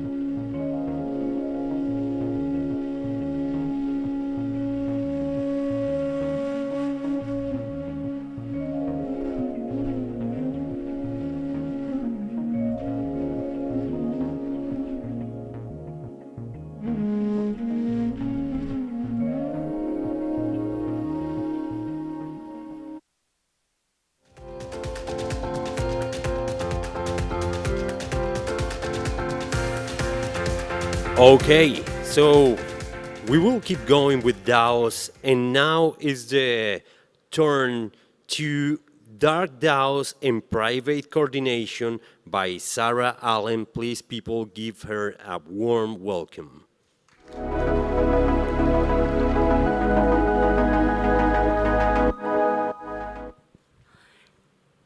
All right, hey everyone. So I'm Sarah Allen, and today I am going to talk about dark DAOs and private coordination. So my goal today is that I will first introduce the technical concepts that you need to know to understand dark DAOs. I'll give a state of knowledge on the research that's been done since they were identified in 2018 till present. I will introduce some recent research contributions, and then I'll talk about active mitigations for projects that may want to proactively defend against dark DAOs. So first up, let's talk about private keys. So private keys must be kept secret to be secure. They're assumed to be held by one person or entity. Any signature given with a private key is assumed to be created by its owner, and anything signed is assumed to be signed with that owner's consent. So the assumption here, baked into many of our modern systems, is that private keys are exclusively held and used by their owner. And because of this, the assumption that a private key is equivalent to an identity is often made. But what if an owner could share or rent the right to sign with their key? In that case, private key could no longer be used instead of identity. And this is the case with encumbrance. So what is encumbrance? A secret key can be generated in a trusted execution environment, and the key then continues to live in that TEE. The TEE can then be used to apply complex policies to that private key and to its use going forward. So here you can see a user who's generated a private key within a trusted execution environment. They then have access to that key, but their access is going to be mediated by any programs that are being run by the TEE. So in the presence of TEEs and encumbered accounts, while the private key must still be kept secret to be secure, that's the role of the trusted execution environment in the case of an encumbered key, you can no longer assume that that key is held by one person or entity. You can no longer assume that any signature that has been made was done by that person or with their consent. So the single entity address ownership assumption is what's broken by encumbrance, and given that that assumption is made in many current blockchain systems, this has wide-ranging implications. The implications of this broken assumption were first identified toward DAO voting in this 2018 post, On-Chain Vote Buying and the Rise of Dark DAOs, by Philip Dian, Tyler Kell, Ian Myers, and Ari Jules. And in this post, they identified a dark DAO as a decentralized cartel that buys on-chain votes opaquely, so in the dark. Potentially nobody, not even the creator of a dark DAO, can determine the total number of participants, the total amount pledged, so the treasury of the dark DAO, and the precise logic of that dark DAO. So here you can see the model of a dark DAO. So you have a collection of voters who've all generated encumbered accounts. They've pooled their encumbered keys, and now a program can be run across all of those keys together. That's the dark DAO. The program can be this sort of automated vote buying in which an adversary can bid for the right to run the program across all of their votes. So it is this coordination trustlessly done through trusted execution environments that could be coordinated to vote in DAOs. So that 2018 blog post suggested the concept of dark DAOs, but it became more concrete in 2023 in DAO decentralization, voting block entropy, bribery, and dark DAOs. This paper was co-led by James Austin and Andres Fabrega. I contributed, as did Kushal Babel, Mahimna Kelkar, and Ari Jules. And this paper had two main contributions. So the first was a new concept of decentralization in DAOs, which we call VIBE, or voting block entropy. VIBE conceptualizes decentralization in DAOs as the blocks of voters with aligned utility functions. And so that contribution aimed to model decentralization in DAOs as something that would be sensitive to things like private coordination through dark DAOs. The second main contribution of the paper was this model of a dark DAO led by James Austin. So we were able to create a prototype of a dark DAO that could currently be used in Ethereum DAOs. So we did 2 different prototypes. This is the first one, and I'll provide a research list at the end of this talk and also share it on Twitter if you're interested in checking out the repository. But this first one is a set of contracts, so they're Solidity smart contracts, which could be applied to Ethereum. They use Oasis, which is a trusted execution environment blockchain, as their backend. And you can see here that they could be applied, so the policy that I've highlighted here could be applied for voting in Snapshot. Secondly, we created something called a DarkDAO Lite. So this, you can think of this as sort of liquid staking for governance votes. And this is more user-friendly because users wouldn't need to encumber their own keys. Rather, they would deposit their voting tokens in a smart contract, which would then give them something we called the DD token, which is a token that would have the value of their votes plus the value of any bribes paid to participants in the DarkDAO. And we have a demo available here, too, that you can find in the research list. And these 2 prototypes proved the sort of proximate and practical reality of DarkDAOs, although we're not aware of any currently operating.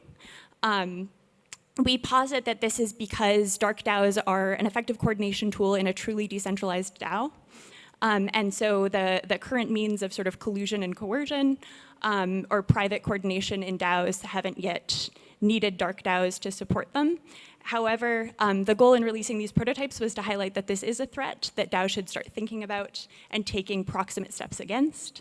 And I'll point out those later in this talk.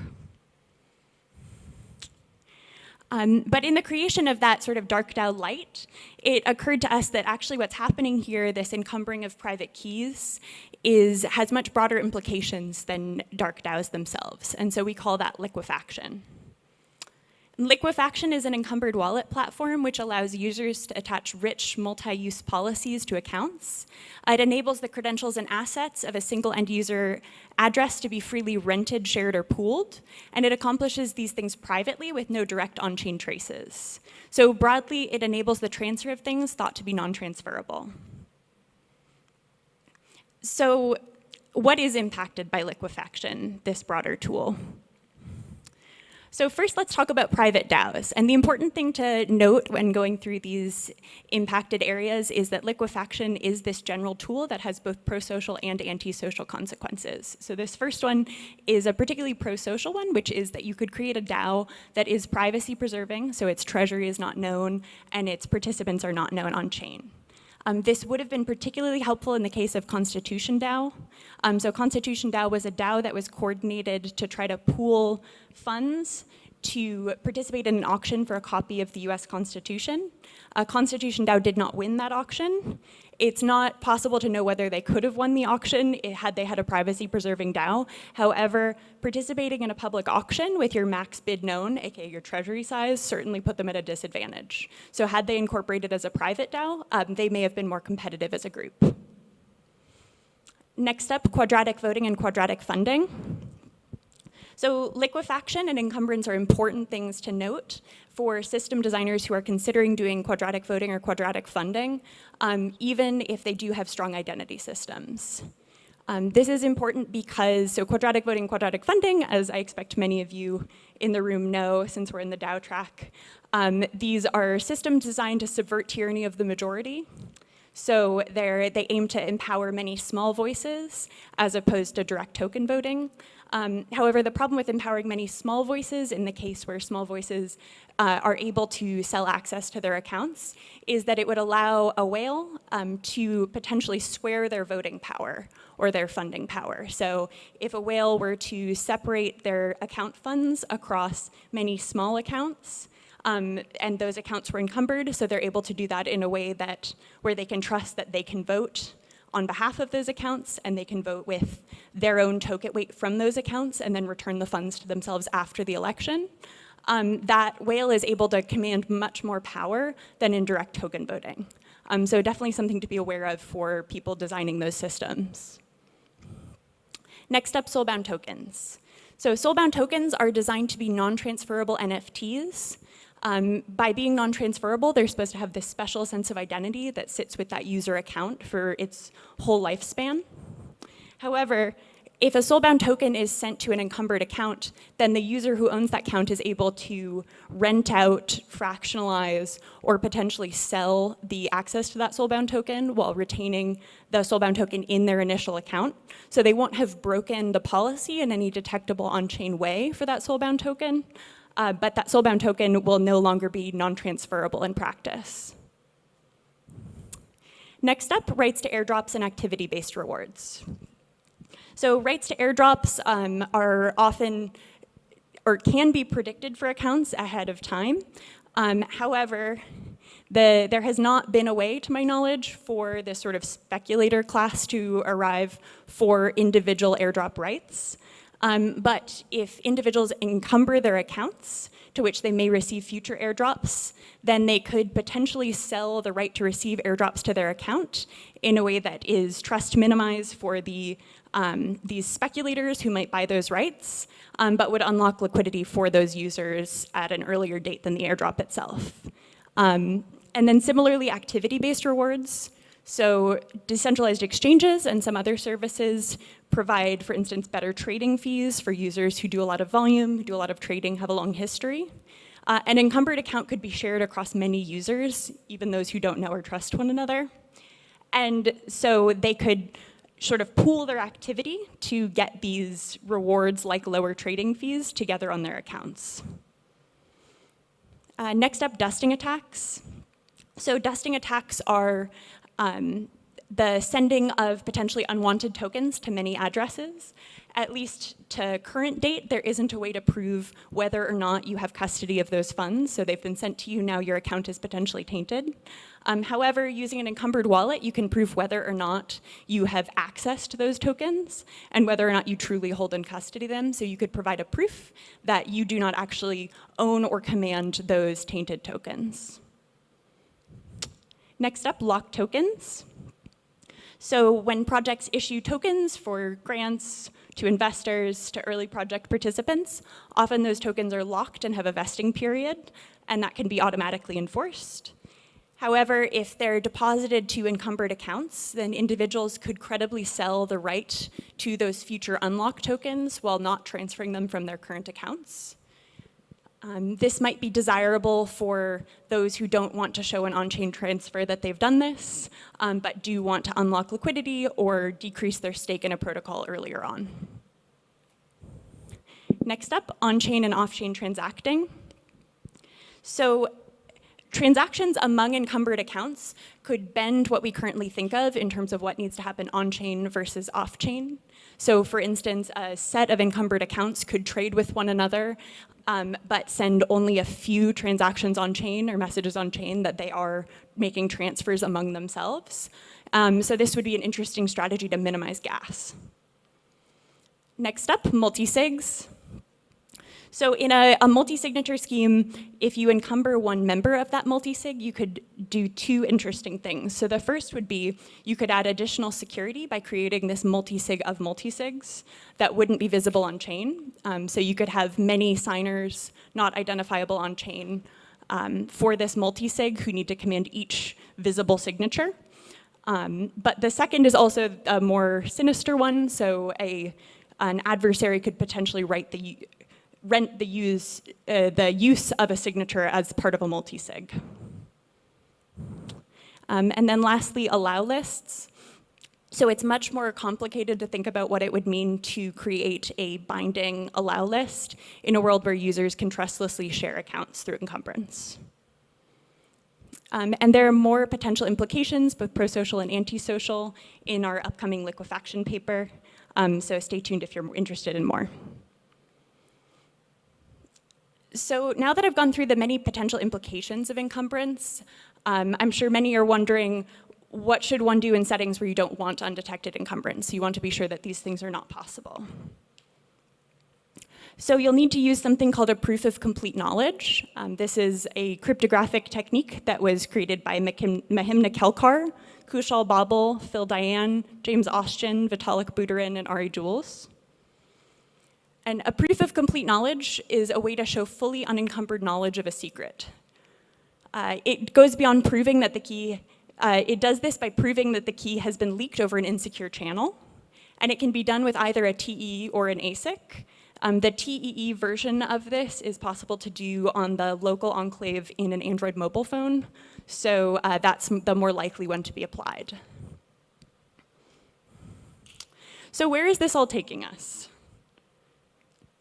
Encumbrance in TEs breaks assumptions underlying blockchain systems, and additional measures like CK will need to be added to systems that want to ensure that a signer is the account owner, is also a single individual or entity. And the most practical implementation of CK relies on TEEs. So in summary, undetectable encumbrance is already practical, and the defense against undetectable encumbrance will likely rely on TEEs. So what's next? We'll need to crowdsource a more complete list of systems that rely on assumptions that are broken by encumbrance.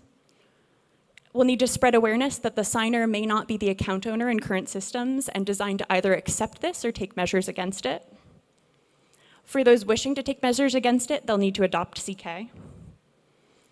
And we need to focus community effort on deep research on TEEs to develop an open TEE for our open systems. And this one's important. It's a big project, and we're just now starting.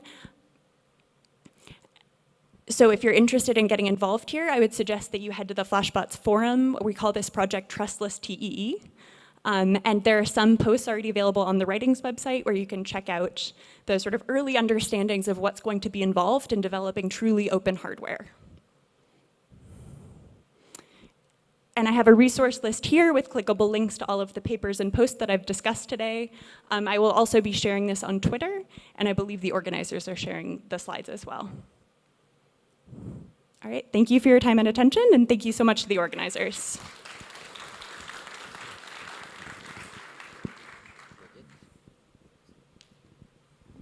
Thank you so much, Sarah, for all of this. And people, you haven't started asking questions with the QR code.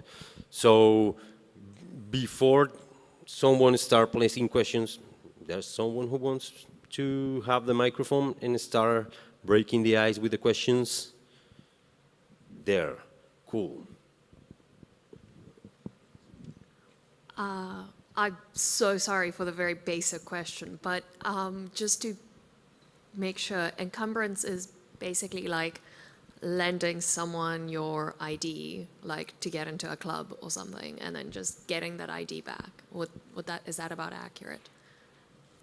You can think of it as lending somebody, that is like one policy that a trusted execution environment could enforce here. So you can think about it as sort of lending your credentials similarly to lending your ID, except that it's trustless. So you could lend anybody your ID anywhere in the world in a way where you don't need to know or trust them, and it's automatically enforced, and you can be sure you'll get it back exactly when they've said they were going to give it back to you, as opposed to having any doubt or trust. Nice. We have the first question here in the QR. So what are their most likely dark DAOs now? So I'm not sure, and I don't want to give an answer as though I am sure. My assumption is that there are not dark DAOs currently operating. The places where dark DAOs might be more credible threats are places that are the most decentralized, where coordinating voters to have a sort of overwhelming share of power would not be practicable to do person to person anymore. So if you think about DAOs that are centralized, where a few whales might be able to coordinate personally to ensure that a vote goes in their direction, I would not expect that to be a good candidate for a dark DAO currently. If you think about a system that is truly and ideally decentralized, where it becomes totally impossible to coordinate people individual to individual to get this overwhelming share of votes that you need to pass something, that's when a dark DAO starts to become relevant. So it's as our systems reach these ideals that we've set for them for decentralization, is when we need to both be on the lookout for these. Fantastic. And we have our next question is there an example implementation of CK? Yes, there is. So there are a couple of example implementations of CK. You can find them on GitHub, linked through the paper that I have shared in the resource list. One of them relies on an ASIC, one requires on Intel SGX, which is a trusted execution environment, and one relies on the enclave that is in an Android mobile phone. It's likely also possible to develop this for the enclave that's within iOS or an Apple device, but it hasn't yet been built. Awesome. Someone having problems with the QR code and wanting to ask a question? We still have time for more questions. No? Who wants to go ahead? We have another question. Seems like it's a way for CBDCs on public blockchains. I'm not sure I understand the question. A CBDC, a central bank digital currency, is, I think, probably unlikely to want the particular set of privacy properties that a dark DAO has, but I'd be interested to hear more if someone wants to elaborate. Please, the person who wrote the question wants to elaborate? Yeah, so it seems like a way for centralized entities to control like multiple wallets and to implement like a soft version of CBDC on a public blockchain. So you mean it's a way for an entity who wants to control some aspect of a DAO or a public blockchain to seize control in an undetectable manner? Yeah. So I would say it's likely a large coordination and building lift to do this currently. Like, I would be surprised if this is currently ongoing and we're unaware of it. It's hard to speculate on where dark DAOs will go over time, or if they will become this sort of relevant problem. I could imagine them being tools for useful private coordination for groups that have a lot of funds to deploy. So I can see your concern, but it's not one that I've considered. Thank you. Okay, awesome. We don't have more questions. Yes, we have one more question that side. Hi, thanks for the presentation. I had one question. What would be the difference between an oligopoly and, say, dark DAOs? Because I feel the difference would be between legal and illegal. Is that correct? So I would say that the dark DAO does not have to be lasting, so it would depend on the structure it takes on the program that's being used. It would be possible for a dark DAO to be launched for just a single vote. So somebody coordinates a dark DAO, and then somebody launches a program that only coordinates a group of voters or bribes a specific group of voters for that particular round of voting. Then once the vote that is relevant to the whale that's paying them is over, then the program is changed. And so those voters that had been aligned in that earlier dark DAO are no longer aligned. So I think as I understand oligopolies, a dark DAO might create a circumstance that looks similarly centralized for the round in which that program is operating, but it would be less lasting than an oligopoly in like a token system.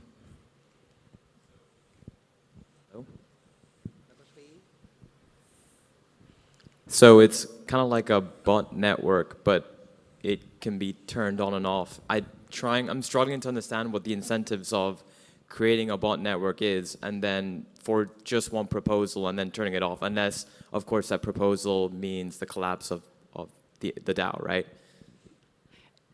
So I think that it's possible that one would be created and then immediately dissolved, but it would be likelier, my assumption would be that one would be created, but then it would have different programs, so different sort of adversaries who want to buy its weight for different votes. So rather than one individual who's consistently commanding this network over time, it might be more temporary based on who has the highest utility from that particular vote. Yes. Hi. One possible solution to the problem could be using soul-bound tokens with a liveness check at the point where you need to vote, or for instance, or claim your airdrop. So you can't really sell or rent access to your private key if you need to prove that you're still the same person at that time. So it would depend on how you structured it, but I think you still actually would need to add proof of complete knowledge to that soulbound token. So the sort of liveness check would need to be inclusive of this proof of complete knowledge, because otherwise somebody who wanted to restrict the ability to vote in an election could permission it so that you could still succeed at that liveness check, so provide the proof necessary from the soulbound token account that it's still sitting there and alive, but then limit the way in which you can vote in that election. So it could still say you can produce a liveness check, but then you can only vote yes. But that would be built into the rules of the DAO, or?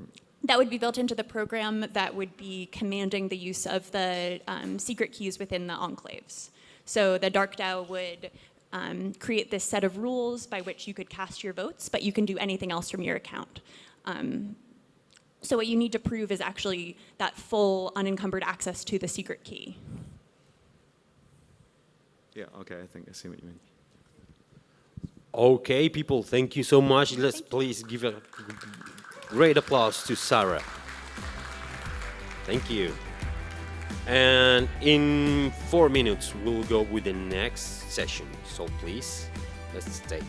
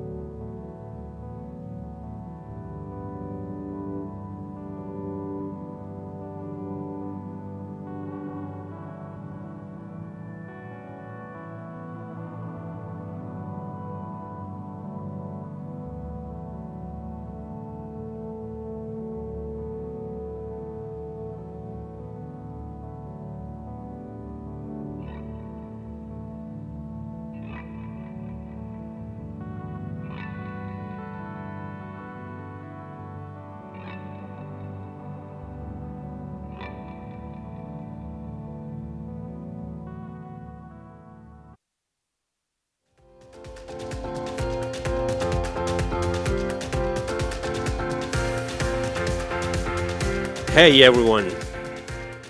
So don't forget to scan the QR code to ask your questions at the end of the session, because next session is going to be awesome. We're going to be talking about what happens with the optimism retrofunding And our speaker today, it's Carl Chervon. He's one of the world-leading experts on coffee chain. So please give him a warm welcome to Carl.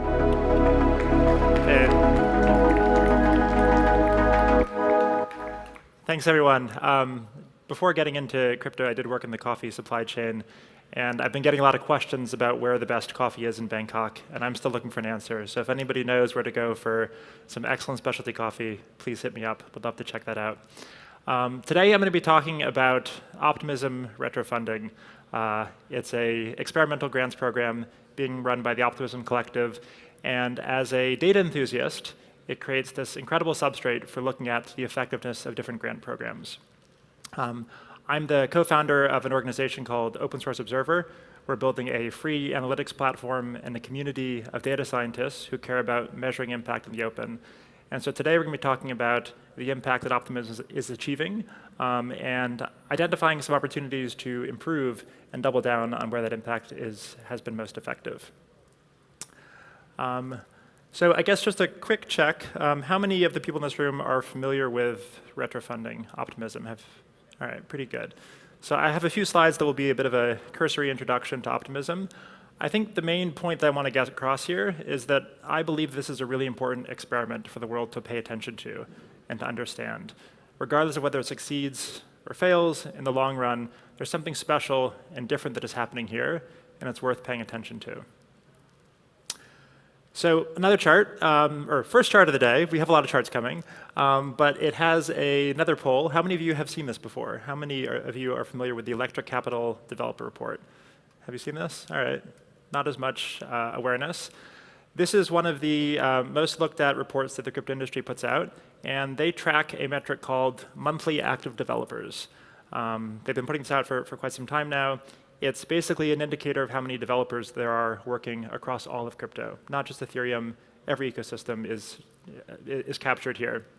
And so what you can see from this chart is that things went up a lot in 2021. They kind of plateaued in 2022. And now things have gone down in aggregate from a peak of around 30,000 to about 26,000 monthly active developers by this metric. To put this in comparison, I recently heard that Gemini, which is Google's AI platform, they have 1.5 million active developers by their count. I don't know if they're comparable, but orders of magnitude greater than what we have here across the crypto industry. Here's another metric. This one is the amount of venture capital that has gone into crypto since the beginning, basically. This chart stops at 2022, but there's another number that they care about, which is the total amount of deal flow. If we add this up, we get a number of around $80 billion has gone into the space since 2016. So I think the interesting thing is actually when you start combining these types of data sets. I don't have the ability to go in and look at exactly how they calculate these things, but I can overlay the two. And when I do that, I can come up with a new metric of my own. And that metric is the dollars spent per developer retained. And what you can see here is that for every $3.1 million that has been invested prospectively as risk capital, we only have one retained developer in the industry still here to show for that. So I think we can do better, and we hope to do better. The point is not just that the venture capital can improve, but really that prospective funding is difficult. Behind every one of these deals, there's a team of professionals that are researching these companies and making bets. And the reality is that it's often quite difficult to do this. And there's an acceptance that most of these bets are not going to work out. So prospective funding is hard. Retrofunding is based on the principle that it is easier to identify something that has worked looking back than to predict it going forward. Vitalik helped design the mechanism. Optimism has been rolling it out. And it's a pretty unique way of creating markets around impact. Now, to be clear, I don't think the most die-in-the-wool retrofunding maxi would say that retrofunding is the only way that anything in the world should be funded. But the important point here is that right now we have a surplus of, or not a surplus, but a large amount of prospective funding, and we need more retrospective funding in the world to signal what things we value and drive more people to build in those directions. And so that's what we'll be talking about today. At launch, Optimism allocated 850 million tokens from its treasury to retrofunding. This is a big deal. And they made a promise that if you create impact on the Optimism Collective, you will be rewarded for that impact. What that impact is, how it will be rewarded, TBD, but that's what we're here to discuss. Now, to date, Optimism has deployed around 60 million OP, or at least allocated, not all of it has gone out the door, which is a pretty small share of its treasury. So even though this is a large sum of tokens, we're still very much in the early innings. And each round has been designed around a specific set of experiments, hypotheses that they wanted to test. Round one, I think, was completely off-chain. It was a proof of concept, about 50 projects, no applications. The selection was done, I think, by the OP Labs team. Rounds 2 and 3 are where this program gained a lot of recognition. They were big mega rounds. 40 million OP went out in total. More than 600 projects participated. There were 100 badge holders, also known as citizens, who were voting on projects. I was a badge holder. I think there are a few in the room still. But they were given this enormous task of reviewing all of these projects and identifying which ones they thought should deserve a certain amount of funding. In response to the mega rounds in 2024, this past year, Optimism changed the scope a little bit, and instead of having these large mega rounds, they moved to a system where you have smaller, more tightly scoped rounds with tighter eligibility criteria. And in those rounds, they also tested different experiments around badge holders and guest voters and expertise. In total, about 18 million has gone out, and there's more allocated through the end of 2024.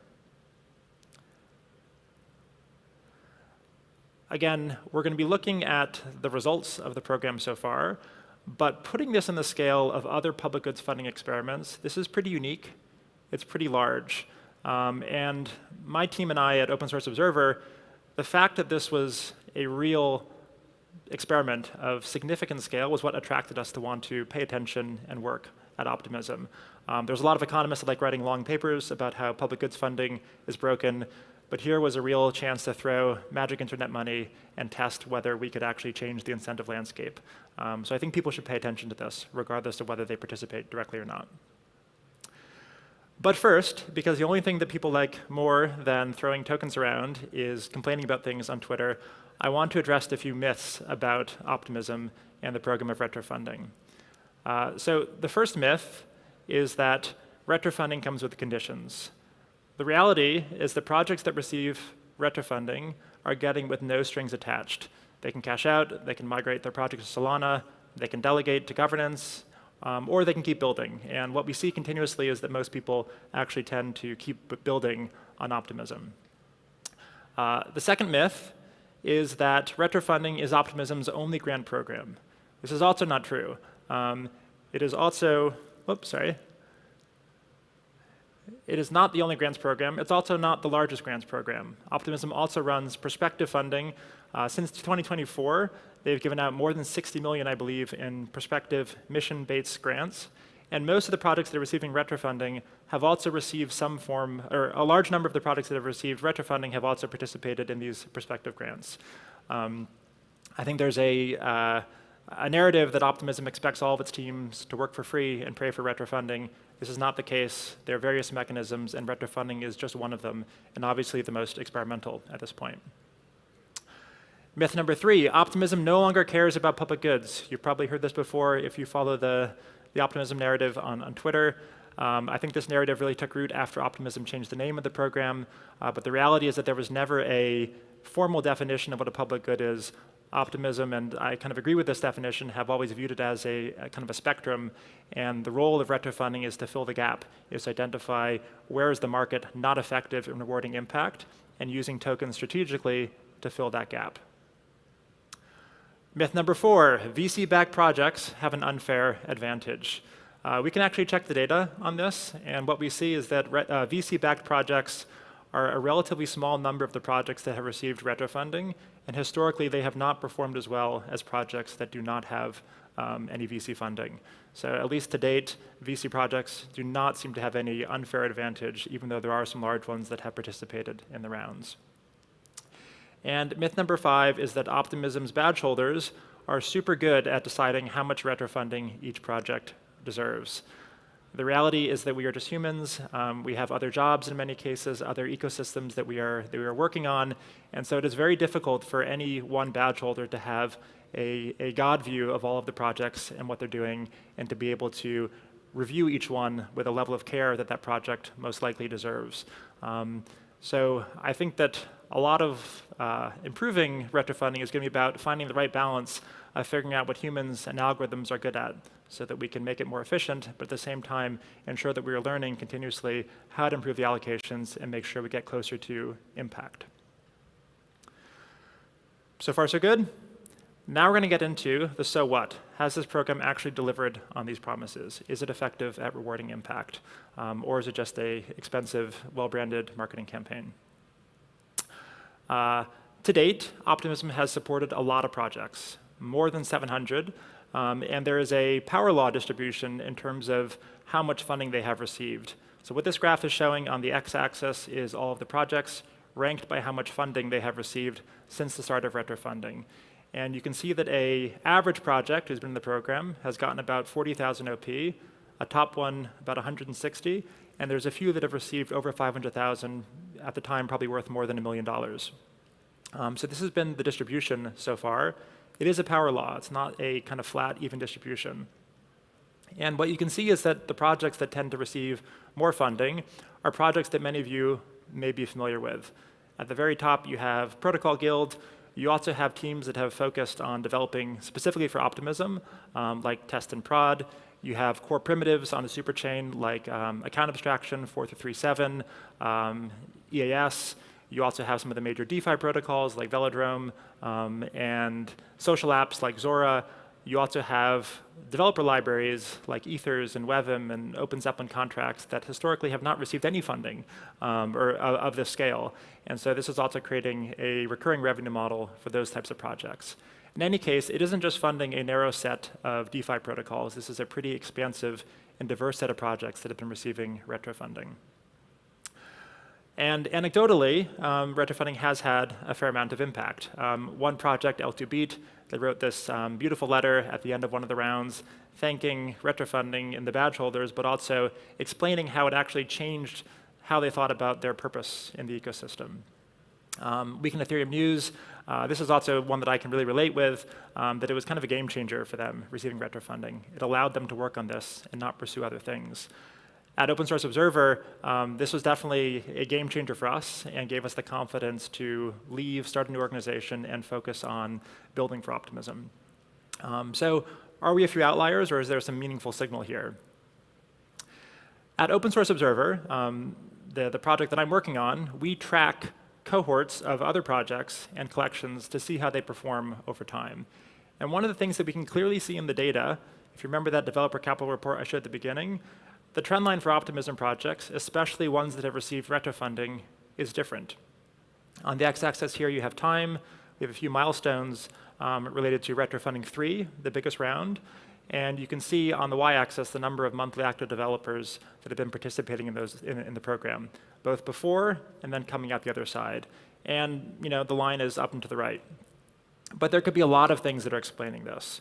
So the next thing we want to look at is how would they have compared relative to some kind of a counterfactual or control group. We're not in a position to basically separate out the groups and do a pure experimental test, but what we can do is create a synthetic control using data about other ecosystems. At Open Source Observer, we look at not just Optimism, but a range of other crypto ecosystems, so we can create comparable metrics for how projects in those ecosystems have performed in the absence of receiving retro funding.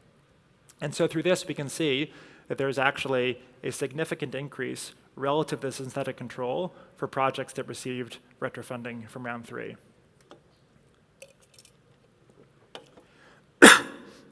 Excuse me.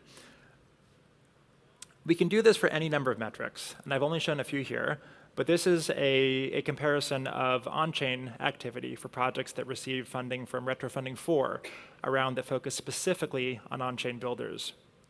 And here you can see that there is a pretty significant difference that has happened both around the time of sign-up, but then after the results for retrofunding 4 were announced.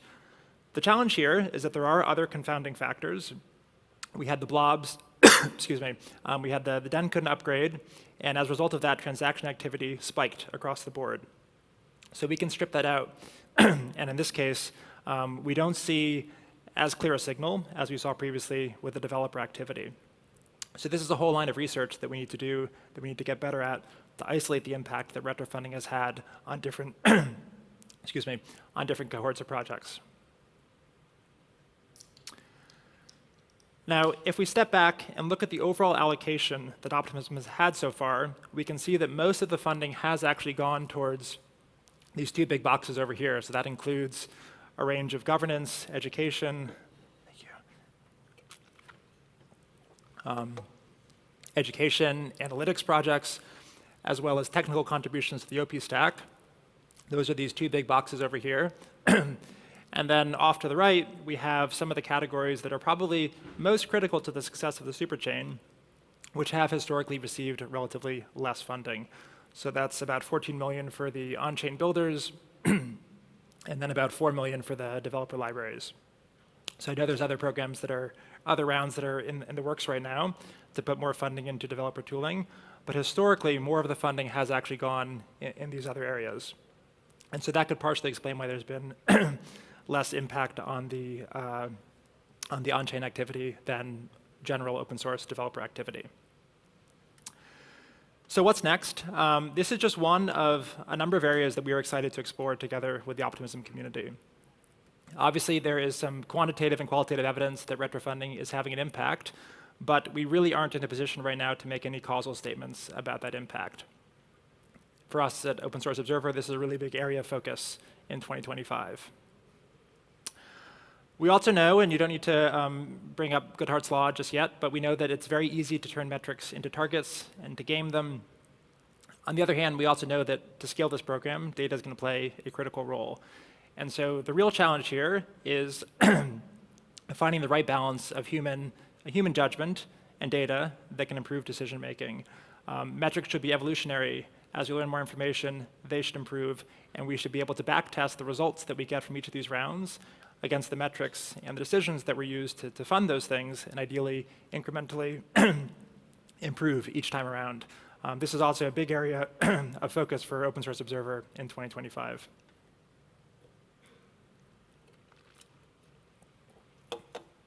One of the things that we learned from recent rounds is that technical experts evaluate impact differently than non-experts. Now, this shouldn't be a surprise to anyone. Up to now, the badge holder pool that Optimism has assembled consists mostly, it consists of a mix of experts, technical experts, and non-experts.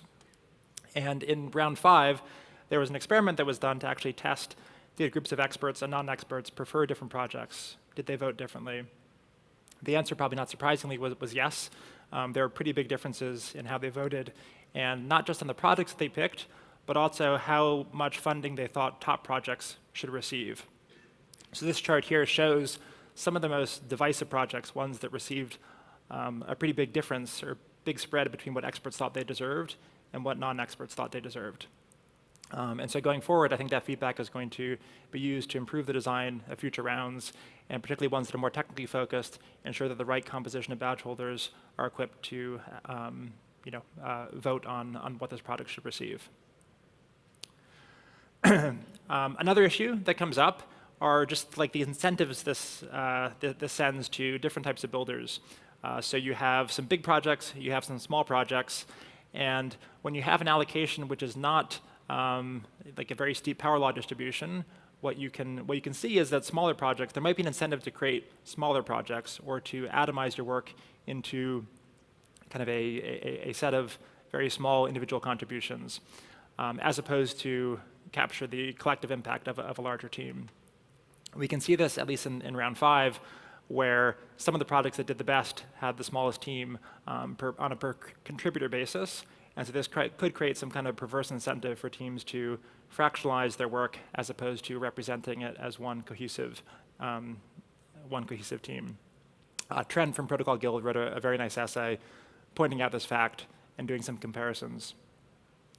And then the fifth one is that there is a trade-off between mathematical accuracy and just the vibes and the spirit that comes with each of these rounds. We quants, we tend to suck the life out of things, and there's something very special about the spirit and the vibes that are created around each of these retro funding rounds. And so as the program becomes more accurate and predictive, there could be a trade-off in terms of the energy and the attention that this gains because there's less speculation and less hope for some builders. We definitely saw that round 3 kind of marked a high water point in terms of the social media attention, at least, that retro funding received. We believe that the upside to figuring out these things and working on these challenges has the potential to be huge. If you just look at the size of the number of developers that are contributing to open source, it's a global movement, and if this were a nation, it would be as large as the population of Thailand or Mexico or Germany. So there is a large global borderless movement around open source. And historically, we have not been very good at funding it. If this were a nation, the amount of funding that it is allocating towards its public infrastructure would be on par with Fiji and Swaziland, pretty low down the ranking. So we need to do better. We at Open Source Observer are very excited to work on this problem. We're hoping to attract more data scientists to care about the intersection of public goods and impact and data science. And if that speaks to you, we'd love to hear from you. You can scan the QR code to get in touch, join our Discord. And for any builders that are in the room, Optimism is having a 7th round of retro funding. It'll be starting hopefully before the end of the year. You can go to retrofunding.optimism.io, get all the details there, and sign up. Thank you very much.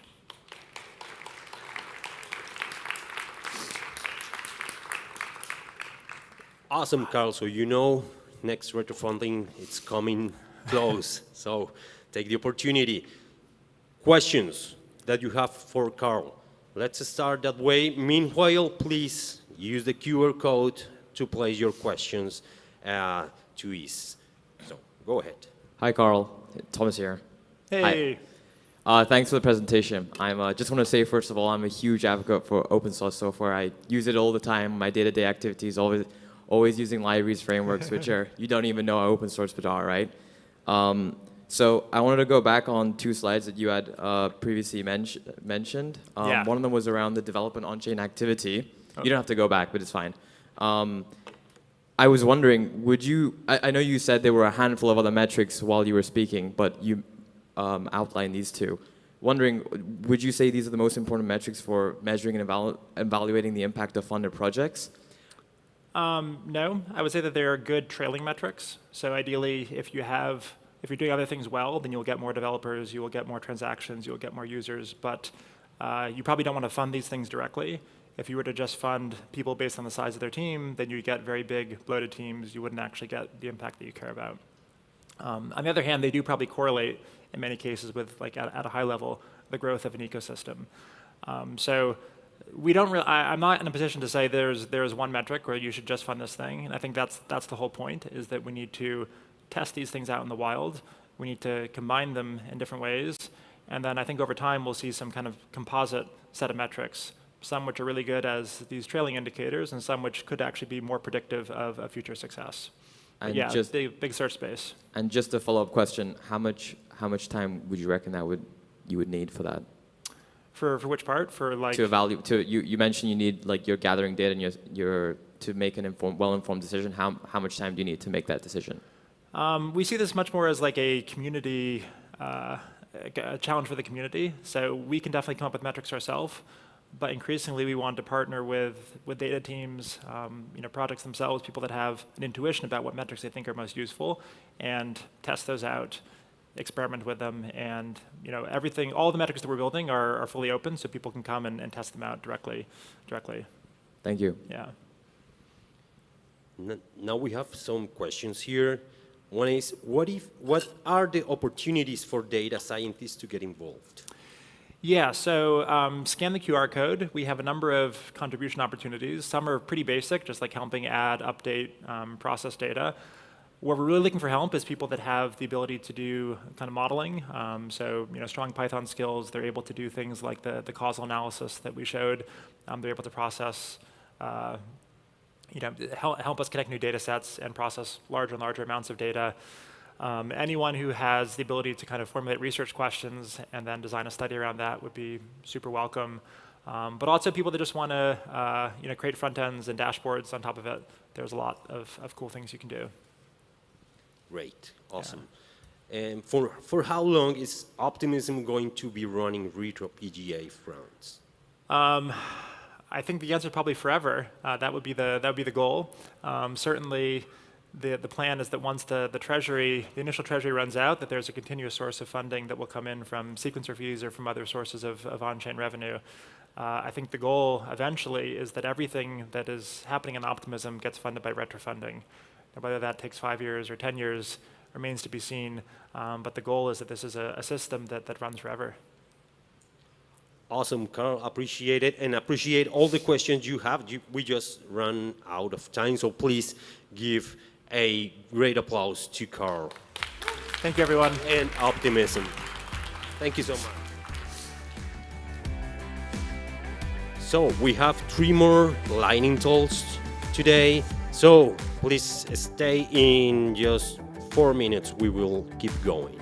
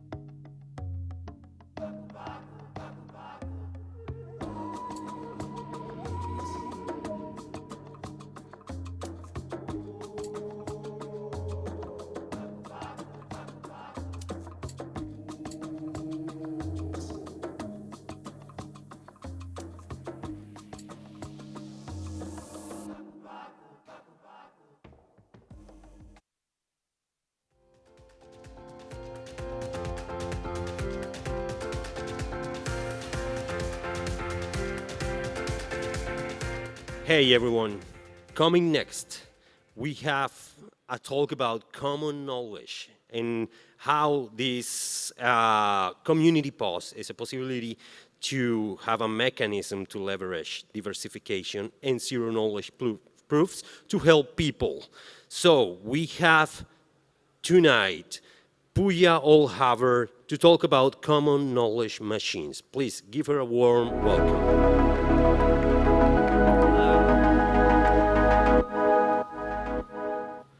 All right, so let me get this on the right slide here. Common knowledge.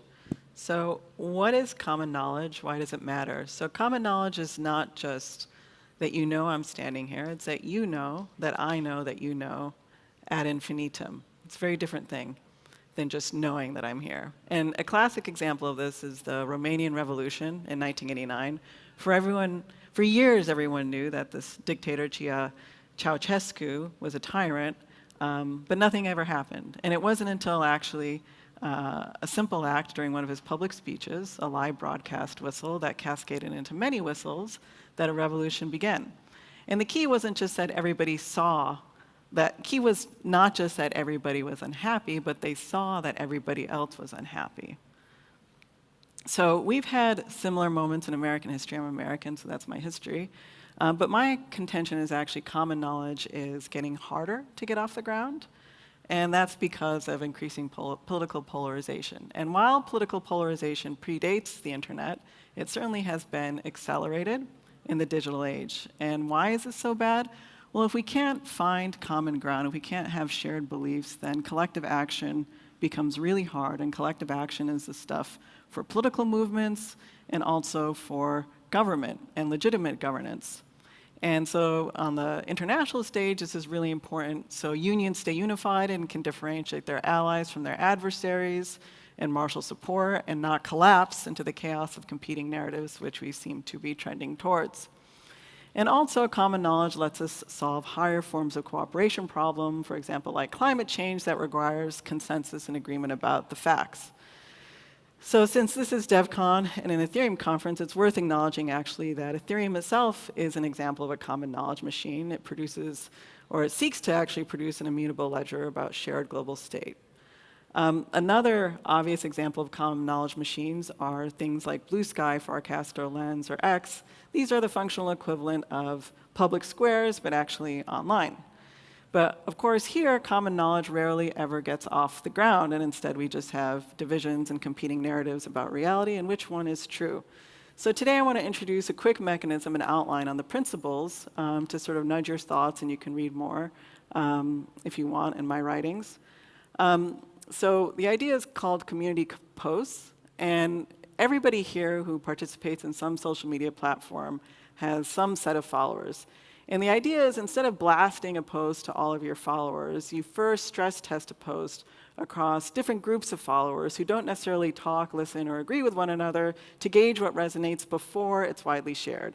And so here's how it works. If you look at your followers, your set of followers, they actually all have differences in behavior measured by their likes, their reposts, who follows them, and who they follow, their connections. And you can aggregate this information about observed behavior using things like ZK snarks and put people in clusters as represented by circles here.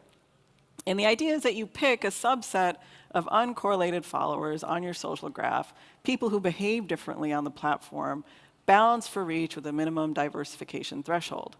Now, these polarity subsets aren't an echo chamber. What they are is a sampling or random sampling of a subset of your followers balanced across different perspectives. And there'll be multiple subsets to choose from. For example, you can handpick key anchors or key thought leaders or experts and then diversify against them in different combinations to fill the remaining set. Now, once you pick your subset, you send that post to the subset with a zero knowledge proof confirming that recipients follow you without revealing your identity. Now, some might disagree with the post and send ZK feedback to you, but some might actually take it further and pass it on to subsets, polarity subsets of their followers. And these rounds repeat, forming a tree of polarity subsets across the social graph, which essentially pushes your post across very diverse parts of the social graph, allowing you to gauge cross-tribal appeal at every step and every layer through repost rates and feedback.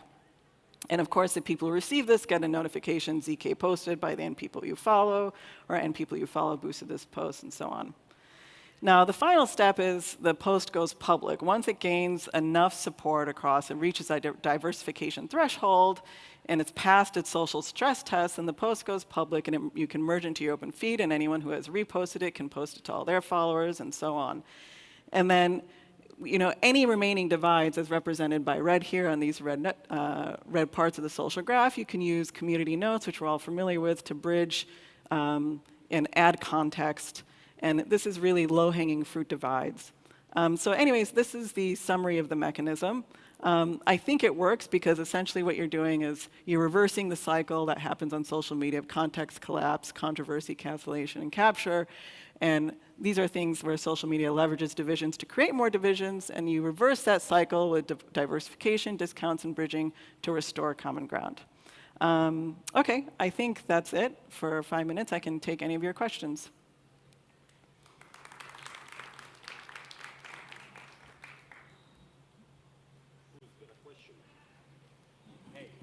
That was kind of a complex mechanism for 5 minutes.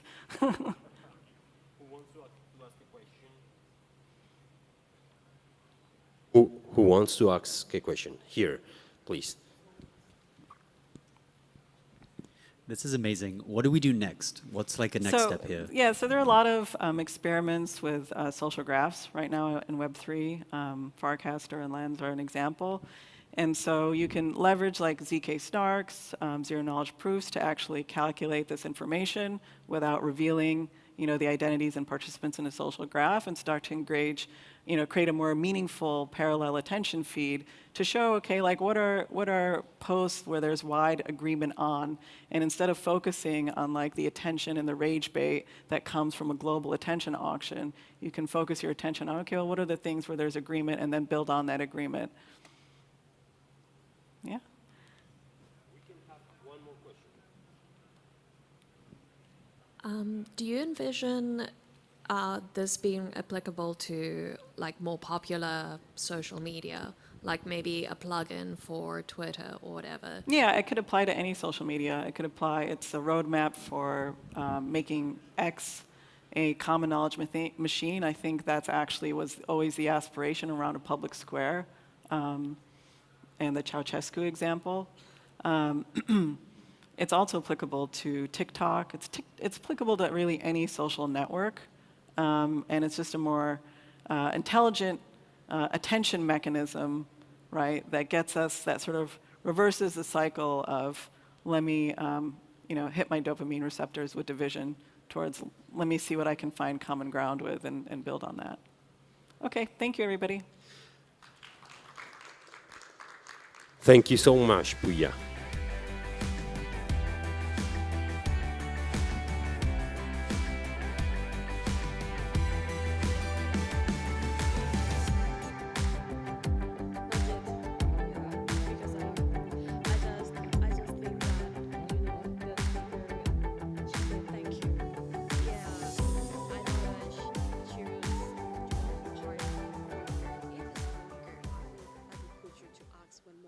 But it's okay that she say thank you.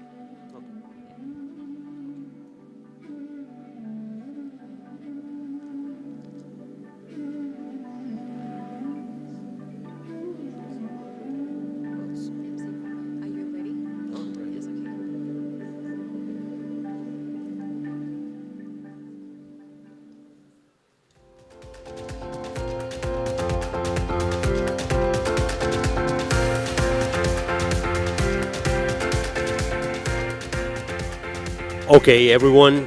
Next, we have The Chain Male Gaze by Wasim Z. Al-Sindi. Please, give it a warm welcome. Hello, everybody. It's slightly out of place to have such cheerful music introducing this talk, perhaps. So the title of it is called The Chain Male Gaze, and hopefully the reasons for that will become apparent as we go on. But I'm sure you've all heard of the male gaze and the kind of externalities and, unfavorable things that come with that. But what about the chain male gaze? Well, hopefully we'll find out. Not got very long, so I'll try to, give you a survey of what's actually quite an extensive anthropological and philosophical research project. Okay, some pictures of big, strong men and their swords looking into the distance, perhaps thinking about lands to conquer. A short poetic refrain. The church and the network, zeal and time, death and money, all sides of the same coin. I want to talk to you about an interim project that led up to where we're going to, that was called Profit Motives, looking at the false divinity of capital and how it animates motivations and desires in the technology space that might not be immediately apparent. For as long as there's been financial capital, risk and speculation have orbited, manipulated, and harnessed it as narrative feedback machines, simultaneously reading and rewriting realities. Markets exist as a distributed conversation between amongst speculators driven by profit motives and an appetite for divination and prophecy. Today, new strains of techno-colonialism are emerging, which are the latest of a series of echoes throughout Western history. An ascendant cabal of technology elites are attempting to reshape the world in their favor whilst hiding in plain sight behind the technologies that have enriched them. Theirs is a Promethean zealotry without faith, affecting an aura of divine sanction for the purposes of elevating the ego, enriching the chosen ones, and creating empires of various stripes. But was it not always so? I want to read you a short story, fictional speculation about where we might be going in the future. It's called Seething Like a State. Decentralization has a cost, the price of anarchy. The price is always due, but the rewards weren't cheap to reap. So solid CCRU. What most did not expect was that payment would become due at the grandest scales of governance. The Westphalia state, forged under the fire of peer Prussia, was ambushed by upstart modes of power, opening new vistas of communication, commodification, and communion. The orientations that nation-states had used to enshrine their power only made it easier to undermine them. The bigger they were, the harder they fell. Brextopia, the European Union, NATO's cave, the United State machine, all returned to dust. The decline in the nation-state in the Roaring Twenties became a canon of canonicity for an entire generation of soul traders. It wasn't even just the bit levers. In those days, there were many networks, many messiahs, many ideologics, all with their own profit motives. So, many of you have doubtless heard of this concept of the network state that has emerged in the last few years. Exit fantasies, arguably fueled by the failure or the shortcomings, the shortfall of the full promise and the dream of Web3. I'm going to read you a short section from Balaji Srinivasan's self-titled book from 2022.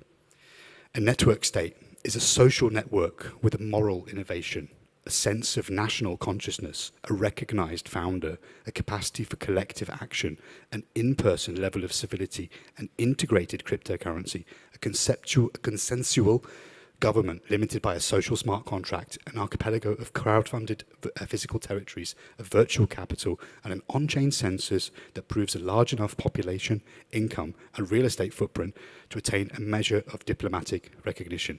And the magic words in here are recognized founder and diplomatic recognition, well, and territory, I would say.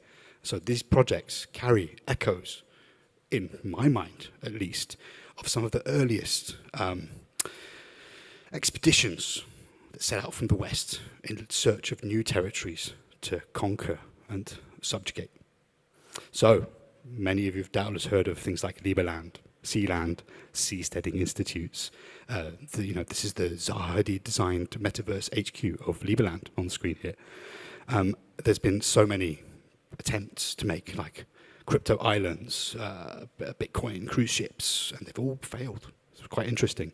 But what seems to be different now is the level of capital on hand as a result of market success of these technologies to the people that want to reshape the map of the world in their own, to their own preferences and to their own cause. We know that leaders of nation states, we even have leaders of nation states that are cheerleading some of these technologies. Nayib Bukele, the authoritarian strongman in El Salvador, would like to build a Bitcoin city financed by volcano bonds in his country. He's not done it yet, but meanwhile, he's removed the judiciary, removed term limits, and instituted one-party rule. And most of the Bitcoiners are cheering this on. So I ask myself, are we still in this for the freedom? And now, made possible by Ethereum, DAOs, and all the rest of it, we have projects like Aleph, Urbit, and even Praxis. Praxis and on the left, and Prospera on the right. So these projects are trying to build physical cities, private territories, network states, or at least what may develop into the Pelagian concept of the nation state. And it's at this point I want to introduce the chainmail gaze.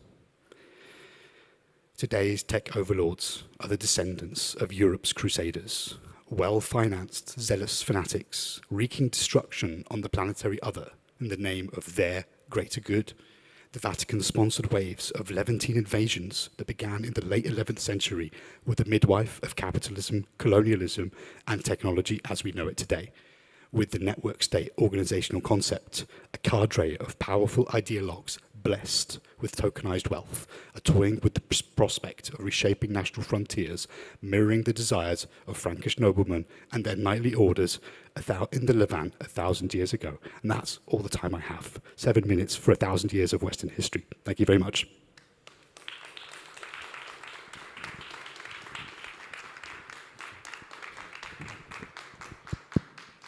Thank you, Wasim. That was awesome. Now we have the latest and but not least talk of the day. We will have in just a few minutes the last conversation. I want to take this time also to invite you tomorrow to come to stage 2. We will have several talks here the whole day and afternoon. And now with my coffee, mycelial design patterns for Web3 and beyond, we have Jeff Emmett. Please give a warm welcome to Jeff.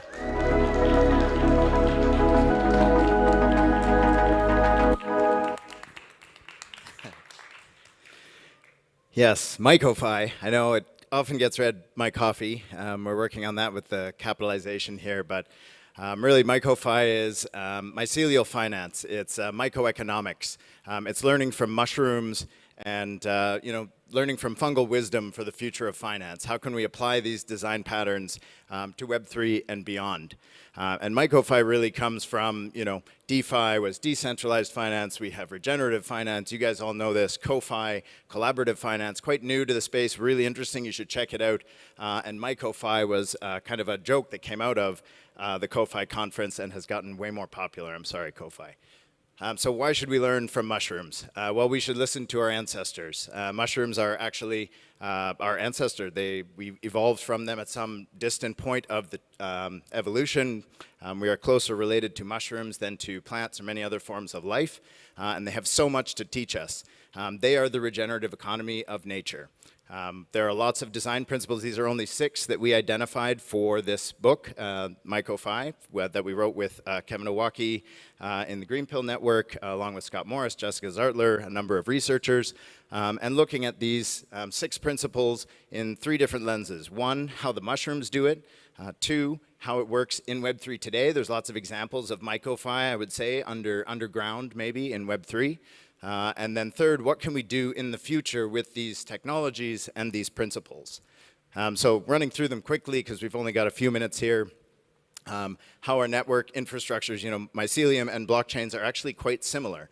Mycelium is the network of the forest, the wood wide web. I'm sure a lot of you have heard about that. Mushrooms are having quite a heyday, and very similar to blockchain networks in a lot of ways. We won't go through everything just to get through all the principles, but you can read a lot more about it in the book. Their fractal nature, self-similarity. There's a lot of efficiency in design for these types of infrastructures. Emergent coordination, how they coordinate from the bottom up, learning from the edges of the network. Things like quadratic funding actually is a really interesting way to gather sort of emergent signal from communities and then allocate funding matching quadratically. Fungi are the original DAOs. They share information, they distribute resources, they make decisions, and they navigate change very effectively. So we can learn a lot from these organisms. Dynamic flow. There's no locking in mushrooms. Everything flows all the time. Continuous resource distribution through the network. We can learn so much from these. There's lots of examples like radical drips, pushing funding to dependencies, conviction voting, flowing our voting power. Inverter network is working on dynamic token issuance. Lots of interesting examples of dynamic flow in Web3 systems today. Mutual reciprocity. We've, 4 billion years of mutual benefit is what the mushrooms have delivered to all of these different ecosystems. I don't know if you are aware that mycelium is kind of like the extended nervous system of nature. Trees can recognize, feed, and communicate with each other. They make forests into networks of mesh stability. Up to 75% of plants' roots can be entangled in mycelial webs.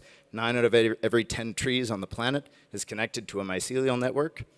So we have this really strong, resilient kind of underground socialism through these mycelial networks. And they encourage polycentric pluralism. Diversity weaves that resilience. Mushrooms can have up to 20,000 different genders, if you didn't know that. So very pluralistic. They're experimenters. So why should we learn from fungi again? They have so much to teach us. There's no mono in myco. Moving from monoculture currencies to permaculture currencies. How can we create different baskets of resources to serve different societal niches that are horribly underserved by the current system? And what's our goal here? If we can take down, this current system, not by, fighting it directly, but actually by composting it, by breaking down the parts that aren't working, by reutilizing those resources from the bottom up, serving the core needs of community, I think we have I don't think capitalism has a fighting chance, actually. So this is the book we wrote. If you haven't read it yet, free copy is on the top. Hard copy, if you want to purchase one, is on the bottom. You can definitely check that out. And we have a few copies actually out in Fungi Sync. If you haven't seen the exhibit out in the main hall, great area, lots of really cool art, and we'll be hanging out there talking a lot about myco-fi. Thanks very much.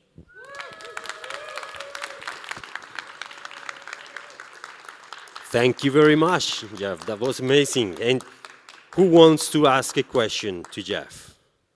And we'll bring the microphone. It's the last session today. Go ahead. Why are they sharing resources with no profit incentive? It is interesting, actually. Mushrooms do exhibit what's called like Walrasian market behavior, so they do actually have profit incentives. They've hooked up mycelial nets and meshes to trees with high phosphorus and low phosphorus, and they found that the trading rates actually change depending on how much of the resource is available. So they trade nutrients, minerals generally, to the tree, and the tree trades sugars in exchange, but if the resources are in scarcer supply, the exchange rates change. So actually they kind of do, just in a polycentric or permaculture economy. There's no one currency. It's a pluralistic profit kind of thing. Awesome. We have time for one more question. One more. Someone, please. I would say inverter network is a really exciting, very sort of like modular, composable toolkit. They're working on a lot of these flow tools for flow, allocation of token distributions. I mean, obviously, Gitcoin, a lot of these projects, givebacks. Wow, there's so many really cool opportunities. QAC, if you haven't heard of QAC, everyone here knows DAC. There's now quadratic accelerators, which is kind of a bonding curve cross quadratic funding mix. Really cool innovation coming out of the space. Yeah, there's so much going on here. I'm sure actually this crowd probably knows more than me because there's so much innovation between every conference, and there's just so much to keep up with. So it's exciting times. That's right, exciting times with all the innovation we have seen here in Devcon all these latest years. We have one more question time. So who wants to? One more question. Okay.